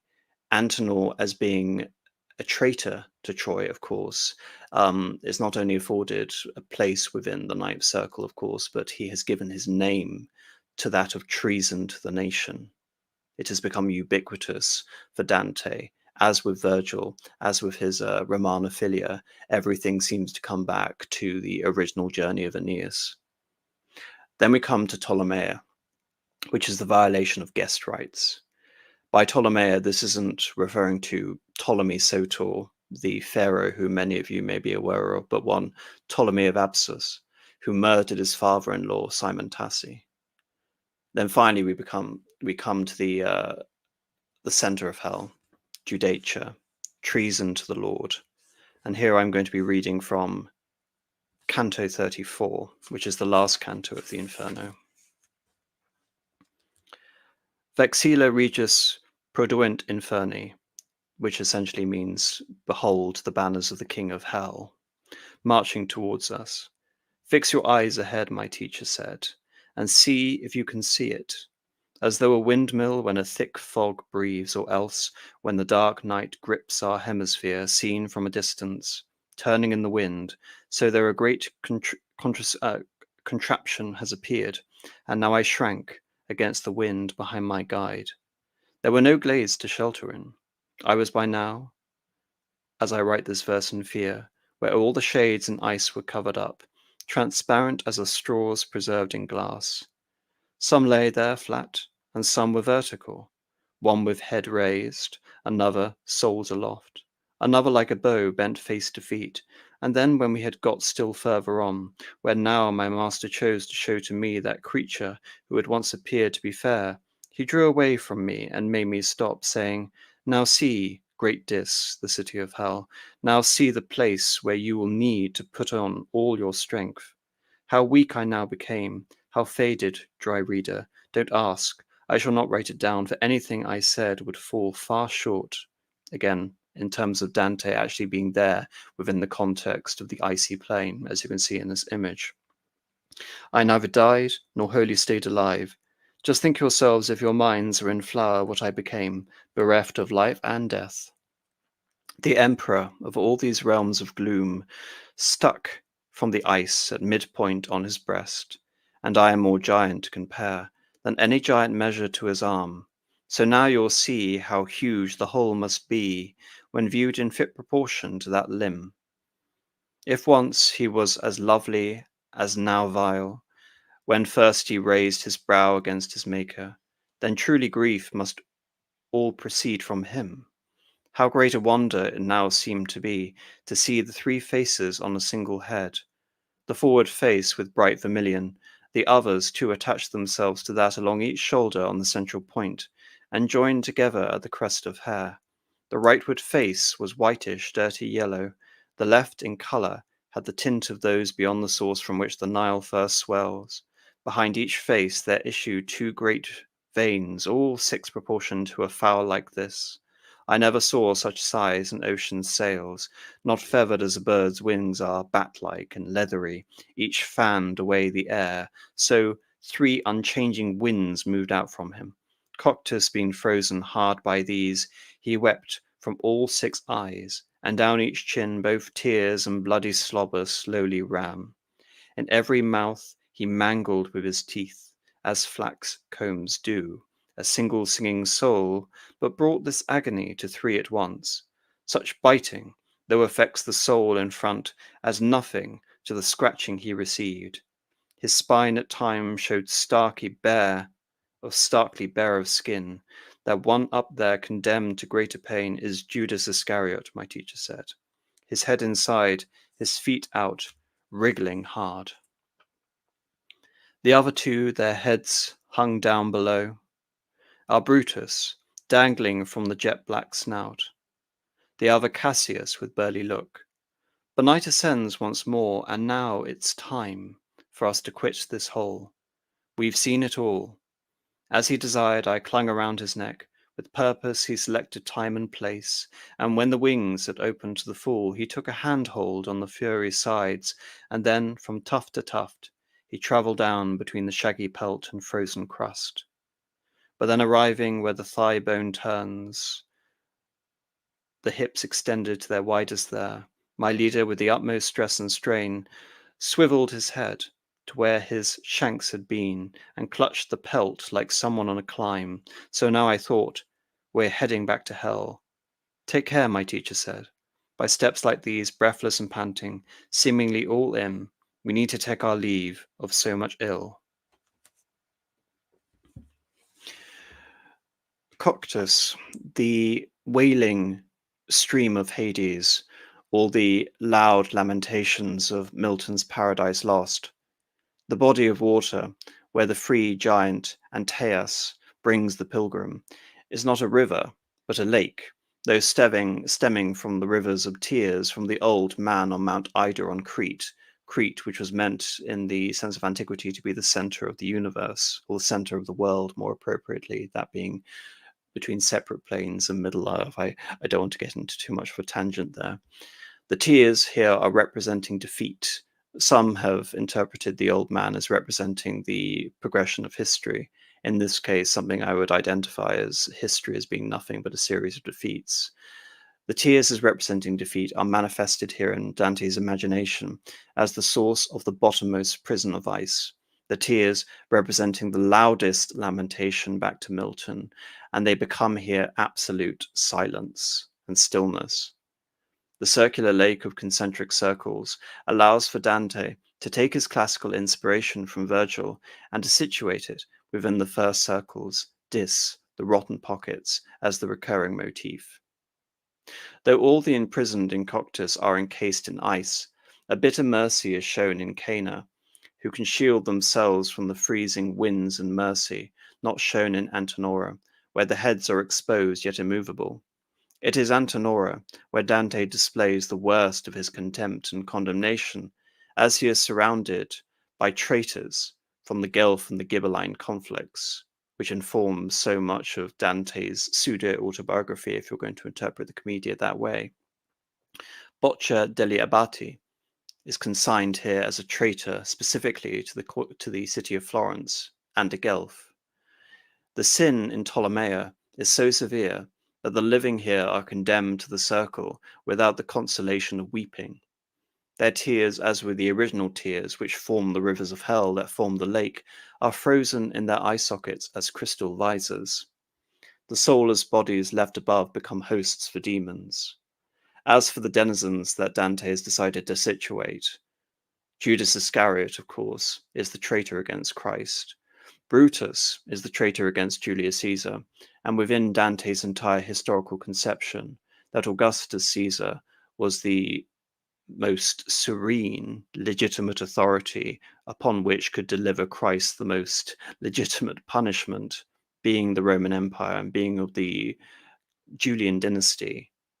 In this case, Brutus here, for his betrayal of that dynasty, for the betrayal, you can say, of what the Aeneid was cocked up to produce, which, to put it very cynically, was Augustan propaganda and the deification of Julius Caesar.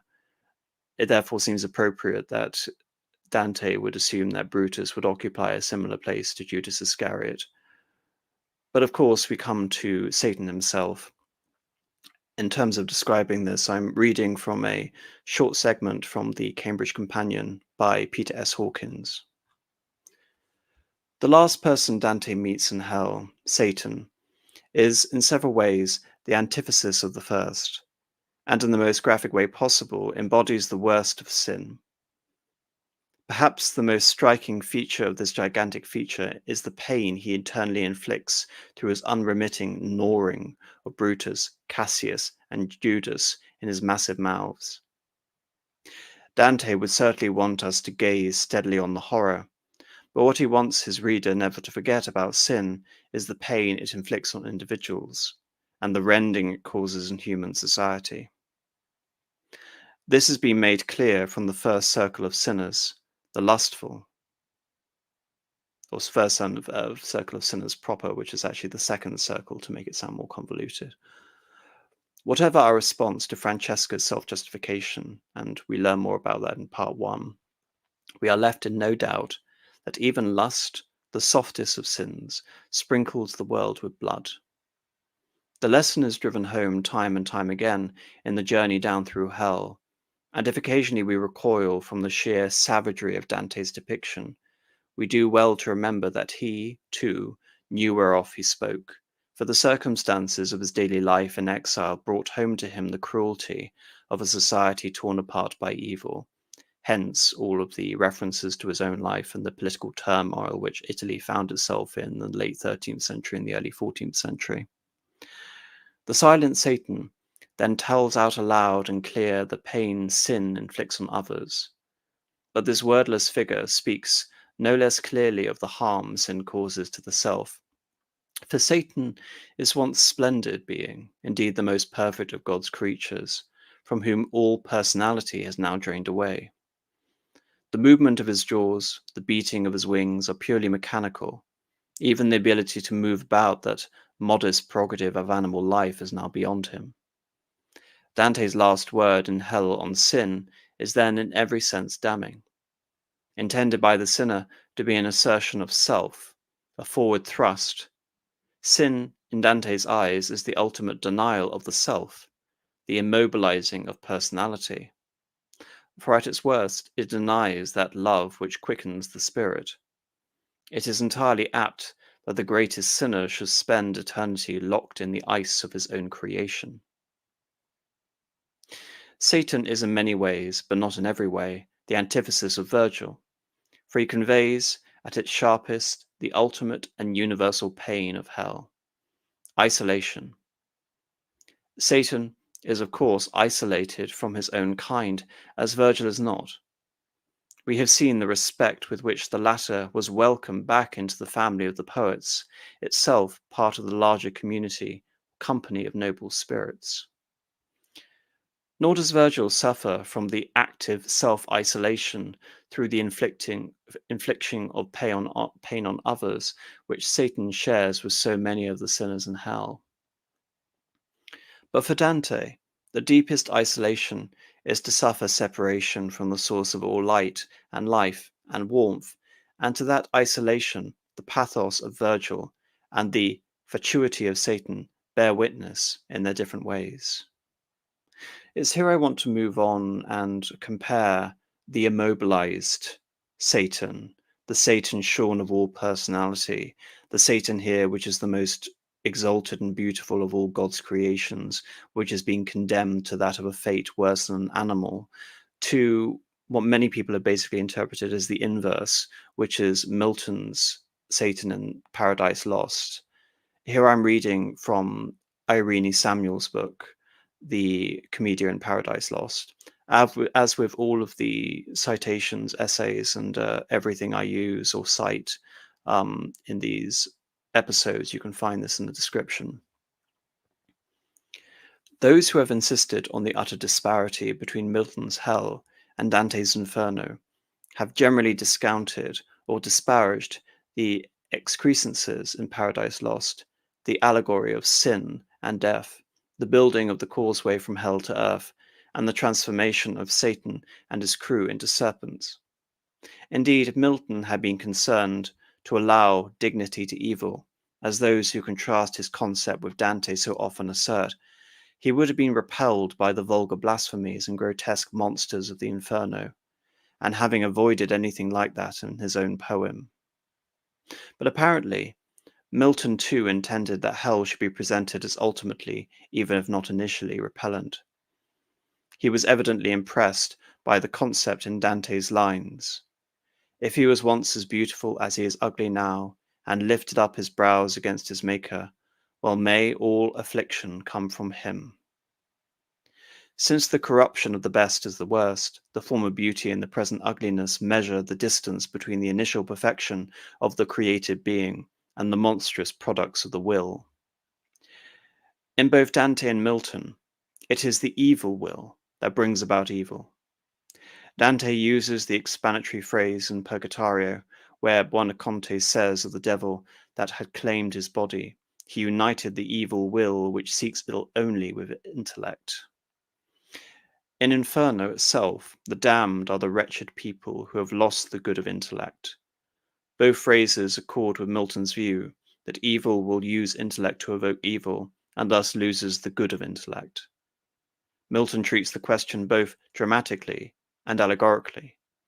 Satan's approaches of the persuasion to Beelzebub and his assembled followers at the outset of the war in heaven show the evil willing to make use of intelligence.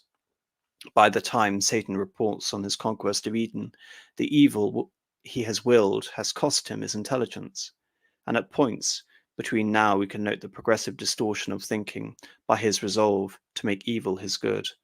Just to emphasize for the people who may appreciate that, the idea to lose the goodwill of intellect, that from the showing of the will making use of intelligence, the cost essentially ultimately becomes the intelligence to the distortion of thinking and resolve.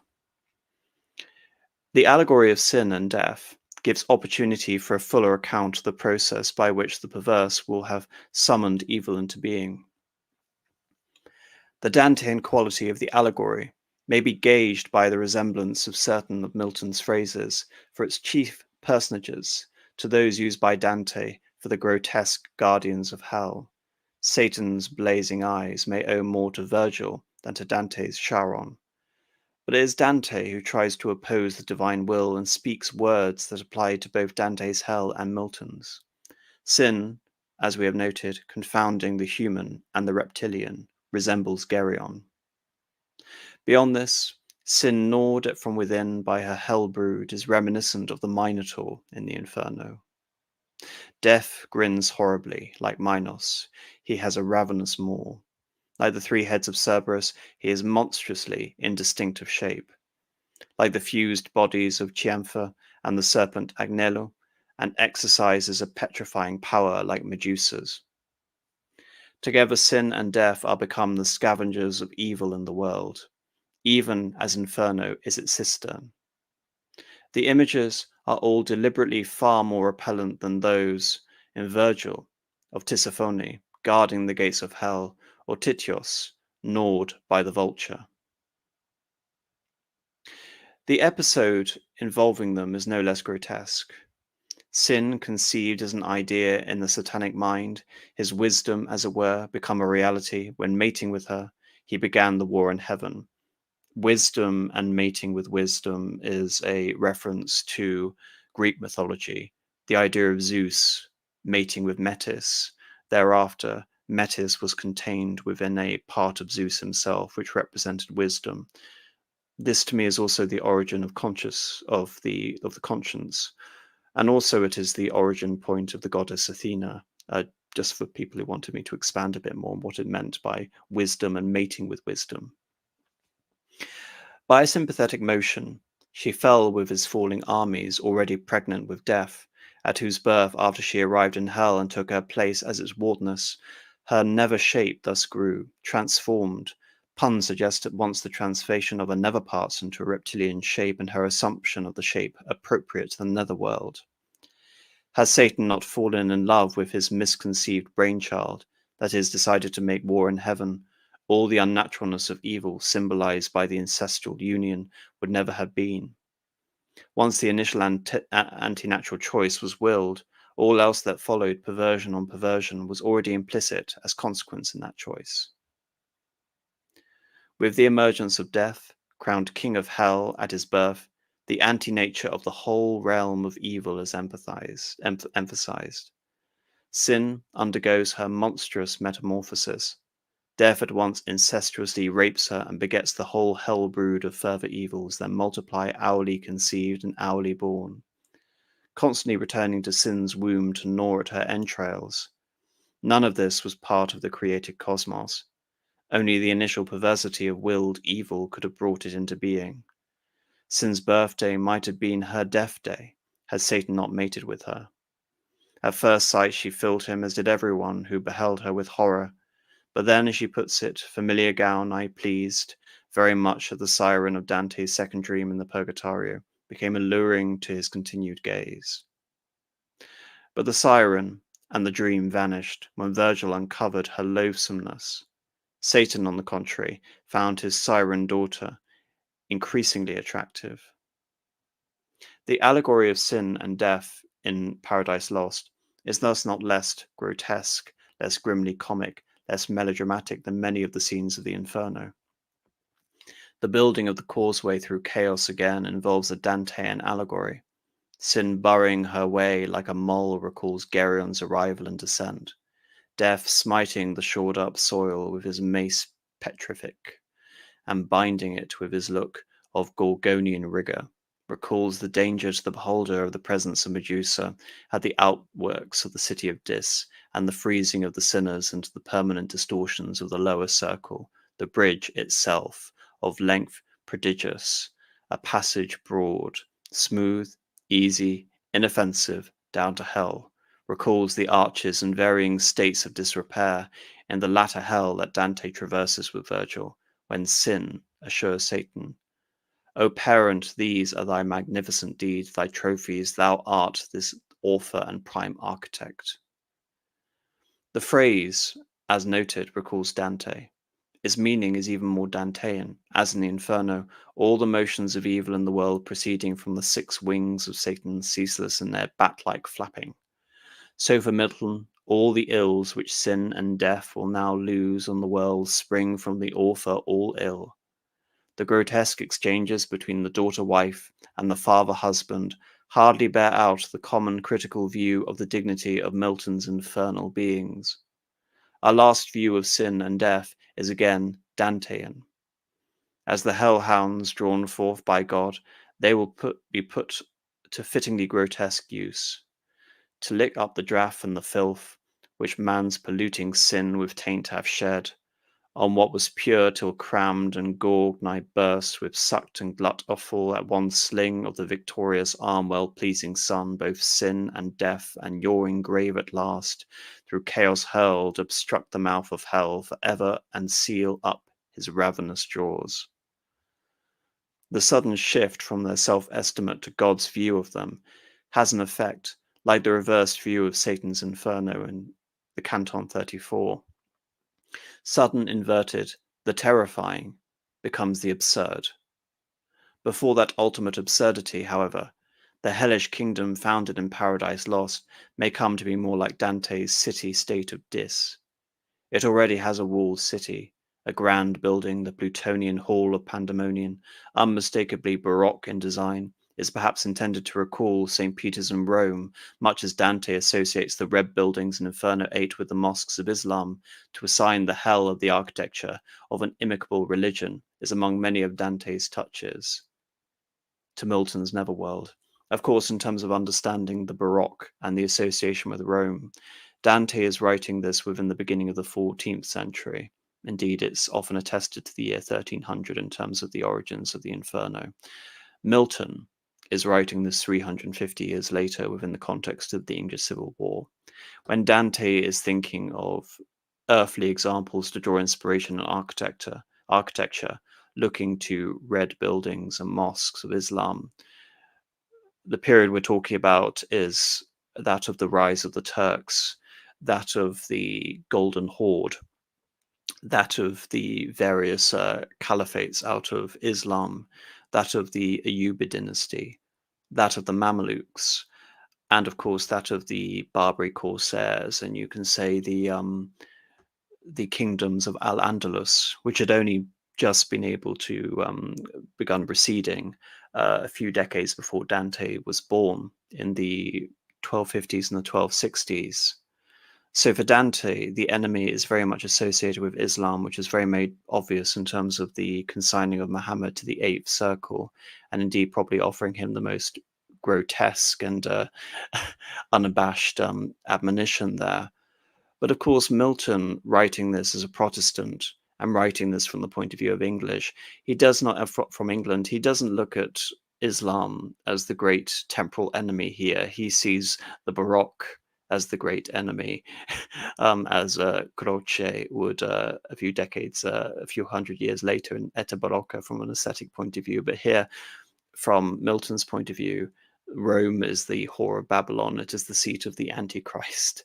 So yes, there are definitely architectural inspirations and allusion here, but this is why people try to clash Dante with Milton so much in terms of coming from very distinct religious denominations, even though in Dante's day, this form of puritanical Anglican Protestantism had not even been conceived of. Pandemonium, of course, has the facade of dignity that the city of Dis lacks.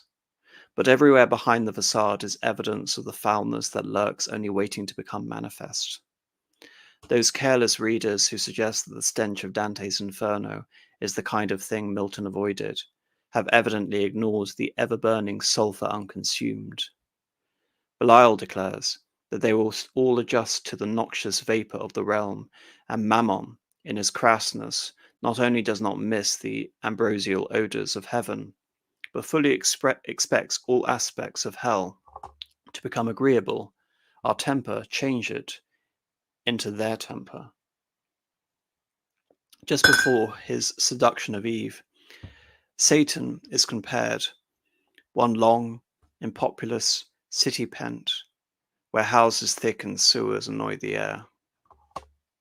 The simile gains force because hell is already such a city, though less pompous than the turn of events in the book 9 will presumably make it. Satan's first recourse from the natural pleasure at finding himself in the countryside has been to descend to the body of a serpent, a body which, in a startling scene, he resumes in hell. Along with the Dantean allegory of sin and death, and the bridge from hell, the transformation of Satan and his followers into the serpents has been judged inappropriate to Paradise Lost. But apparently Milton thought decorum called for such a scene, if the meaning of evil was finally to be made clear. The evident analogue to this transformation is that of the thieves in Inferno 24-5, and Dante's passage may confirm the proprietary and significance of Milton's as well as the insight which, from large readings and meanings from the Inferno, by the transformation, the consummation of the themes by fire, the consumption of them by fire, the phoenix-like ashen transformations having been essentially forever embroiled amongst reptilian creatures and serpents of the like. In Paradise Lost, Satan, returning from what he thinks a wholly successful expedition, gives his triumphant report to the council of the chief devils in Pandemonium. And just when he expects, and they are about to give their applause, he hears himself hissed, sees his audience transformed into serpents, and finds himself similarly transformed. Then, as they go to join the lesser devils waiting outside the hall, these too, after their first astonishment, are changed. Compulsively, they swarm through a valley thronged with serpents of every kind. Where sham trees have sprung up compulsively, they climb and eat, though the fruits turn to dust and ashes in their mouths. Satan had chosen to descend into a serpent, had created a sham serpent to deceive the mother of mankind, Eve, had pretended to have eaten a sham tree when supposedly magical fruit, which must, he knew, turn to dust and ashes in Eve's mouth. Now he is compelled to be the serpent he then chose to be, and to eat the fruit he then only feigned to have eaten. And since his followers, greater and lesser, were content that he should engage in the exploit, and were ready to applaud and share its fruits, they must now share in the transformation and the eating. All that he did as their representative, they are now bound to reenact with him. As Arnold Stein has pointed out, it is significant that Satan's transformation follows that of his lieutenants, proving him the leader led. The details in the triple sequence of metamorphosis are thus not merely ornamental, they have been placed in the passage because of their significance. The passage from Ovid, generally taken as a source of Milton's and explicitly cited by Dante, as I've been at pains to say, had no comparable meaning. Cadmus prayed to be transformed into a serpent. His wife prayed for the same transformation. Their prayers were granted. As of yore, they neither fear mankind nor wound them, mild creatures, remembering that once they were in the passage in Lucan, also cited by Dante, and regarded as one of Milton's sources, as little more than a list. But Satan and his followers are not the mere reptilian varieties of Lucan, or the mild and harmless creatures of Ovid. Only Dante could have suggested to Milton the idea of having the scene represent the penalty exacted by divine justice, that the criminal must go on being and doing involuntarily what he formerly was and did by choice, the idea of fixity in hell, and that of the sin enslaving man, and the man essentially becoming the sin. Dante's hell is entirely peopled with those condemned endlessly to reenact what they had chosen to do on earth. In Inferno, the equation of crime with penalty is subtly worked out in three kinds of transformation suffered by the three kinds of thieves. The serpent image, with its suggestions of fraud and slipperiness and malevolence, clearly befits the nature of thieves, just as the elaborate thief image of Paradise Lost befits Satan. As a thief bent to unhoard the cash of some rich burger as in Bürgerliche, not burger as in anyway, whose substantial doors, cross-barred and bolted fast, fear no assault, in at the window climbs, o'er the tiles so clomb this first grand thief into God's fold. Satan began his exploit like a thief. It is appropriate that he should end the boastful account of his success by being transformed, like one of Dante's thieves, into a serpent, since the transformation of Dante's thieves is intended to suggest the likeness of their crime to that of the old serpent himself. Of the three scenes Dante witnesses in the valley, the first occurs when one of the thieves is suddenly bitten in the throat by a snake, whereupon he at once burns to a heap of ashes, and then as suddenly resumes his human shape. The figure is Vanni Fucci, thus punished for his sacrilege in robbing the sacristy at Pistoia, and for the merciless accusation that caused another to be punished for his crime. After maliciously prophesying defeat for Dante's party in the civic broils of Florence, Vanni proceeds to blaspheme in word and gesture. He is stopped by two serpents, one coiling itself around his throat, the other tying his hands behind him. Presumably his burning and resurrection represents a periodic visitation on those who now run about the valley with their hands bound behind them by serpents, for off he runs, he fled, speaking not another word. Then as suddenly 3 new thieves appear, and with them a 6-footed reptile which attacks one of the thieves, linking body and body until the two are so fused that their former shapes are lost. And now another reptile comes darting along, bites another of the thieves, and begins the third metamorphosis. As serpent and thief eye each other, a cloud of smoke issues from each.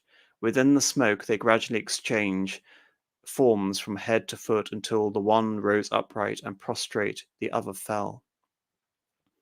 Then the visages too change, reptilian into human, human into reptilian, until finally the soul that had become a brute fled hissing along the valley, and after it the other talking and sputtering.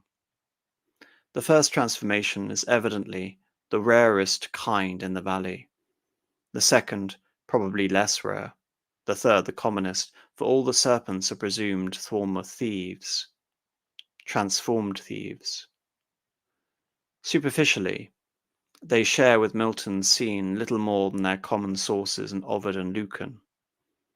It is the same way the 3 transformations support the meaning of Dante's valley of serpents represents Milton's. Milton reverses the sequence of the metamorphosis in Ovid as freely as Dante varies it. Since Satan's proceedings began with his head, first his visage turns reptilian, then his torso, then his legs, until he falls prone and trying to address his already transformed grand counsellors, finding himself hiss for hiss with forked tongue to forked tongue. The whole of hell resounds with din of hissing and swarms of complicated monsters. In a typical Miltonic pun, complicated suggests both the coilings and the contorted complicity of the fallen angels. As in Dante, the visual image signifies the idea.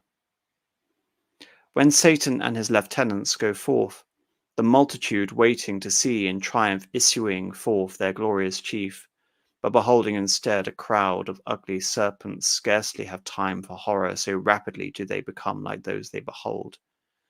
Down their arms, down fell both spear and shield, down they as fast, and the dire hiss renewed, and the dire form caught by contagion, like in punishment, as in their crime. Again the image signifies the idea, as the lieutenants wishing to applaud could only hiss, since praise from that wicked is the worst condemnation, so these having back Satan's decision to resort to fraud, lose even the appearance of the army that fought in heaven, and assume the very shape of what they encouraged their leader to become. The changes are not distinguished by Milton as they are by Dante. His main point is that all the devils participated in one and the same crime with Satan, in his theft of man's appearance and man's happiness. They therefore undergo one and the same transformation. Those who might have stopped him, if they had not shared his purposes, are in fact even before he is, and those who merely went along with the rest now to go along. The metamorphosis is given in detail only for Satan, who remains still greatest and still midmost, when dragon grown larger than whom the sun engendered in the Pythian vale. Dante is not concerned with size, and he distinguishes more the sequence, but he too gives importance to the metamorphosis, catch by contagion. Chiefly, however, Dante discriminates 3 processes of becoming a thief. Vanni is bitten by a sudden impulse that consumes him for a moment. When he comes to himself again, far from repenting of the impulse, he can take comfort only in maliciously awaiting the destruction of others. The characterless Agnello is fastened upon by the accomplished thief Cianfa, and becomes one with him. The interchange of serpent and human form in the third transformation suggests 2 separate processes.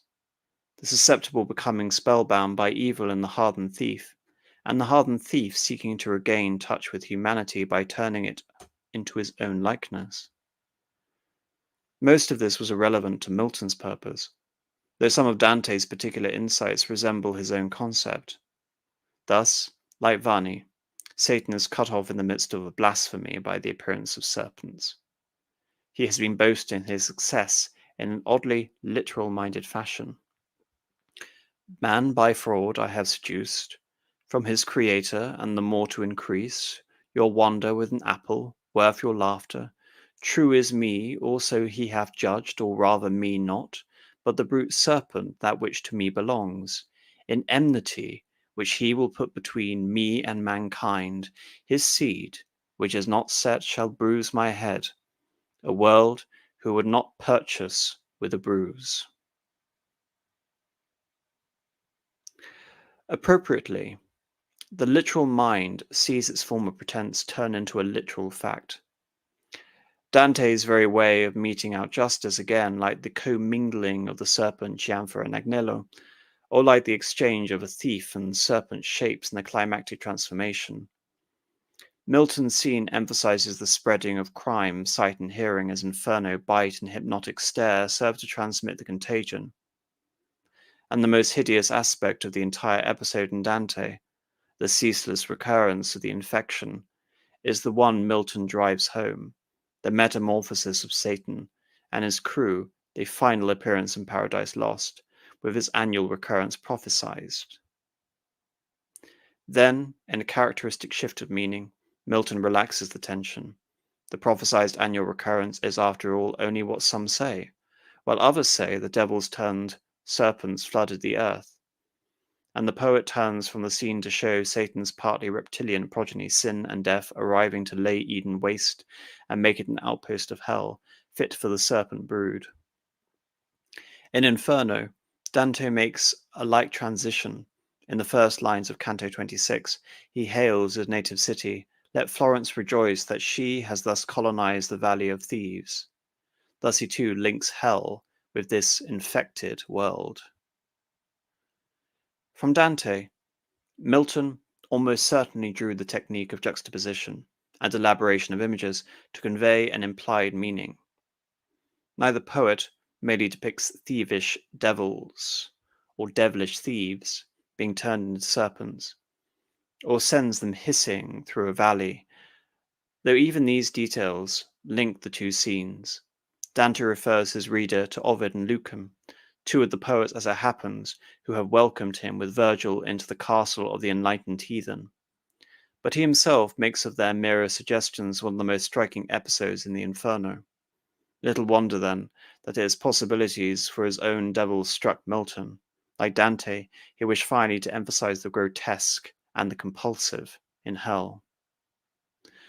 Reading through the Inferno, especially when coming to the well, which separates the 8th circle from the 9th circle, I've been constantly under the impression of the war between the Titans and the Olympians, the murder of the murder of Kronos, the murder of Uranus, the usurpation of Uranus by Kronos, and the conflict between the giants, the Titans, and the Olympians, and how much Dante is indebted to all of these examples of antiquity. And in terms of trying to understand that aspect of it more, in terms of looking at Milton and seeing this as part of a battle between the hosts of heaven and newly found hell and the hordes of pandemonium before all time, in an age before human beings were created, as it also exists in the case of Greek mythology, in terms of human beings essentially being the product of Zeus's will, Prometheus's formation of the clay, and the inspiration afforded through Athena, and later Prometheus's betrayal of Zeus and affording the fire of divine inspiration to humanity. All of these things are echoing throughout Dante's Inferno. And so I'm reading from George Butler's article, Giants and Fallen Angels in Dante and Milton. In Paradise Lost, Milton draws on the battle of the gods and the giants, recounted in various classical works to describe Satan and the fallen angels. While these ancient accounts were the primary source of Milton's mythology, the classical tradition was also available in medieval and Renaissance adaptations. One possible but overlooked source is Dante, which places the classical giants in a Christian hell. In Dante's epic, Milton could find a precedent for linking the fall of the giants and the fall of Satan.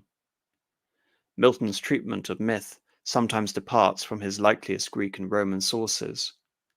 It most closely resembles Dante's Christianization of these ancient texts. Details of Dante's account match Milton's handling of the battle of the gods and the giants, and both Dante and Milton allude to the Gigantomachy in the way that suggests similar purposes. Milton's interest in Dante was early and exceptional, for during the 17th century, Dante was largely ignored even in Italy and rarely named in England. Milton studied Italy, and one of the reasons why it was largely ignored in Italy is partly as a result of some of his works, Dante's works, being included on the Index of Prohibited Literature, Demonarchia in particular, given the fact that Dante had more than a few things to say in regarding the Catholic Church and assigning various popes, very controversially, it should be pointed out, into designation of aspects of simony. And of course, given the fact that Dante was published around that same time that his works were being placed on the list, on the index, they were being placed on unauthorized printing presses throughout Germany. You can perhaps understand why there was a prejudice from the Baroque era in Italy against Dante. Milton studied Italian before 1625, and during his years at Cambridge, he acquired extensive knowledge of Dante, Petrarch, Ariosto, Boccaccio, Tasso, Boiardo, and other major Italian writers. In his Apology for Smentminus, 1642, he expresses his admiration of Dante and Petrarch, saying that above all artful, licentious authors, he preferred the two famous renowers of Beatrice and Laura, who never write but honour of them to whom they devote their verse, displaying sublime and pure thoughts without transgression.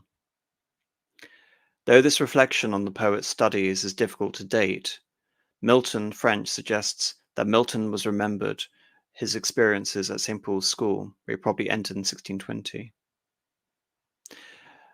As Irene Samuel has observed, Milton's reference to Dante is especially important, for Buonarroti was the leading Dante scholar of his time.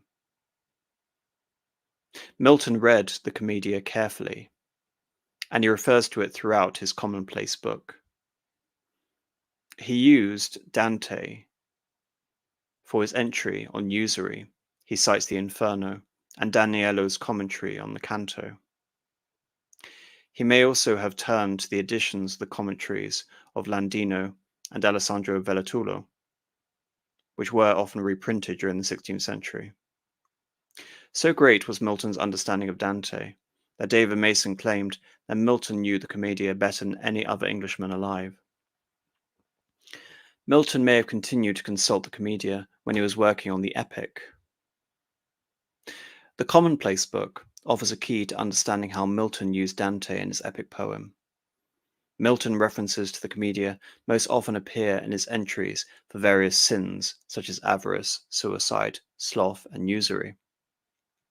Milton observes Dante's descriptions of the torments of the damned, and he praises the Italian poet's insights. In his entry for death self-inflicted, for example, Milton writes that Dante's Inferno most skillfully describes the punishment of those among the inhabitants of the infernal regions. But while both Dante and Milton describe hell and heaven in some similar ways, the epic visions of each are fundamentally different. For Mason, Dante is subjective, while Milton is objective. Dante's poem grows out of personal experiences, while Milton chose to record an already existing subject. The difference is that the visual fantasy bequeathed by Dante was mainly a congeries of intense and intricate symbolisms of his own personality. Mason explains, whereas that offered by Milton was mainly a sublime vision of an independent objective tradition. Through their contrasting approaches, Dante and Milton populate their supernatural worlds in different ways. In his epic, Dante includes a number of contemporary and historical persons, along with figures of classical and biblical mythology. While Dante is the poet in the particular, Milton is the poet of the universal. Milton depicts heaven and hell before the dawn of human history. He rarely features historical characters in Paradise Lost. Instead, the demons are types of individual person. When he does mention historical figures such as Charlemagne or Galileo, he typically cites them in similes or as elusive modes. But in the comedy, Milton could find medieval exemplars of particular sins. When Dante presents a sinner, whether mythical or historical, he often provides more than a passing allusion by elaborating the circumstances and punishments of carefully chosen characters. The details provided by Dante clarify the vision of his poem and help account for the appeal of his cantos to Milton. Milton could borrow features from Dante's treatment of both historical and mythical beings, such as the giants, to embellish his portraits of Satan and the fallen angels, much as he registered admiration for Dante's descriptions of punishment in the Commonplace book. Milton first introduces the reader to the giants in Book 1 of Paradise Lost, where he describes the vanquished Satan. In bulk as huge, assume the fable's name of monstrous size, Titanian, earthborn, that warred on Jove, Briareros, and Typhon, whom the den by ancient Tarsus held. Several hundred lines later, he includes among the demons, Titan heaven firstborn, with his enormous brood and birthright seized, by younger Saturn, he from mighty Jove, his own and Rhea's son, like measure found. I do apologize in general for the flitting between Roman and Greek names. I'm more used to using Greek names, but of course, in terms of the Virgilian inheritance of all of this, we're going to be seeing a lot of Roman mythological names. So in this case, of course, Jove here is meant to be Zeus. Through allusions to the Titans, Briareos and Typhon, Milton acquaints Satan with the fierce monsters of classical mythology. Commentators have generally acknowledged that Hesiod's Theogony was Milton's most influential source, and that Ovid's Metamorphoses and Conte's Renaissance mythology were also significant. Nevertheless, as Lewis has observed in her study of Milton's Promethean politics, there had been surprisingly little attention to Milton's reworking of the Titan and the Promethean iconography in Paradise Lost. While Milton's editors have noted that there are classical antecedents of his allusion to the Gigantomachy, they have disregarded Dante's role in Christianizing myth. As both pagan and pre-Christian compositions, the Theogony and the Metamorphoses do not relate the Titans and the giants to the story of Satan's fall. In the Theogony, Briareos emerges as an unlikely counterpart of Satan, for he does not fight against Zeus as Milton suggests. Instead, he joins his 100-handed brothers, Cottus and Gaius, in helping Zeus defeat the Titans. Aegeon joined with the other giants in rebellion against Jove. He then equates Aegeon with Briareos, though he cites Homer and Hesiod in calling Briareos as Jove's guardian. If Milton had the Conte and Virgil in mind, he would have been likelier to allude to Aegeon rather than to Briareos in his description of the fallen Satan. In Dante, though Milton could find clear parallels between Satan and Briareos, and between the giants and the fallen angels, as Dante Pilgrim winds his way through the lower depths of hell, he meets the giant Ephialtes. Virgil tells the pilgrim that this proud one chose to try his strength against supreme Jove. After seeing Ephialtes, the pilgrim says to the guide, "If it were possible, I should wish my eyes might have experience of the immense Briareos." Virgil explains that Briareos resembles Ephialtes, except being more terrifying. He whom you wish to see is far further on, and he is bound and fashioned like this one, except that he seems more ferocious in look. Typhon is in hell too, for Virgil tells Antaeus, "Do not make us go to Titus, nor to Typhon." Dante thus situates Briareos, Typhon, and the other giants in classical myth within the Christian hell and in close proximity to Satan. As Dante's pilgrim works his way through the purgatory, Briareos is mentioned once again. The pilgrim walks over flat tombstones that are carved to illustrate the dead buried beneath them. Some of the stones depict fallen giants. I saw Timbreus, I saw Pallas, and I saw Mars, still armed around their father, gazing on the scattered limbs of the giants. The passage is an allusion to the battle of the gods and the giants from classical myth, with details borrowed from Statius's Theoria. Immediately preceding this reference of the Gigantomachy, Dante says that Satan and Briareos are both carved on pairs of stones. I saw on the one side him who was created nobler than any other creature, fall as lightning from heaven. I saw Briareos on the other side, pierced by the celestial bolt, lying heavy on the ground in mortal chill. An engraving of Briareos is positioned alongside that of Satan, making the monster a classical counterpart to the fallen angel. The relief of Satan shows the angel falling from the heavens. The image of Briareos shows the aftermath of the fall. Milton and Dante both focus on Satan and Briareos as fallen beings, while Virgil in the Aeneid describes Aegeon's 100 arms and hands, 50 fire-breathing mouths, and violent battles against Jove without mentioning Jove's victory. This is referencing the Aeneid again. Statius like comments on the ferocity of Briareos without describing Jove's triumph.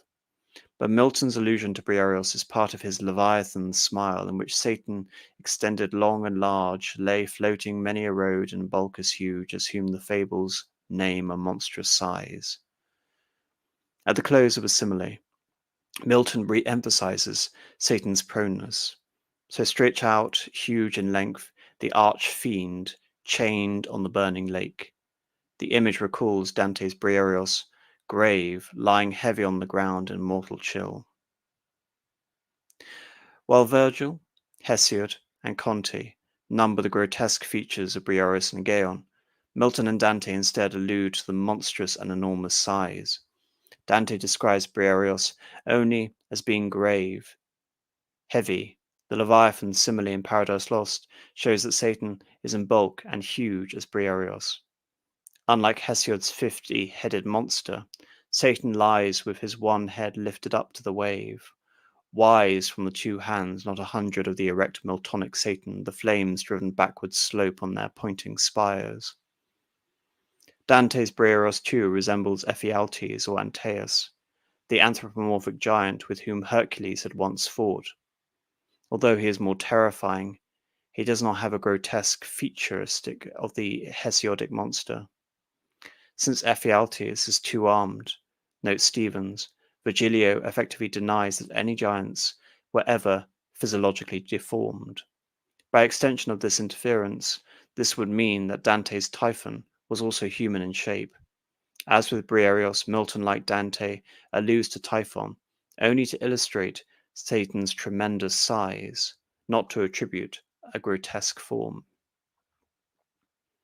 In the Comedy, Dante undertakes to correct inaccurate pagan conceptions of the giants' classical myth. The pilgrim learns that while the ancients stressed the physical deformities of the giants, their monstrous features were psychological rather than physiological. So too in Paradise Lost, Milton shows that the Ionian gods, the Titans, Briareos and Typhon, were all classical representations of Satan and the rebel angels. Satan can assume many physical shapes, though his substance remains the same. Both Dante and Milton approached the Gigantomachy as an imperfect rendering of Christian truth, and each poet illuminates the realities behind the ancient myth. While Christian truth serves to clarify the classical Gigantomachy, in both epics, Dante and Milton also use the battle of the gods and giants to demythologize the fall of the rebel angels. Dante's pilgrim undergoes a process of spiritual maturation and indoctrination. Indoctrination here as in literally to indoctrinate, as in to be well versed in doctrine, not indoctrination in terms of the pejoratives which become associated stemming from religious derision, in which the reader also participates, for the pilgrim represents humanity, and the truths revealed to him have universal significance. Sins are first depicted in the Inferno, and then cleansed in the Purgatorio. The Briareos of Dante's epic introduces the pilgrim and the reader to Satan. The monster is first mentioned when the pilgrim enters Coctus, and asks for Briareos' name, enchanted by the idea of seeing the mythological monster with his 100 hands and 50 heads. Here sin does not repulse the pilgrim or the reader as it should. By way of correction, Dante strips away the captivating mythological features of Briareos and the other giants, making it clear that they all resemble humans except for their size. In this regard, rather than glorifying their enormity, their exaggerated comparisons, he relates the giants' proportions to the dimensions of the physical world. In the case of Nimrod, as long and huge as the pine, Canon St. Peter's at Rome and his other bones were in proportion with it.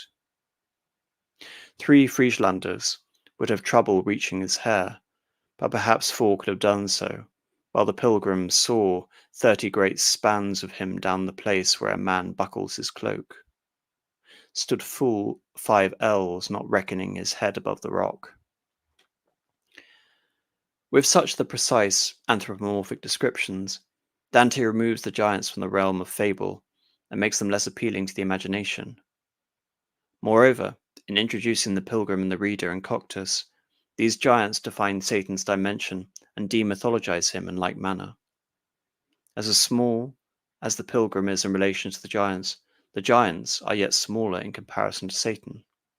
The emperor of the woeful realm stood forth from mid-breast out of ice, and I saw and compare better with the giants than giants with his arms, seeing how huge the whole must be to correspond to such a part.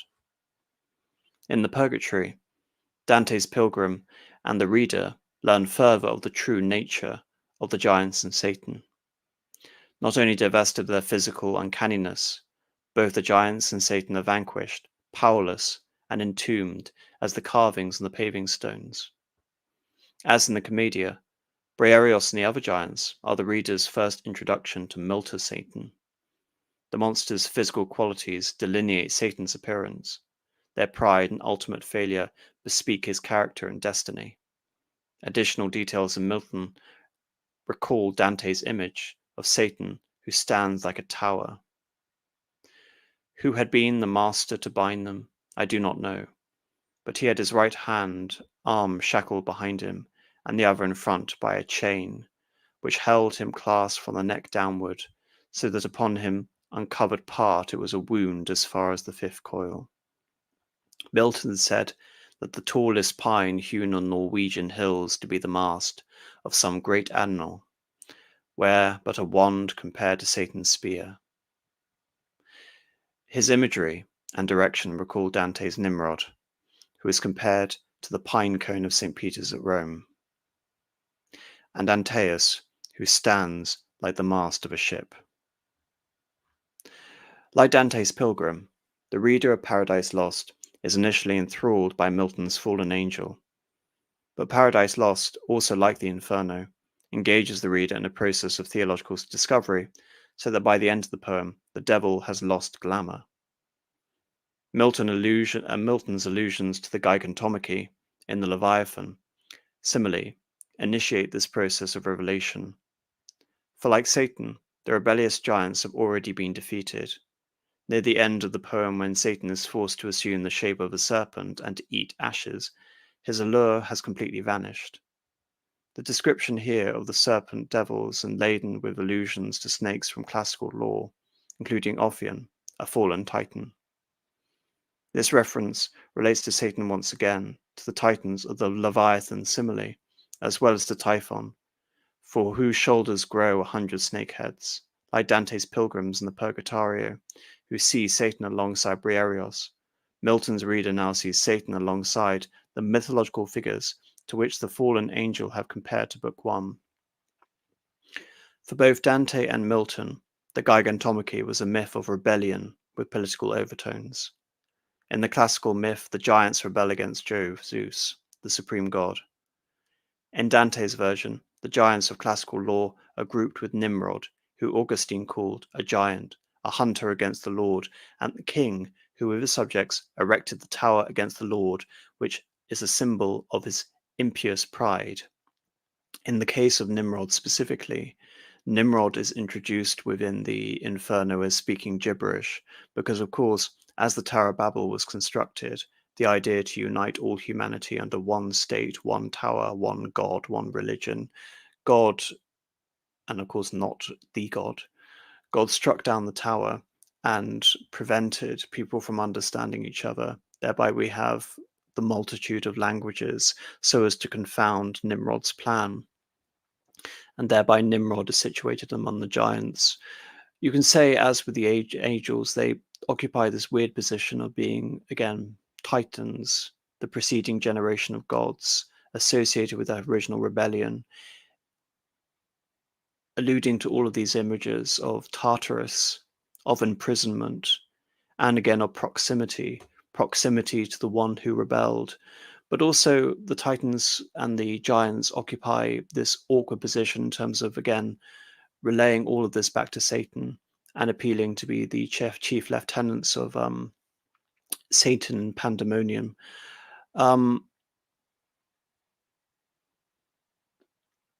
The proud and rebellious giants are linked with his historical persons, including the traitorous Brutus, Judas, and Cassius, who arrive caught in the jaws of Satan's three mouths. As the apostle who betrayed Christ, Judas represents all the members of the church who betray their faith. So too, one Archbishop Ruggieri is punished for betraying the Count Ugolino, as is Friar Alberigo, a churchman who had cunningly murdered Manfred and his son. Like Dante, Milton was embroiled in the political turmoil of his day. While carefully distinguishing Dante's Catholic poem from Milton's Protestant one, Sayers, who I alluded to at the beginning, to the many similarities between the lives of the two poets and their mutual opposition to corruption within the church.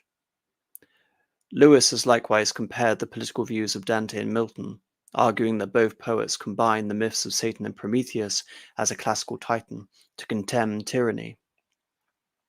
Sharing with Dante a commitment to the separation of church and state, that is a very contentious reading. There have been many articles with especially reference to De Monarchia, that De Monarchia was a predecessor to secularization within the state. If you want more of my views on Dante's political philosophy, I would regard you say that, because just in terms of the insinuation, the separation of church and state is a very contentious and intentionally misleading phrase. But that was not Dante's vision at all. Dante was closest to the idea of dualism within the idea of a superstructure of the universal empire, which was to be represented by Rome and its successors, and that the Pope could not usurp that authority, which was not his to begin with.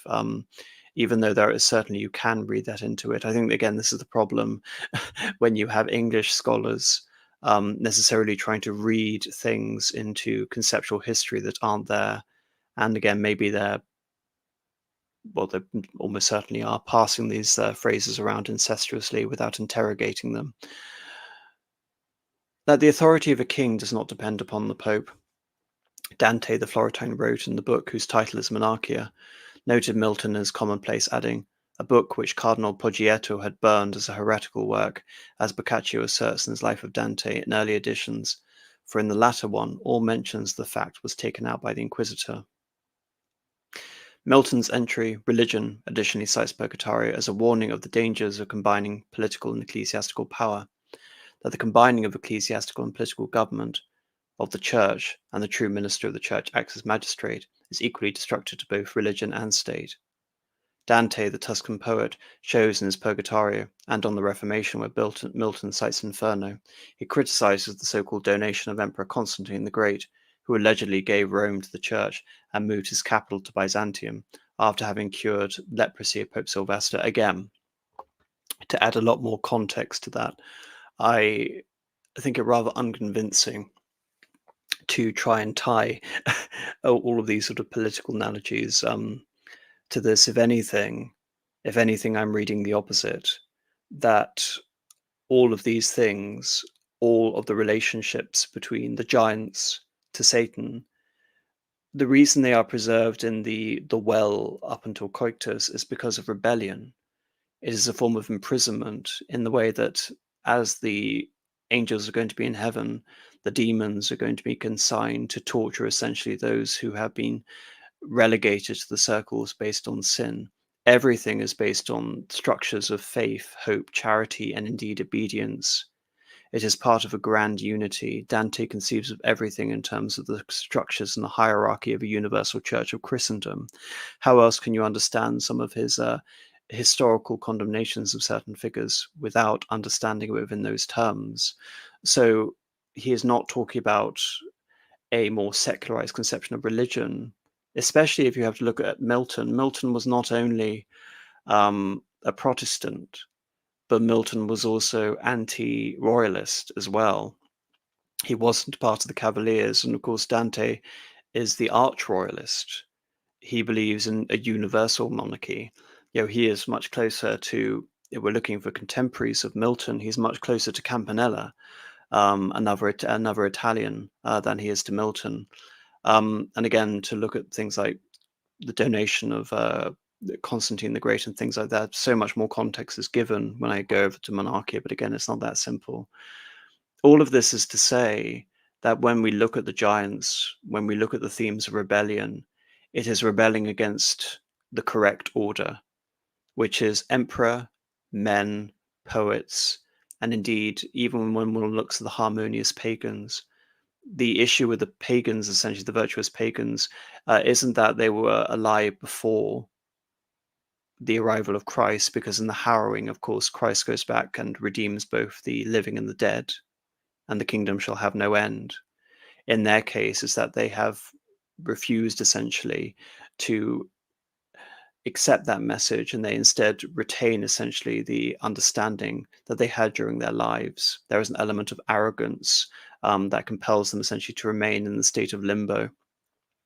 Whereas all of this again is to emphasize unity, hierarchy, the church and the state as one. And again, looking to all of the autobiographical elements that are sprinkled throughout the Commedia.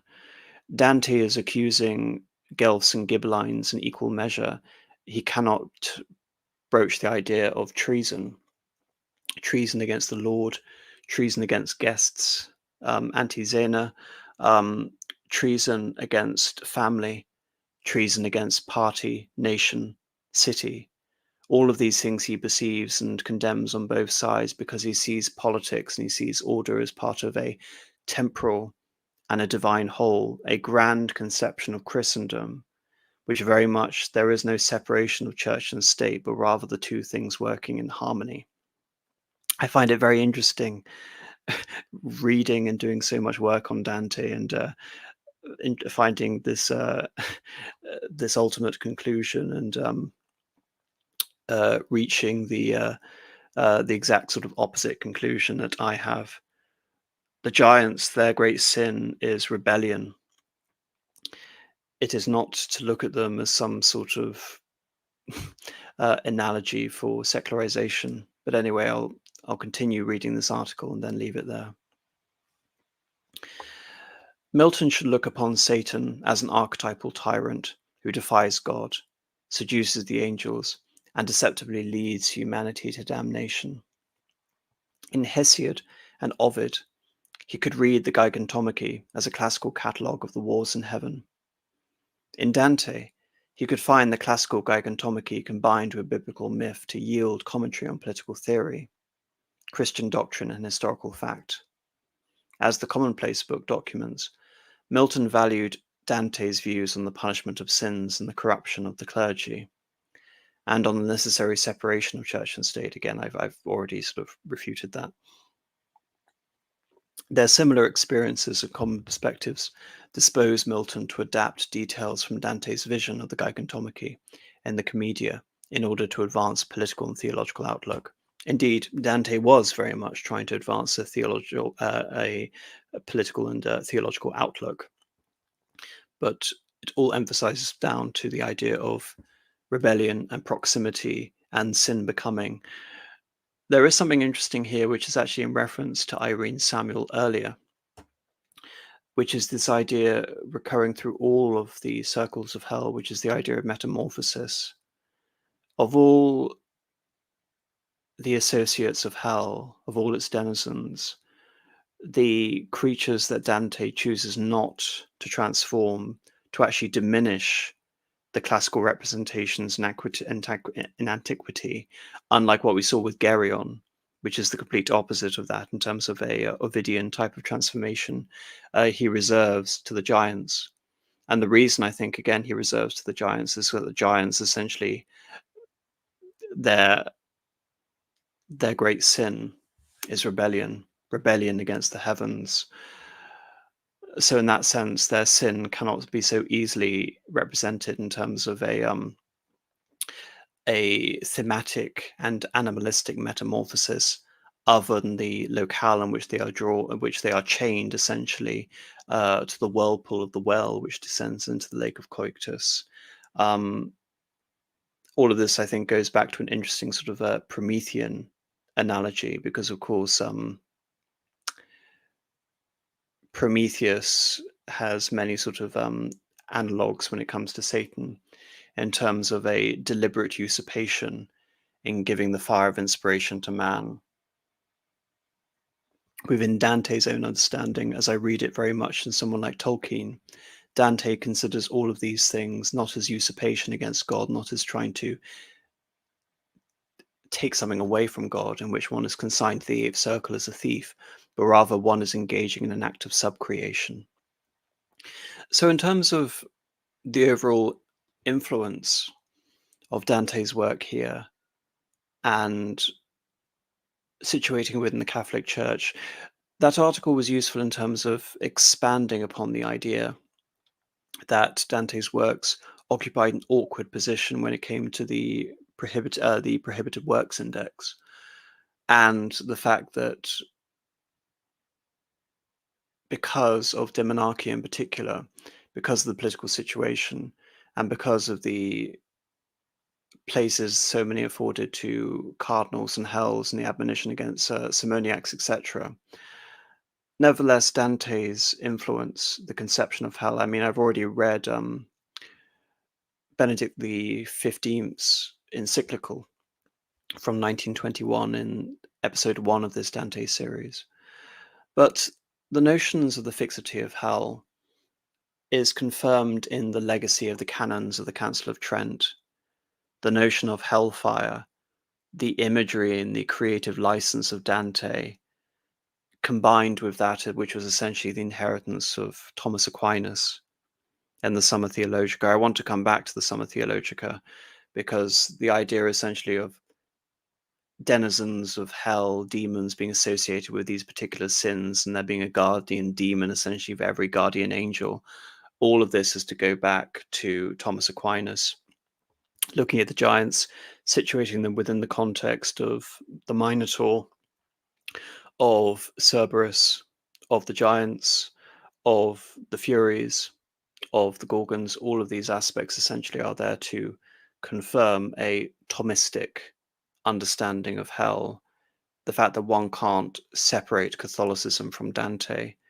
I primarily use Dante as a comparison to Milton to show the enduring influence within broader literature, but also to juxtapose Satan as inanimate, Satan as paralyzed, with Satan as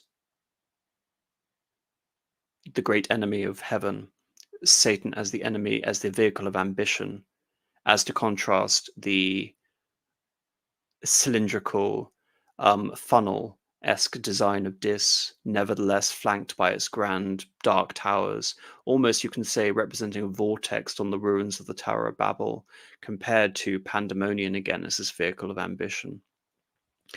Dante's influence on the conceptions of hell within the Catholic Church are profound. This is confirmed very much in the Catechism and the canons.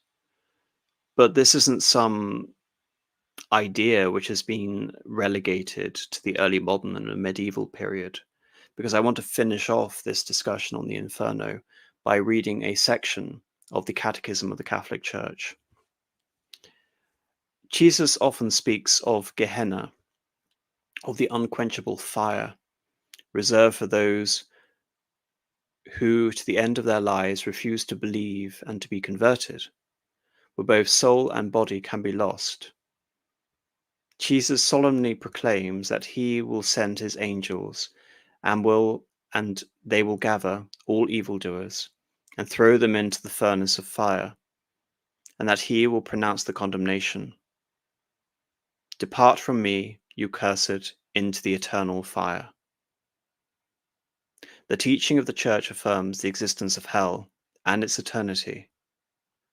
Immediately after the death, the souls of those who die in a state of mortal sin will descend into hell, where they suffer the punishments of hell as eternal fire. The chief punishment of hell is the eternal separation from God, in whom alone man can possess the life and happiness for which he was created and for which he longs.